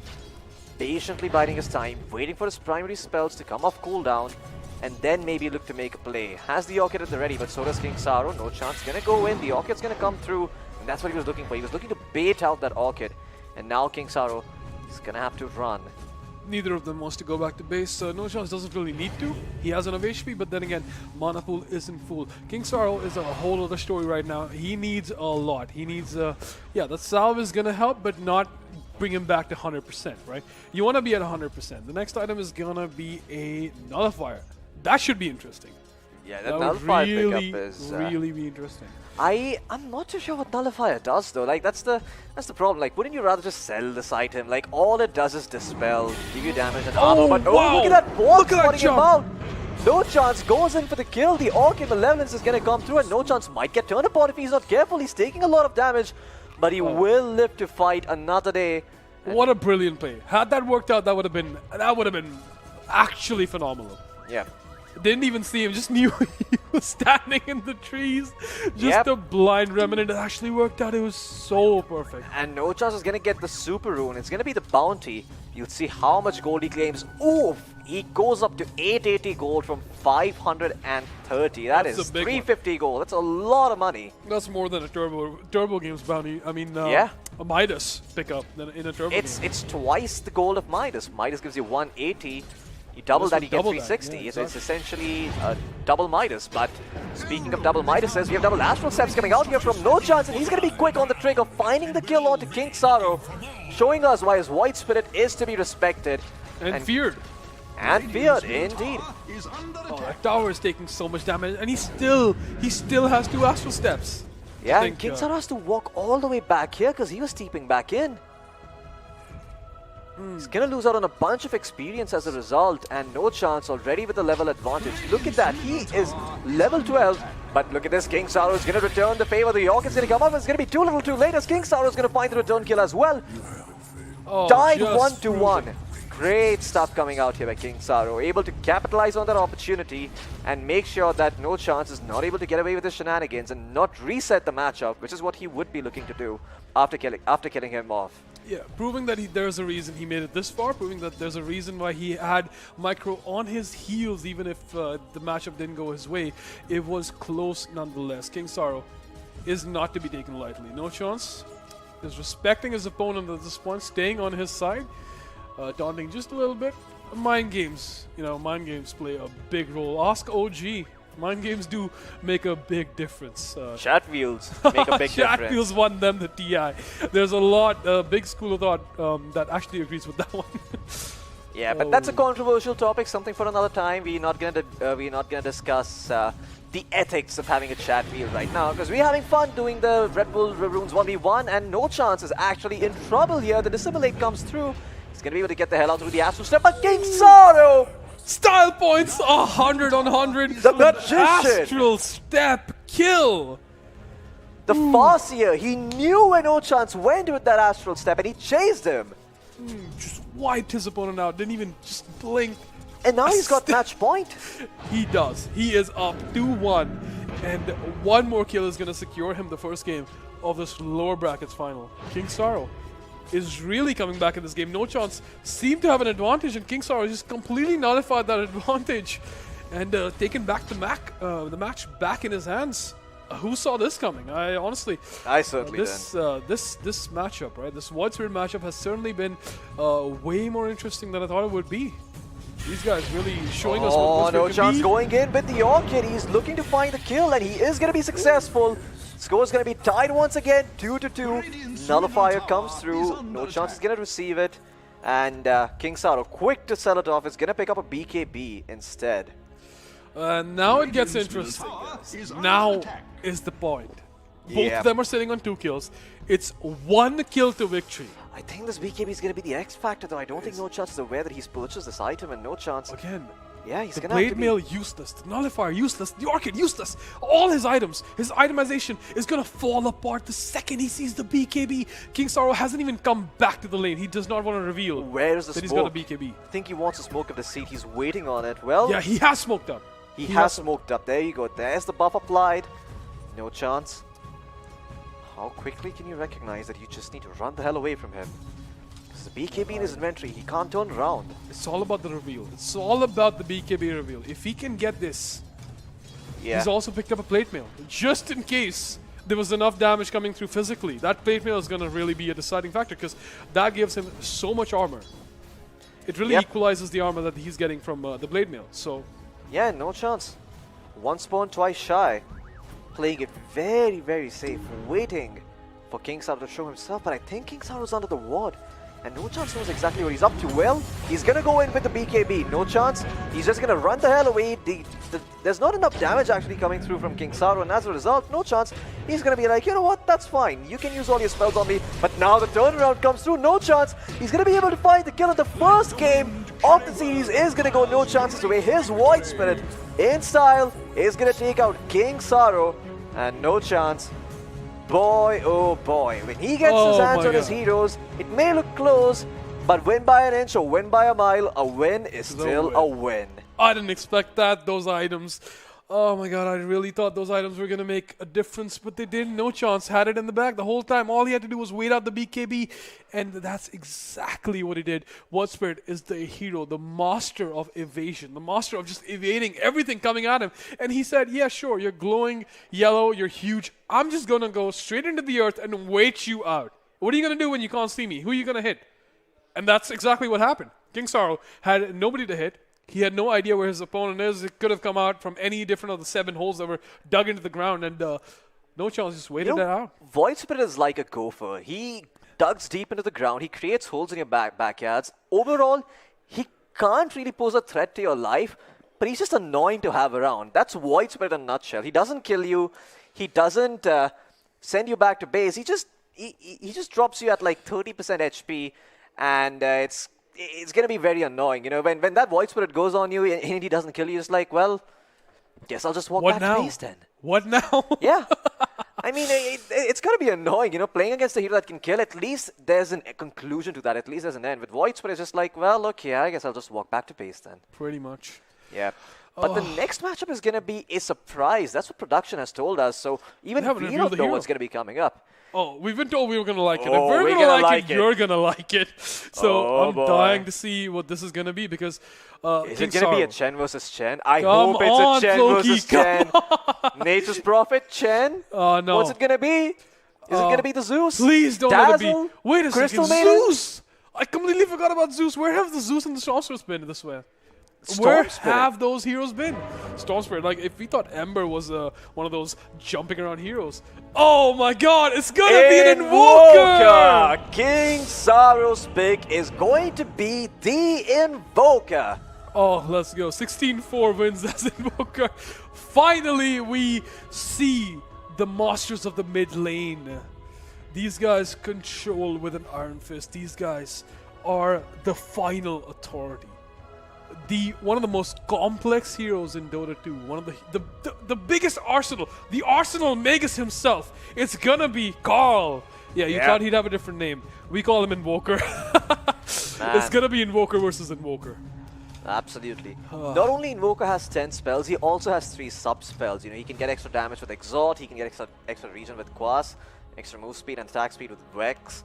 But that's not the point I'm trying to make here. The point I'm trying to make, in fact, is that almost every single spell of Invokers, save Alacrity and Cold Snap, is a skill shot. Meteor, Sunstrike, Tornado, Ice Wall, Void Spirit, everything requires good positioning, good concentration. And there's a reason why Miracle only played this hero while he was climbing. This hero requires a level of mastery to be excellent at. It's not something you can pick up and learn in 10 games and start stomping scrubs with. It's not Magnus. It's Invoker. You need to understand each spell as if it was an extension of your own body. I've never even tried playing this hero. I've never even tried learning it. Likewise. This one and Meepo, I swear to God, I'm just not going to do it. I couldn't be bothered by those either. I couldn't. I've played against them. I know all the spells. I know everything he does. I know the game styles. Yeah, lost a few games. Loser is the best. Basically, a loss is the best teacher. I think someone once said. Someone who lost. Someone who lost, probably.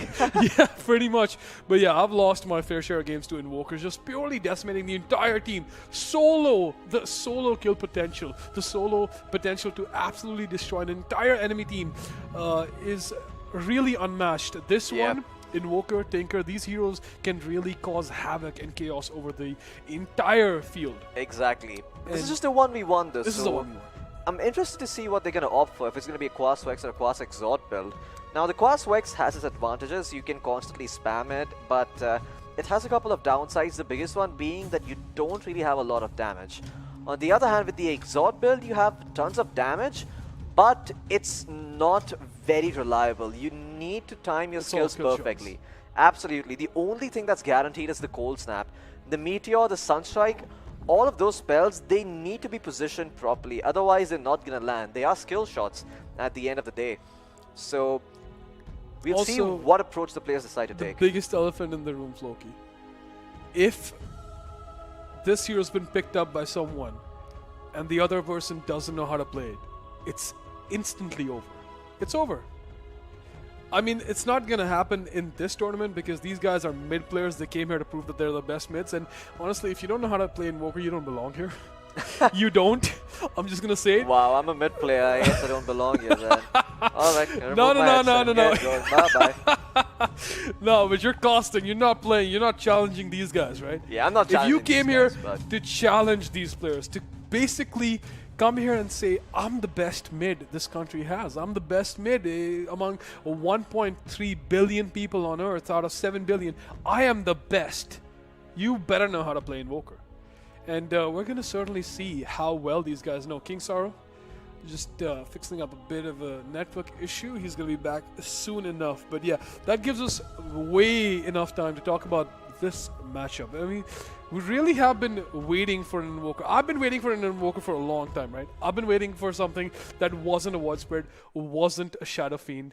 And we're looking at a technical issue. We're going to remake the match, but it's definitely going to be an Invoker. We're not going to repick. It will be an Invoker. Right? Absolutely. This Invoker is going to be fantastic, man. Like, I'm so pumped to see. What do you even do with that hero, though? I mean, all these items are really random, right? You can get an Orchid, you could get a Yules, you could get a Blade Mail. Any of those items. It's like, it's going to come down to hero knowledge. And I think King Saro, as a result, is going to have the edge. No Chance is not someone who's known for his Invoker. And I think it might be in his best interest to sort of just remove all stake from this game, you know? There are some times when you gotta apply wisdom, where intelligence just doesn't take you far enough. You don't have any experience playing that hero. It's better to accept the fact that, you know what, a loss is the most likely scenario. I should pretend that I've already lost. But he's already anyway, up 1. Let's try. Yeah, He's up it shouldn't 1, expect to win. He's up 1, exactly. He's up 1. So he's not going to be too disappointed if he loses this one. But yeah, he would like to win the toss after this match if he does end up losing. Because in that scenario, he does want to have his own hero pick. In the past, when he hasn't gotten his hero pick, he did end up losing, as we saw against Micro. True. So if he wants to win against Micro, he's going to have to overcome that hurdle. I mean, he is a professional player. And as a professional player, I don't think he lacks any kind of knowledge on Invoker. He definitely has everything he needs. But then again, Invoker is one of the most micro-intensive heroes. Yeah. The mechanical just fluidity that you need. You need to be quick on your fingers. I've got a friend who plays Invoker. He mains Invoker. He's played about 1,000 games. Okay. This guy, even when he's sitting idle, he has his hands on the QWERTY, and he just keep going. Like, I went to his house and I was just sitting and watching his hand on the keyboard. He's just pressing the buttons. I was like, "What are you doing?" He's like, "I don't know." It's just, he doesn't even know that he's doing it. Yeah, it's just habit. Exactly. It's just habit. That's how fast he is. Like, just tapping the buttons. And you know, coming back to TI1 free to play, Dandy picking up these mid heroes, playing Puck, playing Enigma, even those heroes mechanically intensive as they are. Yep. We did see in the movie that him playing the piano did factor in a role with his agility, with his fingers, just being able to like press those buttons as fast as he could. You know, this makes me wonder, if a Dota player picked up a piano, would they learn it faster than the average player? A Dota player really curious. near an Do actual Dota players have musical any instrument. edge? Do Invoker players in specific have any edge? You know, you're pressing all these buttons all the time. Surely there has to be some advantage, right? Like your range, it's got to be bigger. Like your fingers go all the way out, you know? Basically. Yeah, like when I'm not an Invoker player, so my fingers are like this. Basically. But Invoker players' fingers are like this. They're like all over the damn place. Exactly. You need to have full control. It's so... I mean, I tried. Of course, we've all tried it, right? I've tried playing Invoker. The best I got, the best my team got was a Ghost Walk with the Radiance. Okay, I'm not... Back I'm not in proud of it. 2013. I'm not proud of it, but I did do that. A few cold snaps here and there, just burning them down. I did get reported into LP. Cold snap, Ghost Walk. That's the combo.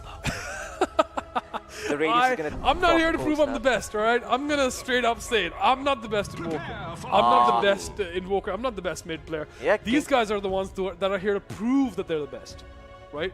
And King Saro's actually opted for the Quas Vex build here, so this is going to be very interesting. He also has the Blink Dagger, so the setup is already available for Invoker. Blink is a very, very crucial item for this hero, and it's going to be a little bit painstaking if you're playing the Invoker, especially if you're playing a Quas Exotic Invoker, to use that Blink Dagger. Now, the cool thing is, Both of them going Quas. both of them are going Quas Vex, so Okay, neither of them are going to kill each other. It's just going to be a battle of irritating each other and seeing who tilts first. Basically. Yeah. Who's gonna... Oh, you wanna cast a spell? You don't have any mana. Why don't you get some mangoes? That's basically it, but... Heroes that burn mana are so unfun to play against. 30 So. I seconds swear, to battle. it's Yeah. just so annoying. I know you're looking for the win, but we can have fun while you're doing that. Oh, now we finally get a chance to check out No Oh, Chance's it's build. actually It's gonna be actually a Exort. Yeah, it's actually a Vexort build, going for the Alacrity instead. This is interesting here. So, what he could theoretically do is he could jump into King Saro and drop all his spells before King Saro can sort of react with the Tornado.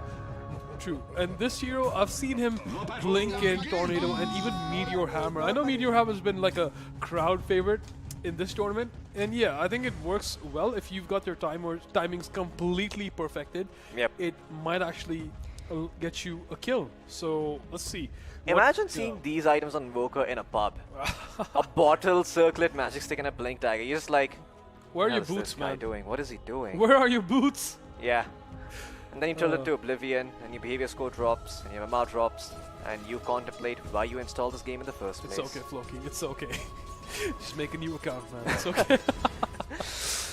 Oh, just buy an account with a 10,000 behavior score. Nah, That's that is gonna be unethical. That is highly unethical. But regardless, No Chance, he has the advantage in terms of blast hitting, right? You have all this extra damage, and King Saro is quick to respond, dispelling it off with the Tornado and the EMP combo, just keeping No Chance low. And No Chance doesn't have any points in Quas, but he does have a bottle. Yeah, Alacrity getting This destroyed by actually the makes me tornado. question. This actually makes me question King Saro's decision to go for, you know, Quas Vex. When the bottle is available, is Quas Vex even worth it? When the bottle is available, maybe still, yeah. But when there's runes available, definitely not. Yep. The bottle plus runes, you're never going to be running out of mana completely. And given how much these people like, given how much these players like their consumables, I don't think they're ever going to be low on mana. They just have their courier waiting with 3 mangoes. You know what I want to see? I want to see No Chance just build a Satanic again. I want him to see. I want to see a Satanic.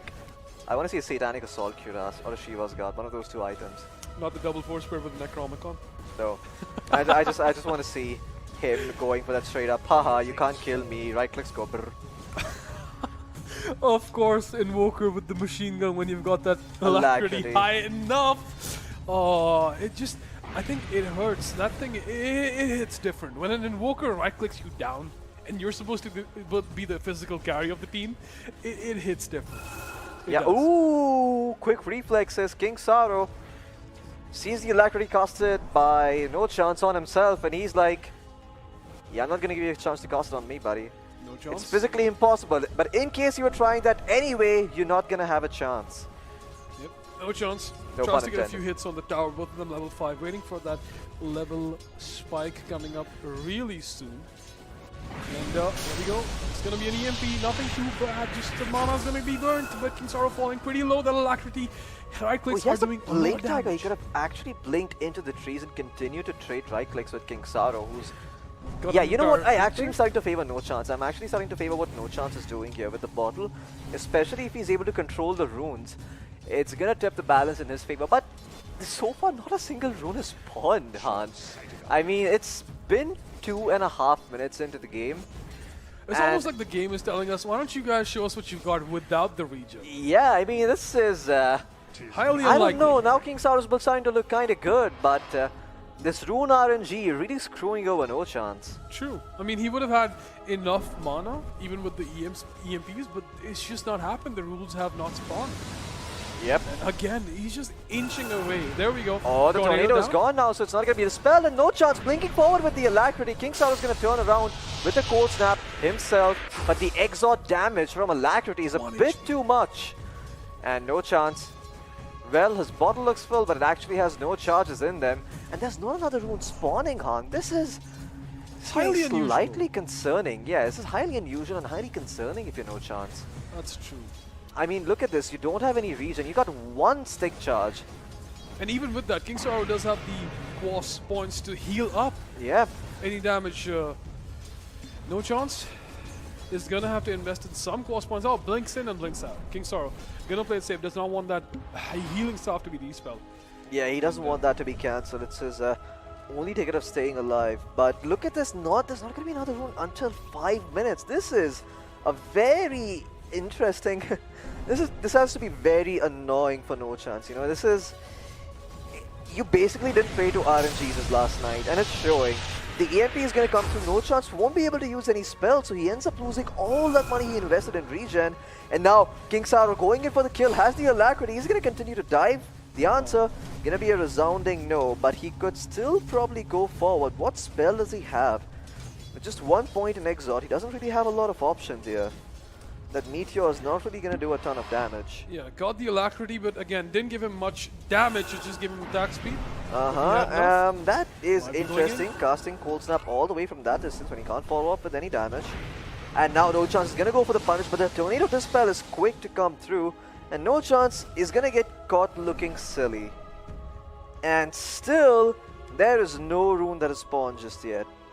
Still no runes. I think there might be something wrong here. Runes should have spawned by now, and well, at least they got the items. They did get Blade Mail, so any kind of aggression would be matched. And this is just going to favor King Saro. I mean, No Chance has gone for the Quas Exalt build, so he's going to deal more damage to himself when he drops that Meteor and Sunstrike combo.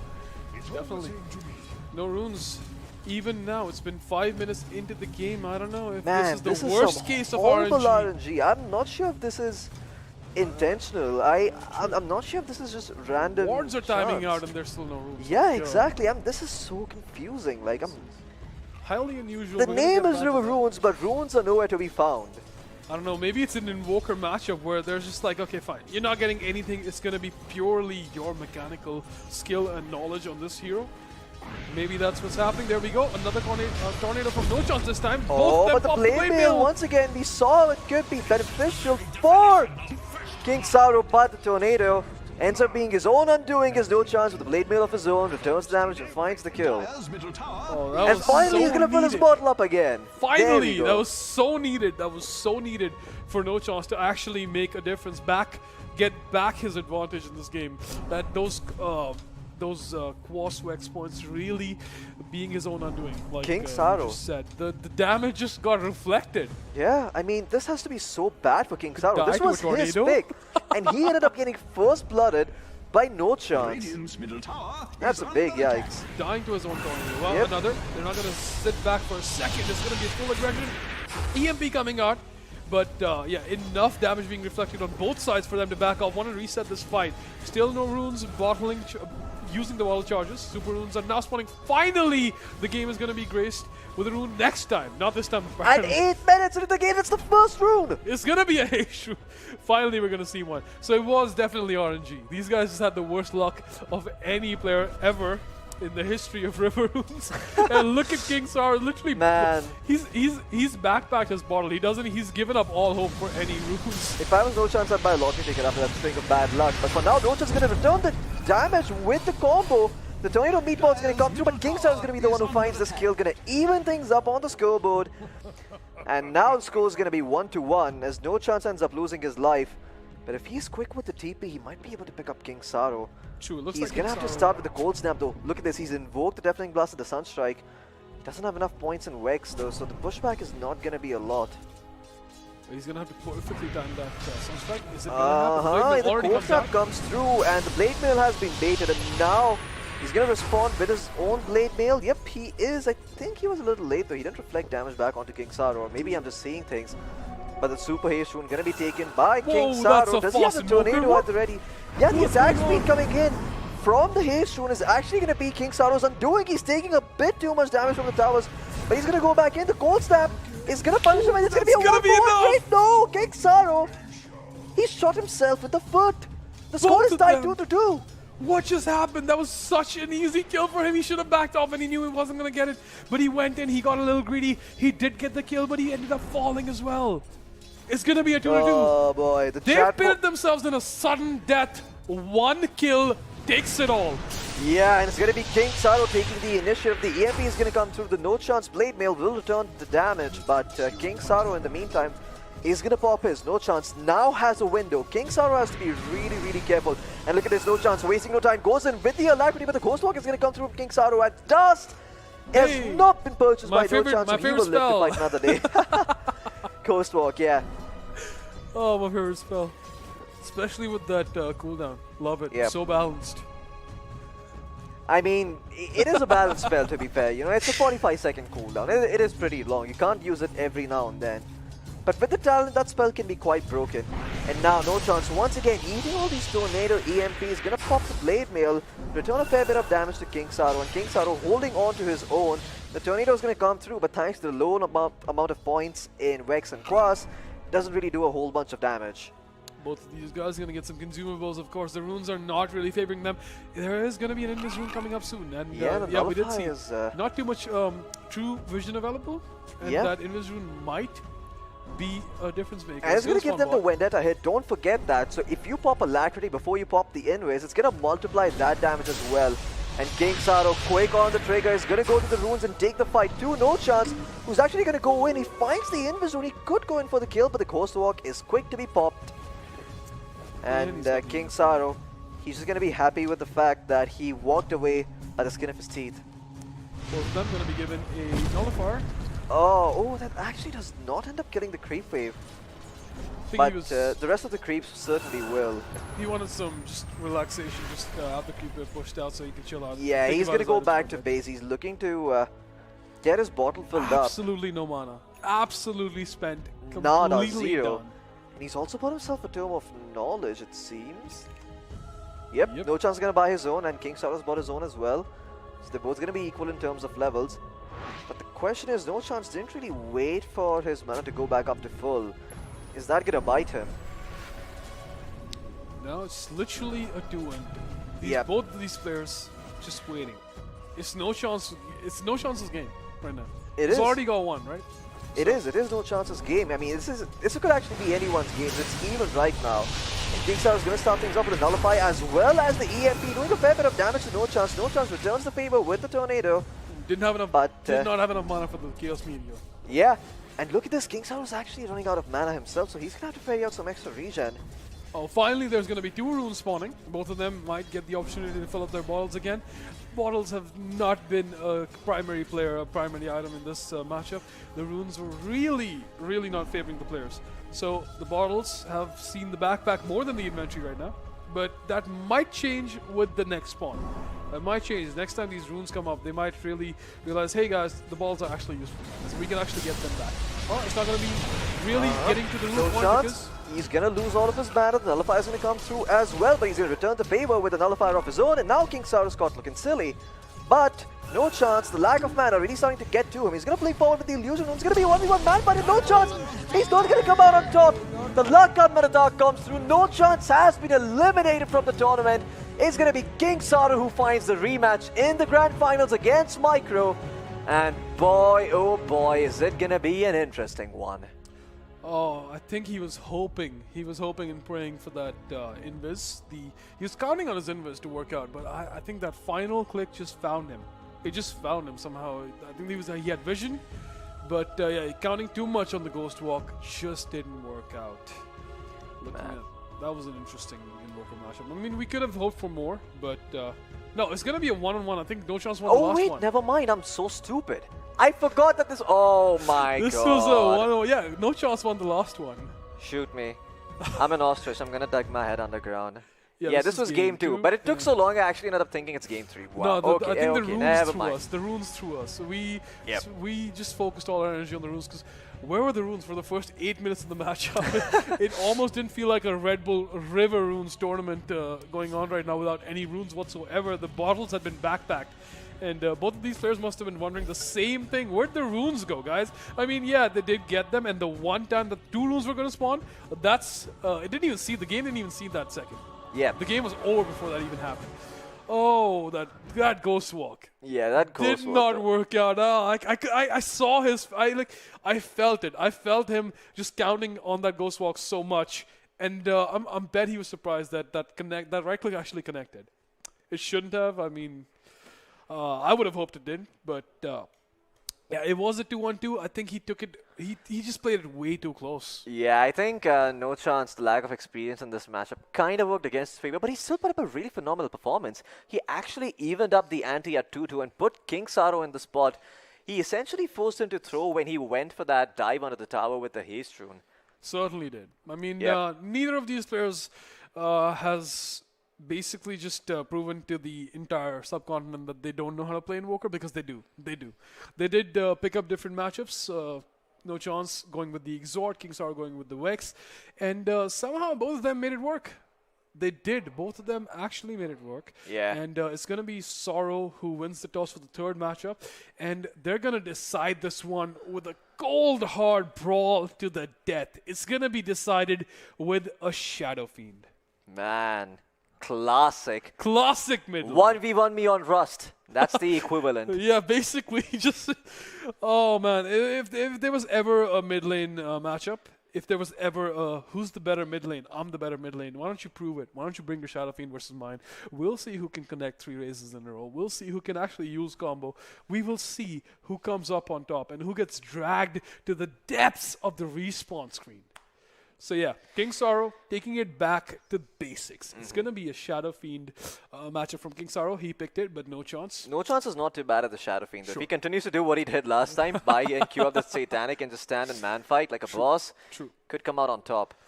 I no chance. wonder if King Saro is gonna go to the next level. Like he thinks maybe No Chance is gonna go for that right click damage, so I'm gonna queue up an Assault Cuirass instead, nullify the advantage that the Desolator is gonna provide him, and just punish No Chance for trying to right click me. But yeah, Only time will tell. only time will tell. And it's not going to be long. Perfectly It's going to be summed it up. pretty soon. Absolutely. Both these guys, absolute veterans on Shadow Fiend. And honestly, Floki, if there was any hero that was the decider match, I would have rather it be the Shadow Fiend. I don't want any cheeky plays. I don't want to see you win because you did something, like you picked something that the other wasn't expecting. Sure, you can win that way, but if you're here for purely the title to say that you're the best, this is how you prove it. This is how you prove it. You don't play dirty tricks. You bring in the Shadow Fiend. You bring in the matchup that is going to let you claim that trophy with your head held high to say that I played what you play in the mid lane and I beat you on your hero. I beat the mid lane with the mid lane picks. I walked into your own house and kicked you out. Basic. Yeah. That's what neither No of Chance is theirs, gonna have. neither of them are the owner of this house. The owner is, of course, waiting for them.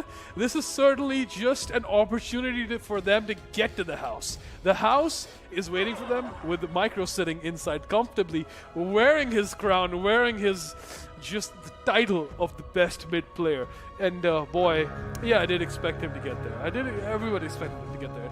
2 wins in a row, might be a third. He's already waiting in the finals. But King Saro, no chance. Gonna battle it out for the game number 3. Yep. This is it. This Both is of them it. have This is what it comes down each. to. It all comes down to their Shadow Fiend. Yeah. Ooh. Man, this is going to be a very This is gonna be- interesting yeah. affair. Every No chance. click. His Shadow Fiend, no offense, it's not the best in the world, but he knows how to make it work regardless. Look at that block. Look at that block. Wow, that's really going to favor King Saro. If I was No Chance, I would just nuke the wave. I wouldn't even focus on trying to kill King Saro. There we go. I think he heard you. I think he Oh, heard you. okay, but No Chance actually has more raises on King Saro.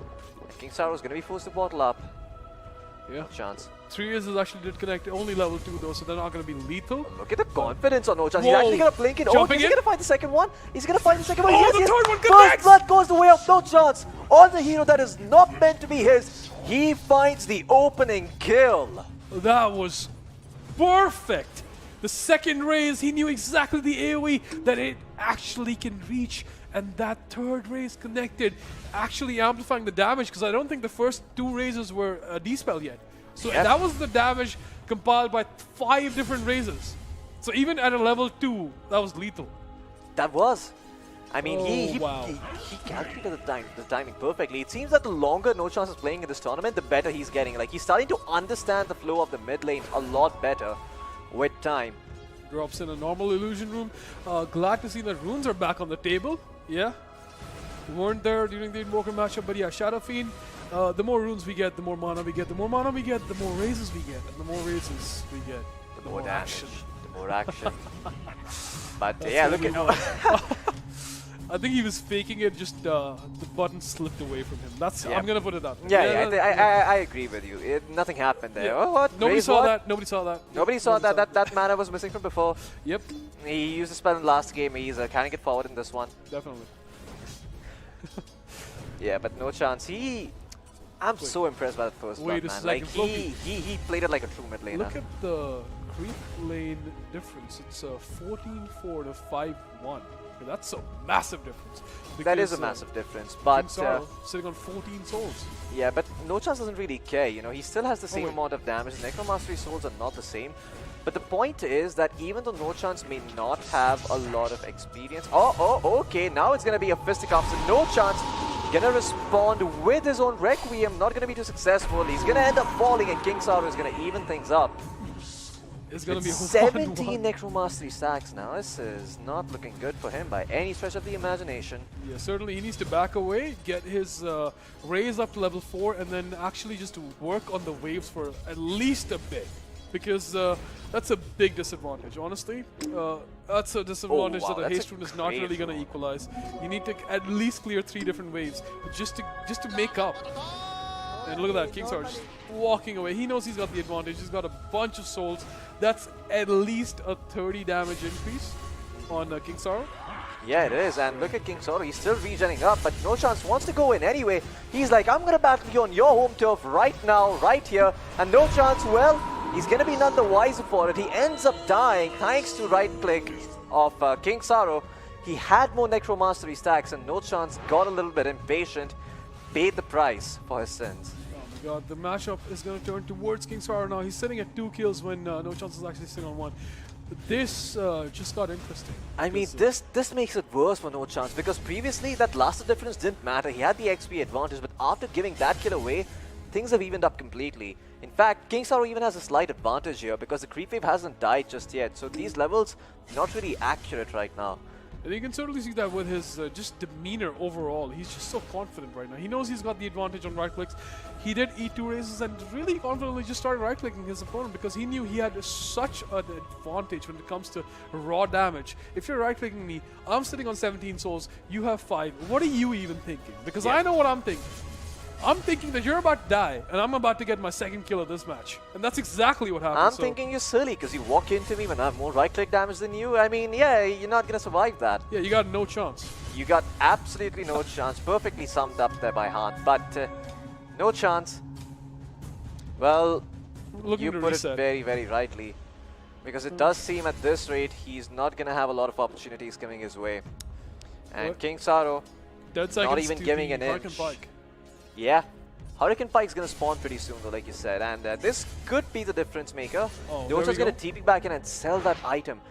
If he actually goes for Shadow Blade, he could end up surprising King Sorrow, who doesn't have a sentry in the mid lane. It's going to be a Yule Scepter. Oh, it's going to be a Yule Scepter instead. And King Sorrow, well aware of this, he's going to buy himself a Hood of Defiance. No, in fact, Oh, scratch okay. that. He gets himself a BKB straight up. And he even queues up a Butterfly. I mean, yeah, big dreams right there, but that BKB straight up counters No Chance's entire build. But we've seen builds that were countered completely flip upside down and still work out. Yep, I mean, So, No Chance also went for the Hood of Defiance. It was actually No Chance who went for the Hood of Defiance, not King Sorrow. So that BKB, the fact that King Saro doesn't really have a lot of physical damage is going to be his undoing, because the only way he's going to damage him is through Raise, and he has the hood to reduce the damage, so... I feel like the Yule Scepter is going to give him more control, because he can either use that defensively or offensively. Like if King Saro does pop the BKB, right, and he goes on, no chance. He can easily just Yules and then blink out, possibly. He definitely could. If the BKB hasn't been activated, he could use the Yules on the King Saro to, again, make a defensive play. So there's such a big opportunity with that Yule Scepter. I mean, you just gotta know how to use it. There we go. He's gonna fake it out, oh, and the BKB is gonna get popped. That No was such chance. a brilliant play. An amazing beta. Gonna pop the hood of Defiance. No raises to follow through, and he is gonna live to tell the tale to his grandchildren. Oh man, Raises. that was brilliant. Coming back of cooldown soon. He has the Yule Scepter as well in a couple of seconds, along with the Requiem. King Saro, watch out, because you might be in a world of trouble, my friend. That Yules is already back online. Meanwhile, that BKB was going to be sitting on still a 40-second cooldown. There we go. 70 seconds to begin with. That's what I'm talking about. That's what I was... That Yule Scepter is such an agile item. You can use it... Oh, there we go. Now BKB. No Chance is going to go in with the Requiem. The raises to follow through. Perfect. Triple race connected after the Requiem. That's what I was talking about. And he's never Floki. played Shadow Fiend before. He's... This is the first time he's actually playing Shadow Fiend at this level. This man. That was perfect. That was perfect. I was going to say that the itemization doesn't look to favor him, but again, we've seen itemizations being so different, but these guys just make it work. How? He's come back into the game. It was a 2-1 lead, now it's a 2-2. Both of them. Now it's an actual sudden death. The winner, the next kill, secures your spot in the finals of the Redbull River Runes 1 versus 1 grand finale for your chance at a title. Oh my god, this is the Yule set. I'm just still digesting that play, right? The ultimate into the 3 races. Yeah. It was a dance, it was glorious. But is it gonna work again, Han? Because I think this time around King Saro is not gonna be as squeamish.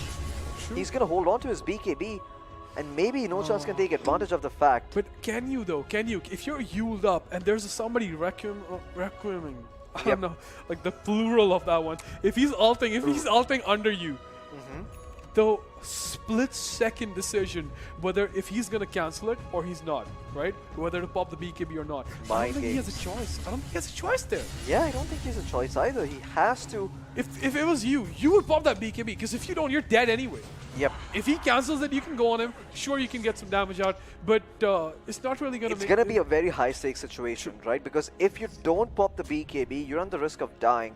But if you pop the BKB and you end up getting baited, then you have to make an aggressive play. You cannot just let him slip through, because then the second time around you are gonna be caught. That's exactly what happened last time. Yeah. That's exactly what happened last time.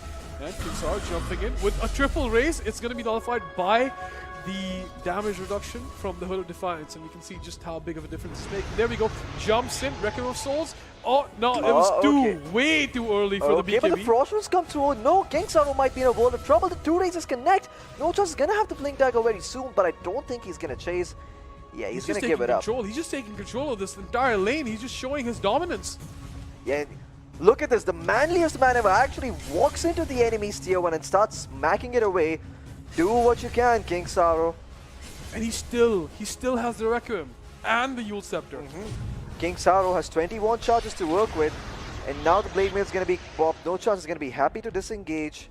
And these 2 defensive options for King Saro, they're really paying dividends now. They are. Now that he has the Blade Mail, No Chance is a little squeamish to go through with the Requiem. Because he knows he's got a backup. In case the Blade Mail gets popped, he does have a backup. And we saw that right now. He was going to go on King Saro. The Blade Mail deterred him. He actually backed off all the way back to base. So these guys are probably going to be waiting now for the 10-minute item, which is going to be coming any second now. There we have it. It's a level 5 Dagon.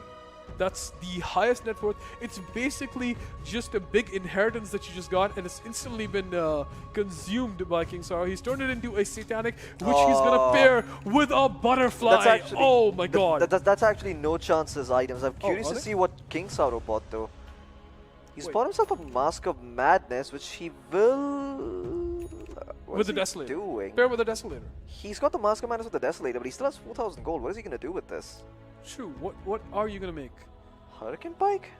Is he? Did he sell that item already? Am I? Okay, he's gonna go for the 4-star. Keep the blink dagger. Doesn't have enough money for the pike to be completed. Oh my goodness! Look at no chance though. His right click is gonna be insane. He is a scary big monster right now. Oh boy, he's just gonna right click. There we and have he has the Satanic. The Master Man is gonna get popped by King Saru, and No Chance is actually afraid, but he has the butterfly, and it's gonna be No Chance who ends up winning this duel. King Saru on his own pick has been wrecked. He's gonna be eliminated here from Redbull River Runes 2020. It's gonna be No Chance who's gonna make his way to the grand finals. I was right, but I called it a little too early. I called it in the second game. King Saru definitely made it a lot interesting with his Shadow Fiend play. With that BKB, I think if he didn't get baited once, he would have won that game. True. I think the entire game can be pinned on that single decision to pop BKB.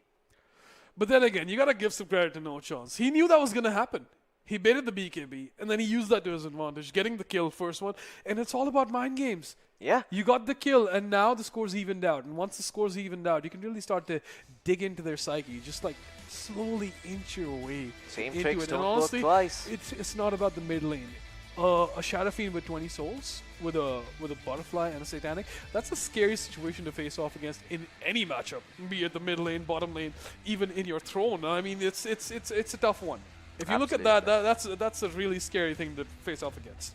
It certainly is, Han. It And certainly those right is. clicks, You man, don't want to be the person on the receiving end of that Shadow Fiend As King treatment. Saru knows. Yeah, King Saru learned it the hard way. Just got beaten down. I mean, but what was he really expecting though, right? I mean, how many times did he actually pick Shadow Fiend in this game? I think he picked it almost every single time. He did. He did. I feel like he was a bit overconfident with his Desolator pickup, and I feel like he grasped onto too many straws. Yeah. He did get the BKB to save himself from the Requiem. He got Blade Mill to reflect damage. Then he got a Desolator and a Mask Commander. Like, pick one. Because either you're going to go for the tower, you're going to go for reflecting damage, you're going to go for like straight up man fighting. Yeah. You can't go for all three. You have He's to not pick even one. He's not even adapting to what the enemy is doing, right? Every True. single time it comes up. I mean, No Chance, he realized that he has a BKB, so he switched over to the Butterfly Satanic, Basically. switching over to that right-click build, setting off that Yule Scepter. Yeah. We're going to look at the brackets real quick, the final time, because we do have a grand finals. It's going to be No Chance facing off against the defending champion, Micro. It's going to be a best of 3. And boy, has No Chance actually worked his way back. And we're going to get a repeat of the quarterfinals. It's going to be No Chance and Micro again. And last time it was a 2-1 victory for Micro. A really close match. So close that I actually got it wrong. I thought No Chance won. But is it going to be something different? Because Micro has been sitting and watching. He's been chilling out. Yeah. And he's basically just arching his back. He's going to be chilling out. He's like, okay, here we go again. 3 times in a row, third year in a row, I'm back at it. Do the grand finals. And but this time, he's going to be facing off against No Chance. Yeah. It's not going to be somebody we haven't heard of.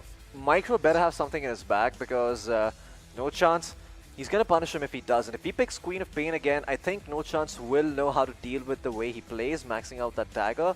I'm sure No Chance will have picked up on that by now. Exactly. Because that's how he lost, right? That's how he lost. He maxed the dagger, and as a result, he ended up losing out to Micro.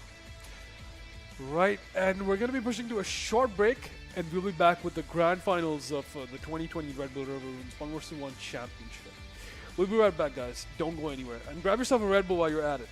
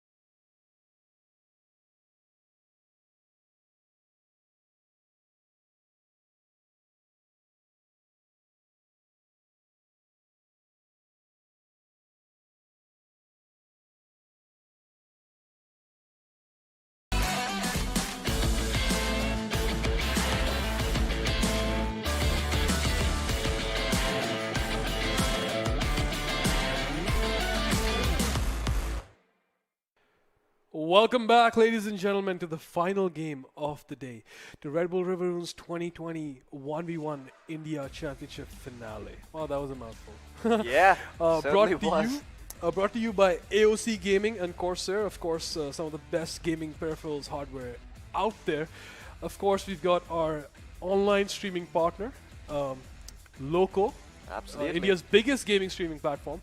You can download their app from the App Store or Play Store, whichever way you swing. And of course, bringing it all together home, Nodwin Gaming. And it's been an intense day. I feel like this one was different than the 2 years before it. Of course, the finale we do see some familiar names, but we're looking at the brackets once. The final brackets. In case you didn't already know, it's going to be between King Saro and Micro. Okay. We're looking at the upper bracket finals. I was like, wait, what? Wait a second. Yeah. Something's off here. King Saro got eliminated last I checked. Yeah. So it's going to be Micro versus a No Chance grand finale.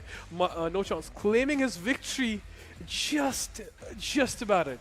Yeah. Like, it was actually glorious. Was amazing. The way No Chance adapted, something of that Yule Scepter towards the end to get that butterfly instead. Yeah. Taking advantage of the fact that King Saro had already committed to buying a BKB Blade Mail. And, King Saro, I gotta say, I mean, those final items were somewhat disappointing. He bought a Mask of Madness, a Desolator, and a 4-Staff. Just going way too many ways. Pick one direction and then go all in, which is certainly what No Chance did, and it worked out for him. You can't actually, you can't be the jack of all trades when you've got yourself facing an ace. Yeah. That guy's standing there with his, he's got his Satanic and his Butterfly. He's going to be doing pure magic damage, physical damage, pardon me. Physical damage. And you can't be just, countering that with a Blade Mail. Oh, maybe if he does magic, even if he does counter, you have a Satanic, so you're going to get all that HP back anyway. But, ladies and gentlemen, the first hero of the match has been decided. It's going to be No Chance's signature hero. Can you guess what it is? It's the Void Spirit. Yeah, it's the Void Spirit. I was thinking of something funny, but nothing came, so I was like, you know what, no, it's the Void Spirit. Yeah. It's the Void. Good old Void Spirit. Something No Chance is made quite as... that is what No Chance has banked on. That has been No Chance's rock here in the Redbull River Runes 1v1 tournament. Let's see if the title actually brings out some different kind of gameplay from both of these guys, because we've seen a lot of Void Spirit. We have seen some interesting Void Spirit matchups. We did. Certainly, ruling on the style points, when you end your enemy with an Astral Step, that's going to be one of the sleekest kills, the sleekest ways to confirm. And I think both of the times that it happened in this tournament, that one kill did secure the game. Yeah. So those are the highlight of the style points in that regard. Like, if you're playing a Void Spirit and you end the game with that, just more power to you. So I wouldn't say it's been that boring with Void Spirit, but yeah, you can certainly make it interesting. And this is the grand finals, and you can see that with the Smoke of Deceit. They don't even want to give away. Smoke of Defeat. Whoops, Freudian slip there. Are you from the future? No, it was Micro. I didn't mean that. It's the Smoke of Deceit. Smoke of Defeat. Oh no, Micro is already lost. No, Micro doesn't need me to even do any kind of foreshadowing. He is the defending champion. He's got the title to lose right now. He already has the crown, so he's the one who's got to defend it. No Chance is coming in with everything to gain in this matchup. Micro's the one with the sure, I was the champion, I'm still the champion. No Chance is the one who has everything to gain. He's the one who would and might quite possibly get to say, I defeated the 2-time champion. Yeah. To claim the throne. But No Chance, I think he's in it for the grand prize here. Of course, the grand prize, all of course, those being sweet accessories and gaming peripherals. A lot of gaming accessories. I think top of the line. That should take care of all your gaming needs for at least the next 2 to 3 years. And to the loser, it's not going to be gaming accessories, but it's going to be all the Red Bull you can possibly drink. It should help with those late night MMR grinds, certainly. Yeah, I'm not a stranger to those. But yeah, it's the Void Spirit matchup. Jumping in and out, just, there we go. There we go, the shields. No damage even being applied, barely anything. They're just toying around at level 3. It's not gonna be any nuke, basically. Just waiting. And the cool thing about the Void Spirit Shield is that it actually also is affected by the number of creeps it hits. So it is in your best interest to not to basically just kill one creep with it and start trading. That is what the really good Void Spirit players do. And you can see Micro doing that in some aspect. You know, he uses that Resonant Pulse and then he starts trading right clicks and he has that extra shield. Yeah, That was such a cheeky little remnant. Oh, that was nice. That was nice. Come here, boy. Oh, Yeah. Floki, what's the lore behind Void Spirit? Come on. Let's The lore illuminate behind us. Void Spirit. Apparently, he's been observing from the void of space. He's seen all the events pan out, and he's been waiting patiently because he believes that he's the only guy who can change the future. But more on lore later, because there's some action brewing out right now. And Micro, with that perfect Astral Remnant, is going to be able to catch No Chance, and Micro might end up finding first blood. He's going to blink forward. No Chance turns around with his own Resonant Pulse, and Micro. No Chance feeling a little bit safe under the safety of his own tower. Gonna pop a salve. Can't really be dispelled while he's got the pulse on him. Pulse wears off, but salve has done enough. Oh, there we go. The Remnant is gonna catch him. He Wow. lost. Solo, Micro. Oh my god, it's gonna be the first blood going towards No Chance. Wow. There's a reason was this guy. Beautiful. That was beautiful. There's a reason this guy's been just banking on Void Spirit, and he is, if not the king of the mid lane, the king of Void Spirit at least. At the Just, very least, I don't that- think Micro expected that. The way he actually set that up was like, he made it look like this Remnant was going to actually walk forward, Yeah. but then he actually targeted it behind it, towards himself. So he blinked forward into Micro, and Micro thought, oh, okay, this Remnant is going to point forwards, I'm going to walk in the opposite direction. And as a result, he ended up walking right into it. Perfectly drawing first blood in the finals. Yeah. Oh, it's a 1-0 advantage towards No Chance. Who saw that coming? Micro, I think, getting a little too comfortable sitting on his throne. I think he needs to step up and realize that No Chance has beaten some real big names. Oh, look at that! Both of them just eager for that kill, just eager to get some damage on No Chance. Gonna fall a little bit Micro, low. though, he has the Still. advantage. Yeah, No Chance is going to have to get the hell back with that Astral Step. Oh man, the Astral Step, such a classy move. The way he just moves through space. Yeah. He Oof. cuts through space and he reappears onto the material plane. For all you Dota lore nerds out there. Now everybody appreciates a bit of the lore, and yeah, I think these guys appreciate it too with the kind of plays that they're making. Yep. They appreciate the hero that they're playing. They appreciate the abilities and the limitations, certainly, because you only have so much defensive capabilities. Micro should be aware of those. If he wasn't before, certainly now he should. Yeah. Because it doesn't seem like it's his cup. It's his piece of cake. It's his. It's not a piece of cake, it's a 3-course meal and you probably don't know how to cook, so it's even difficult. And look at this! No Chance with the moves is able to get a lot of damage on towards Micro. Micro didn't find the rune. He's just gonna try and TP out and there's no Astral Remnant to stop him. Oh, look at But- Locha just taunting him. He's got the double damage though. Is this gonna be a bit of damage on his tower? No, the glyph comes out. Yeah, he No. forces the glyph at the very Doesn't want least. any damage gone. And he's also gonna find the regen rune. Wow. Well, this game certainly is panning towards No Chance. Yeah, he got his cake and, well, he ate his cake and had it too. Certainly taking control of the mid lane. Micro trying to change that. Is he gonna? Defensive Wow. Revenant, not gonna connect. No Chance knows when to go and when not to go. And he's still holding on to that regen rune, I believe. It still hasn't been popped, so he doesn't have enough mana. I'm not sure what that smoke is for. I think Smoke it of might just deceit. deceit with a C. That's the Smoke of particular deceit. consonant. Yeah, and there's gonna be a region rune top right. Oh no, it's gonna gonna be a change. It's gonna frost. be a frost rune and a invis rune bottom. He's going back. He did get the item at minute 5, and he's gonna sell it instantly and invest in an Arcade.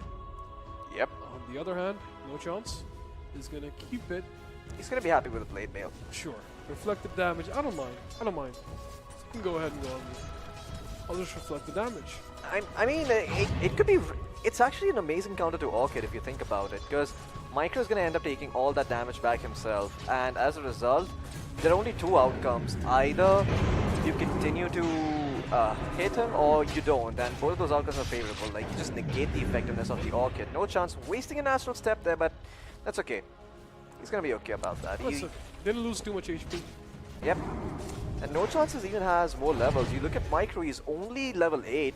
No Chance almost has level 10. Everything being used out. Both of these are falling pretty low. Thus, the Remnant will miss.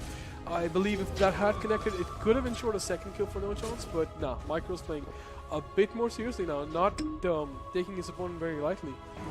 Wants to respect No Chance and his Word Spirit. He knows he's been there enough. He's going to jump in for the rune. It's going to be a battle. Oh, falling really low, Micro. He has the Astral Step to get away. No Chance is going to follow him. He doesn't have an Astral Step to back up his aggression, but he does have the Blink Dagger. He did have an Astral Step. He just didn't want to use it because he's happy with the outcome. He's forced Micro to go all the way back to base. And Micro, he's been spending so much time away from the creep wave. He is still level 8. Look at No Chance. Look at the number of levels he's got. Oh, look at the creep difference. Look at the creep difference too. Yeah, 38 to 4. The tower is also 50% HP. And it's not good at all. And there's the Blade Mail counter to the Orchid. Micro though, not at all afraid, is actually going to continue going. No Chance. Does he want to turn around? He could have if he wanted to. No Astral Step though. Yeah. And what a timely pause. Oh. Some would say that somewhere, Puppy, he's smiling and making happy noises. Oh, who's the host here? Which one's the host, Loki? Which one is standing next to an enemy and doesn't even know about it? Yeah. Hey guys, TeamSpeak is lagging. We're just gonna be right back. And host, get away from the invisible Ursa. Get away. Which one was it? I don't know. Yeah, I don't remember either. I Too think long ago, but we know it was Puppy. It was Puppy. Inspector Merlini was on his tail. True. Oh, network issues. But yeah, it gives us more time to talk about this matchup. No Chance doing surprisingly well against the two-time champion, defending champion right now. Yeah, he certainly is. He knows how to adapt to circumstances. If even though he may not have the mechanics of a mid laner, and he's certainly showing that 1v1s are not just about mechanical skill. They can be a lot more than that. And basically, again, sitting on that creep wave advantage as well. No Chance. The level and the creep wave advantage might give him enough time advantage to actually get an item out that Micro might not be aware of. There haven't been many item reveals, so to speak.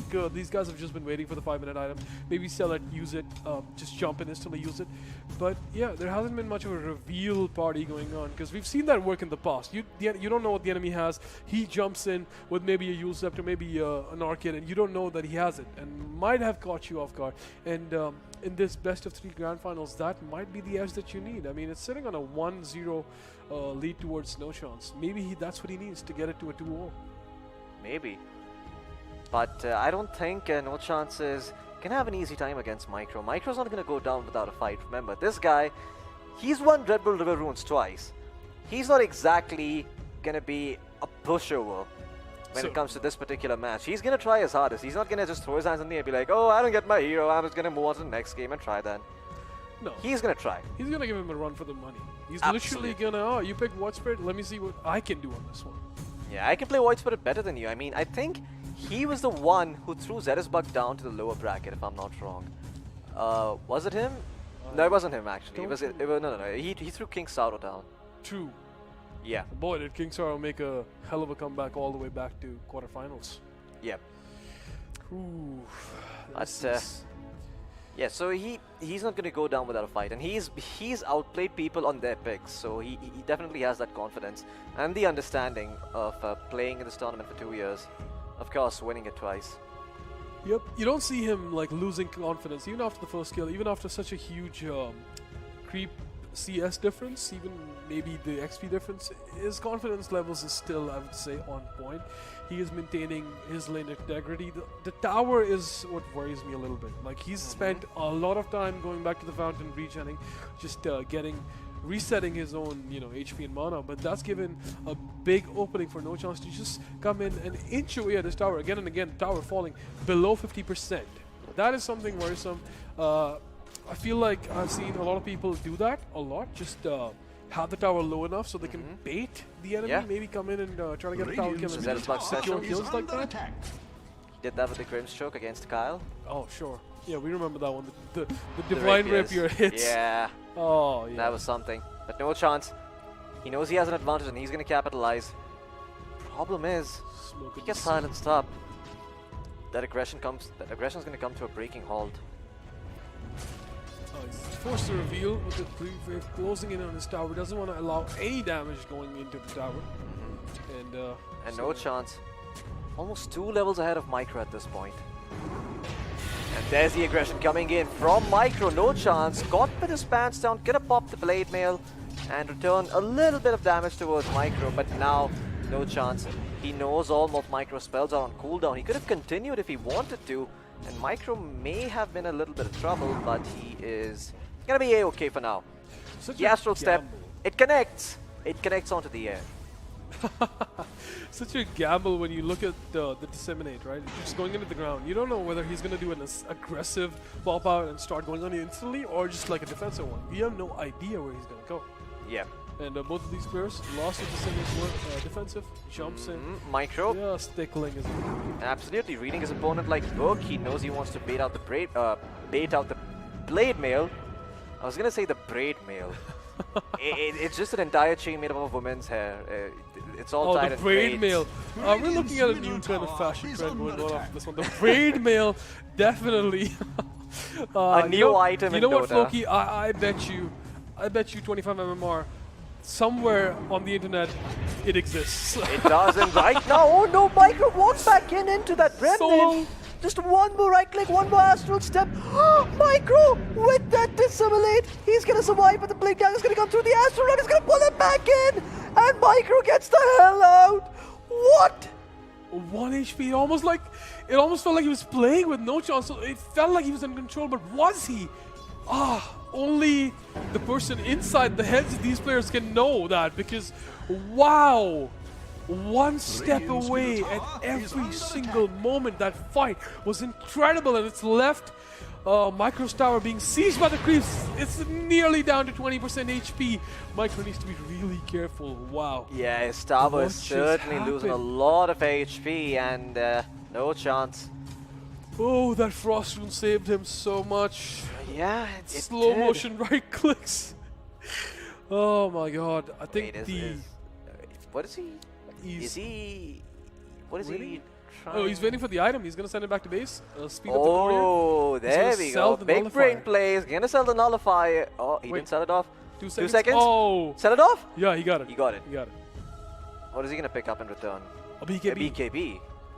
That's pretty useful. But on the other hand, I think no chance if we look at his items, right? Yeah, can we have a look at No Chance items? I want to see what he has. Oh, okay, never mind. He's going to be assimilative now, burrowing underground, but now he's going to go back in. It's actually the Hex, Micro, he's been caught out, and the silence is going to come through, but he's not going to live long enough.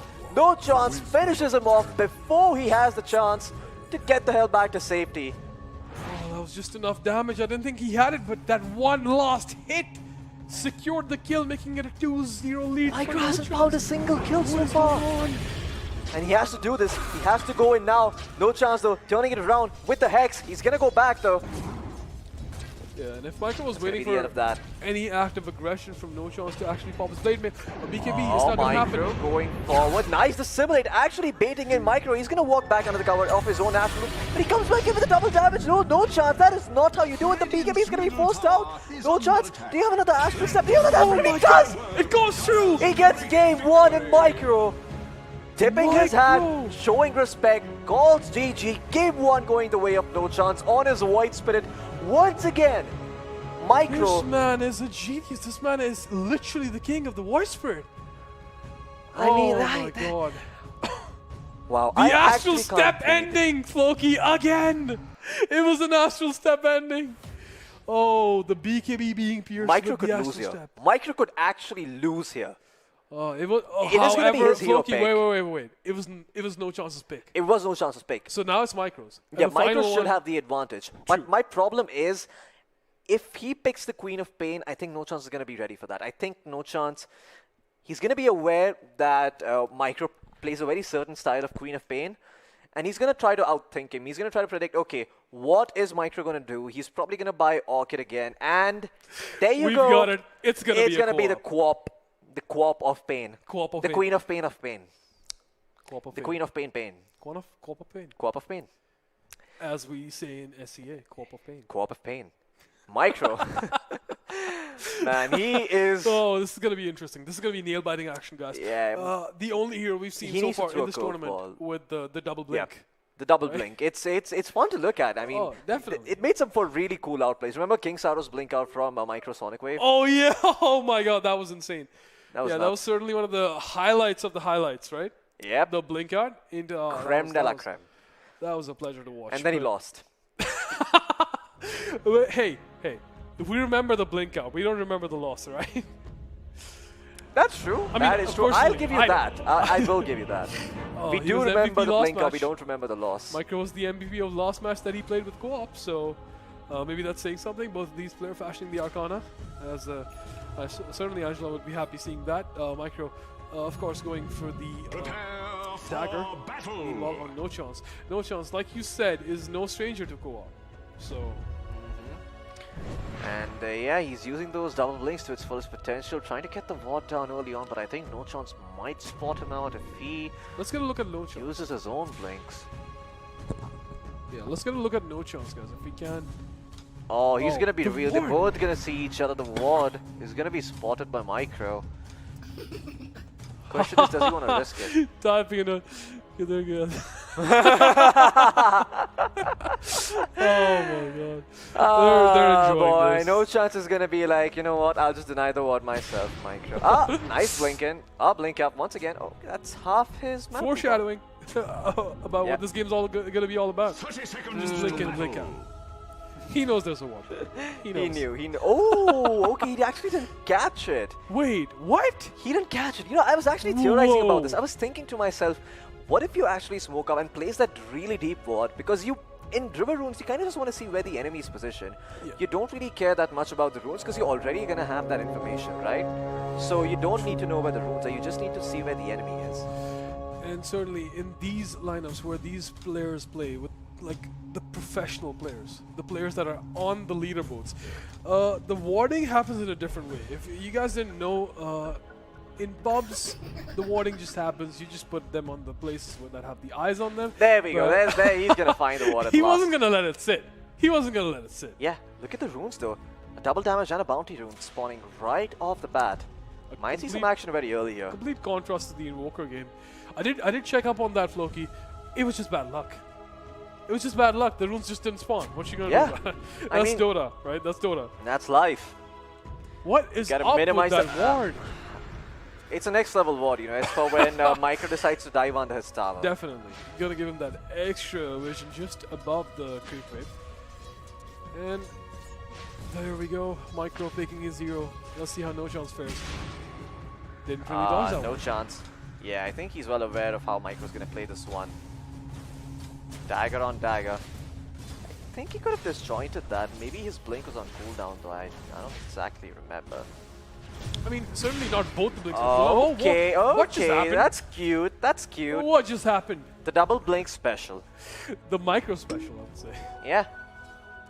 Micro This special guy, indeed. This guy, he's just toying with his opponent right now. Circling The his prey. question mark. Oh, the denies. It's all about the mind games. Certainly is. And creep scored again, which is being favored on Micro. No chance trying to Aha, little there we go. Now No Chance is picking it up. Now he knows what's happening. Okay. Micro, he knew there was no blink, so it's a free dagger. They're just chilling right now. Neither of them have actually the damage to take out the other one, but just eating away at the HP, just keeping them honest. Yeah, he's still got half HP. No Chance is gonna have to be careful. He does have bottle charges, but Micro, he's known for pushing the limits because if you don't respect his dagger and you're still digging down on low HP, he won't respect the fact that you have a bottle. He's gonna come in, he's gonna dive you under your tower, and he's gonna try and get the kill. Yeah, diving on the tower, he certainly is a professional in that regard. See him dive again. He's just gonna come through, and Micro, with the advantage, has a Sonic Wave. He has the haste rune at the ready as well, trying to chase forward, but he's just gonna have to be satiated with the fact that he's been able to push No Chance back and zone him away from these creep waves. Finds level 6 before him, and Taking this is control, what taking the control. Void Spirit game is looking right? Yeah. Except the roles were reversed. Yeah, complete role reversal over here. It's no chance going back. Maybe it's something to do with the Radiant Floki. The Radiant seems to be backing up. Radiant Curse. I did tell Angela we were discussing about which side seems more beneficial, and I did say that Dire seems more beneficial. And I don't know. Did I just curse it? I hope I did. Well, he's gonna say hi quickly. And yeah, there we go. Micro. Can I turn Invis? Get that crit hit off. And no chance quick to return the favor. But look at this. He's level 5.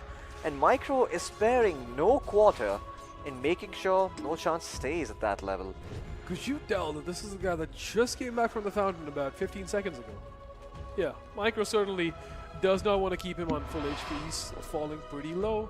Pretty low. He does not want to stay at that HP though. Foresight. He had the healing salve. Yeah. He knew it was going to come. Oh my god. He's also called for a bunch of tangos. The first time in this game, in the entire tournament, we've seen tangos for the first time. Yep. Maybe just to negate the damage from the dagger. Saying goes, takes 2 to tango, 3 to jive. And no chance has 3 tangos. The Sonic Wave at the ready. He did not have enough mana though, missing out by about 35. Quick math. Just takes whatever, just doing whatever it takes. Even if he has to buy. He's gonna have the Sonic Wave now though, and Micro might just bait him. He loves baiting. He's a master at it. Yeah. See what you did there, Floki. He's sitting on a 0 bottle charges. It does look full, but it's empty. So they're going to be looking for runes, and the rune's going to be bottom, and it's going to be a haste rune pretty soon. Let's see who secures that one. Hopefully, I mean, looking at no chance might bring him back into the game, but Micro, he doesn't even care about the rune. He's going to go all the way back to base. He's going to press his advantage. He does have it in the creep score, but this is the chance for no chance to actually equal out the score, because Micro was up 16-3, and now no chance is looking at a 13-5, and it's going to be a 14-5, and if he's not careful, it's 14-6, so technically more. You can't disjoint that projectile, but yes, you're right. This was no chance's chance to catch up, and look at that dodge, ooh! Both of them dodge, no respect for the Shadow Strike. Fastest fingers first! Finally, both of them connect. The turtle race, who's going to make it? It's going to be Micro. And Chance is actually going to go all the way back. And he's going to sell the Hurricane Pike. He's going to get himself the Treads and the Orchid Malevolence. Ooh, this could be bad for Micro. This could be bad for Micro. Oh, he sells it off for half price. Wait a second. I think he didn't notice that when you use the item. No, the time had already passed. Right? It was 5:14 on the clock. Oh my god. That could be disastrous. That is a lot of gold that he missed out, guys. The blade mill counter though for the Orchid. True, true. But again, it's half of the gold. It's a simple mistake. It wasn't an outplay or anything. It was just a simple mistake. Or maybe he didn't care. Maybe he didn't care enough. The smoke is still on him. So nobody saw that. Nobody saw anything. The science is gonna come through, but no chance is attacking high ground. Blade mail is gonna be popped by Micro. And yeah, no chance. Gonna have to wait another 8 seconds before he can do anything about that again. And he might want to blink in as soon as the Orchid is up, because the blade mail won't be. And if he can dish out all the damage that he has to offer, it might be enough for Micro to go down to 4. He has the blade mail at his disposal. Yep. There we go. No chance gonna go in. The blink dodge. Did it? Yep, he dodged it. There we go. Micro but Micro being silenced up. This blink in might be his undoing. No chance has the Sonic Wave. The blade mail is in. And there's the Sonic Wave. But they both finish each other off. No chance gets the experience though. That's what's important. No chance did get the XP. Micro, he'll be working with that disadvantage. And this was a much needed kill for No Chance. He was down on XP if you remember. He was level 6 when Micro was level 7. So he was level 5 when Micro was level 7. Level 10 on No Chance. Micro, I think, is still sitting on level 9, I believe. It's so much harder to come back. When you kill an opponent, yeah, he's level 9. When you kill an opponent that's a higher level than you, you instantly get shot up. Like, you're going to get a lot of experience, especially when the opponent gets nothing for the kill. He does get the double damage rune. No chances of where. He's going to back away. Just get back to safety. He doesn't want to risk too much. He's himself bottled a H2. So he's going to chill out. That's going to give him enough chances to run away should things not go the way he wants them. And the blade mill, he's being so valuable indeed. I mean, every single right click you do, it deals damage back to you. No chance. Look at this. Yeah, he is sparing no quarter. Micro might actually be dead here. Micro might actually be dead here. He has the blade mail though. There's the no! My he God! walked into the tower. He But the dagger's gonna tried. take him down. No, both of them go down. What's going on? What Holy just crap. happened? No chance. No chance. He might win this. He might win this. He might Next upset kill Micro. will decide whether there will be a game 3 or not. Micro is 1 kill away from losing the title. No chance. 1 kill away from getting it, winning it all. Winning the title. 1 kill away. Is Micro going to be super aggressive? Is he going to be super aggressive? Oh, the silence. go. No chance. He can smell the victory. He's going in for the jugular. The blade mail's gonna be popped. Micro. This is not how he Solo. planned on going out. The blink dagger's gonna come off cooldown soon. No chance. Is he gonna go for it? Is he gonna go for it? No. No, he's not gonna go for it. He's gonna chill out. He's not going to go crazy. He's going to back away. Micro does throw a super defensive war between his tier 1 and tier 2. He had to. He had to. If he saw no chance coming in, he needed to know. That information was key right there. Especially since it's Certainly was. nighttime. He needed to know. Wow, no Now, chance. no chance. The advantage is getting bigger and bigger. What's going on, guys? 11 denies on no chance compared to 6 on Micro. He's also going to find himself both of those runes. I think that's going to be the arcane rune spawning top. Micro is going to contest. He is not... Oh, wait, what? It's Wait, actually what going to just be a happened? DD. Wait. No chance ends up finding that rune. Micro, no, this is No, not what he it's gonna wanted. He go. ends up falling. It's No over. chance. Micro. It's done. He's won it. He's won. It's over. It's a 3-2 victory. No chance claims the title 2-0 against Micro. Defeating the defending champion and claiming the title of the number 1. It was the number 1 spot, the best He came mid. all the way from the lower bracket. All the way from the lower bracket. No chance came all the way from the lower bracket. Okay, that's just my how I did goodness. not expect this, Loki. I thought Micro was just playing with him, but no chance wasn't playing. I need to sit back Beating now. him on his own hero. He made it all the way from the lower bracket, Han. Oh my the God. very first match of the upper bracket, he gets knocked down and he grinds it out. He By grinds it Micro. out. He gets knocked down by Micro and takes it all the way back. Takes that vendetta. No Wow. chance is your champion.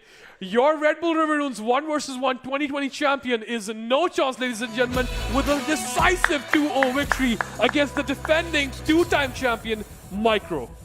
Micro, I have to commend him though. That was a phenomenal performance nonetheless. He really gave it his all. Unfortunately, no chance. Grinding through that lower bracket, I think he picked up on a lot of things. And I You think could Micro see got he was adapting really, a little really too quickly. comfortable. His Void Spirit unmatched. I don't think he lost a single match on the Void Spirit, did I don't think either of us saw this coming. he? We didn't. We didn't. We both expected Micro to get the 3 I saw the Void Spirit victory, of course. We did see. But Queen of Pain victory on no chance? Who saw this coming? I mean, I certainly did. Wow, I didn't. I was expecting a Micro victory, but like I said, this River Runes has been something for the books. It's been different because of the COVID Wow. lockdown, right? We've got a lot of professional players coming into the scenes. They're sitting at home and they're like, hey, Red Bull River Runes is happening. We have a chance. Like the title for number 1 mid in the entire country is up for grabs, and Micro wins every single year. Why don't we go try it out? And it is one of India's top Dota 2 superstars that claims the title, dethrones Micro for the title. We're actually no speechless. chance. I'm actually speechless. No chance. This man, he's been around for so long. I mean, there's. Oh man, I'm getting a little emotional about this. I'm sorry. He's been around for so long, and to see him stay here for so long and finally win the Red Bull River Runes 1v1, a role where he has never played before, it's True. a testament to his skill. It really is. When you ask a Dota 2 player, hey, what role do you play? And they say, any role. This is exactly what they mean.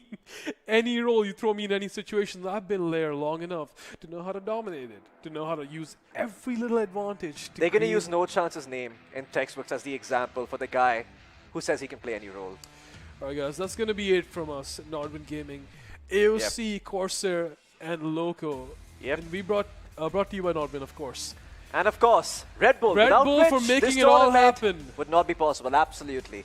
There we go. I'm going to finish the last little bit. Congratulations, congratulations once again. I'm going to start with Micro. A really well played grand finale, but no chance for actually coming through with it and winning it all. The best mid in the country, guys. Absolutely. No chance. No That's chance gonna be indeed. it from us. That's gonna be Floki and Mihan, your casters for this Red Bull River Rune tournament. That's gonna be it from us, guys. And see you next year.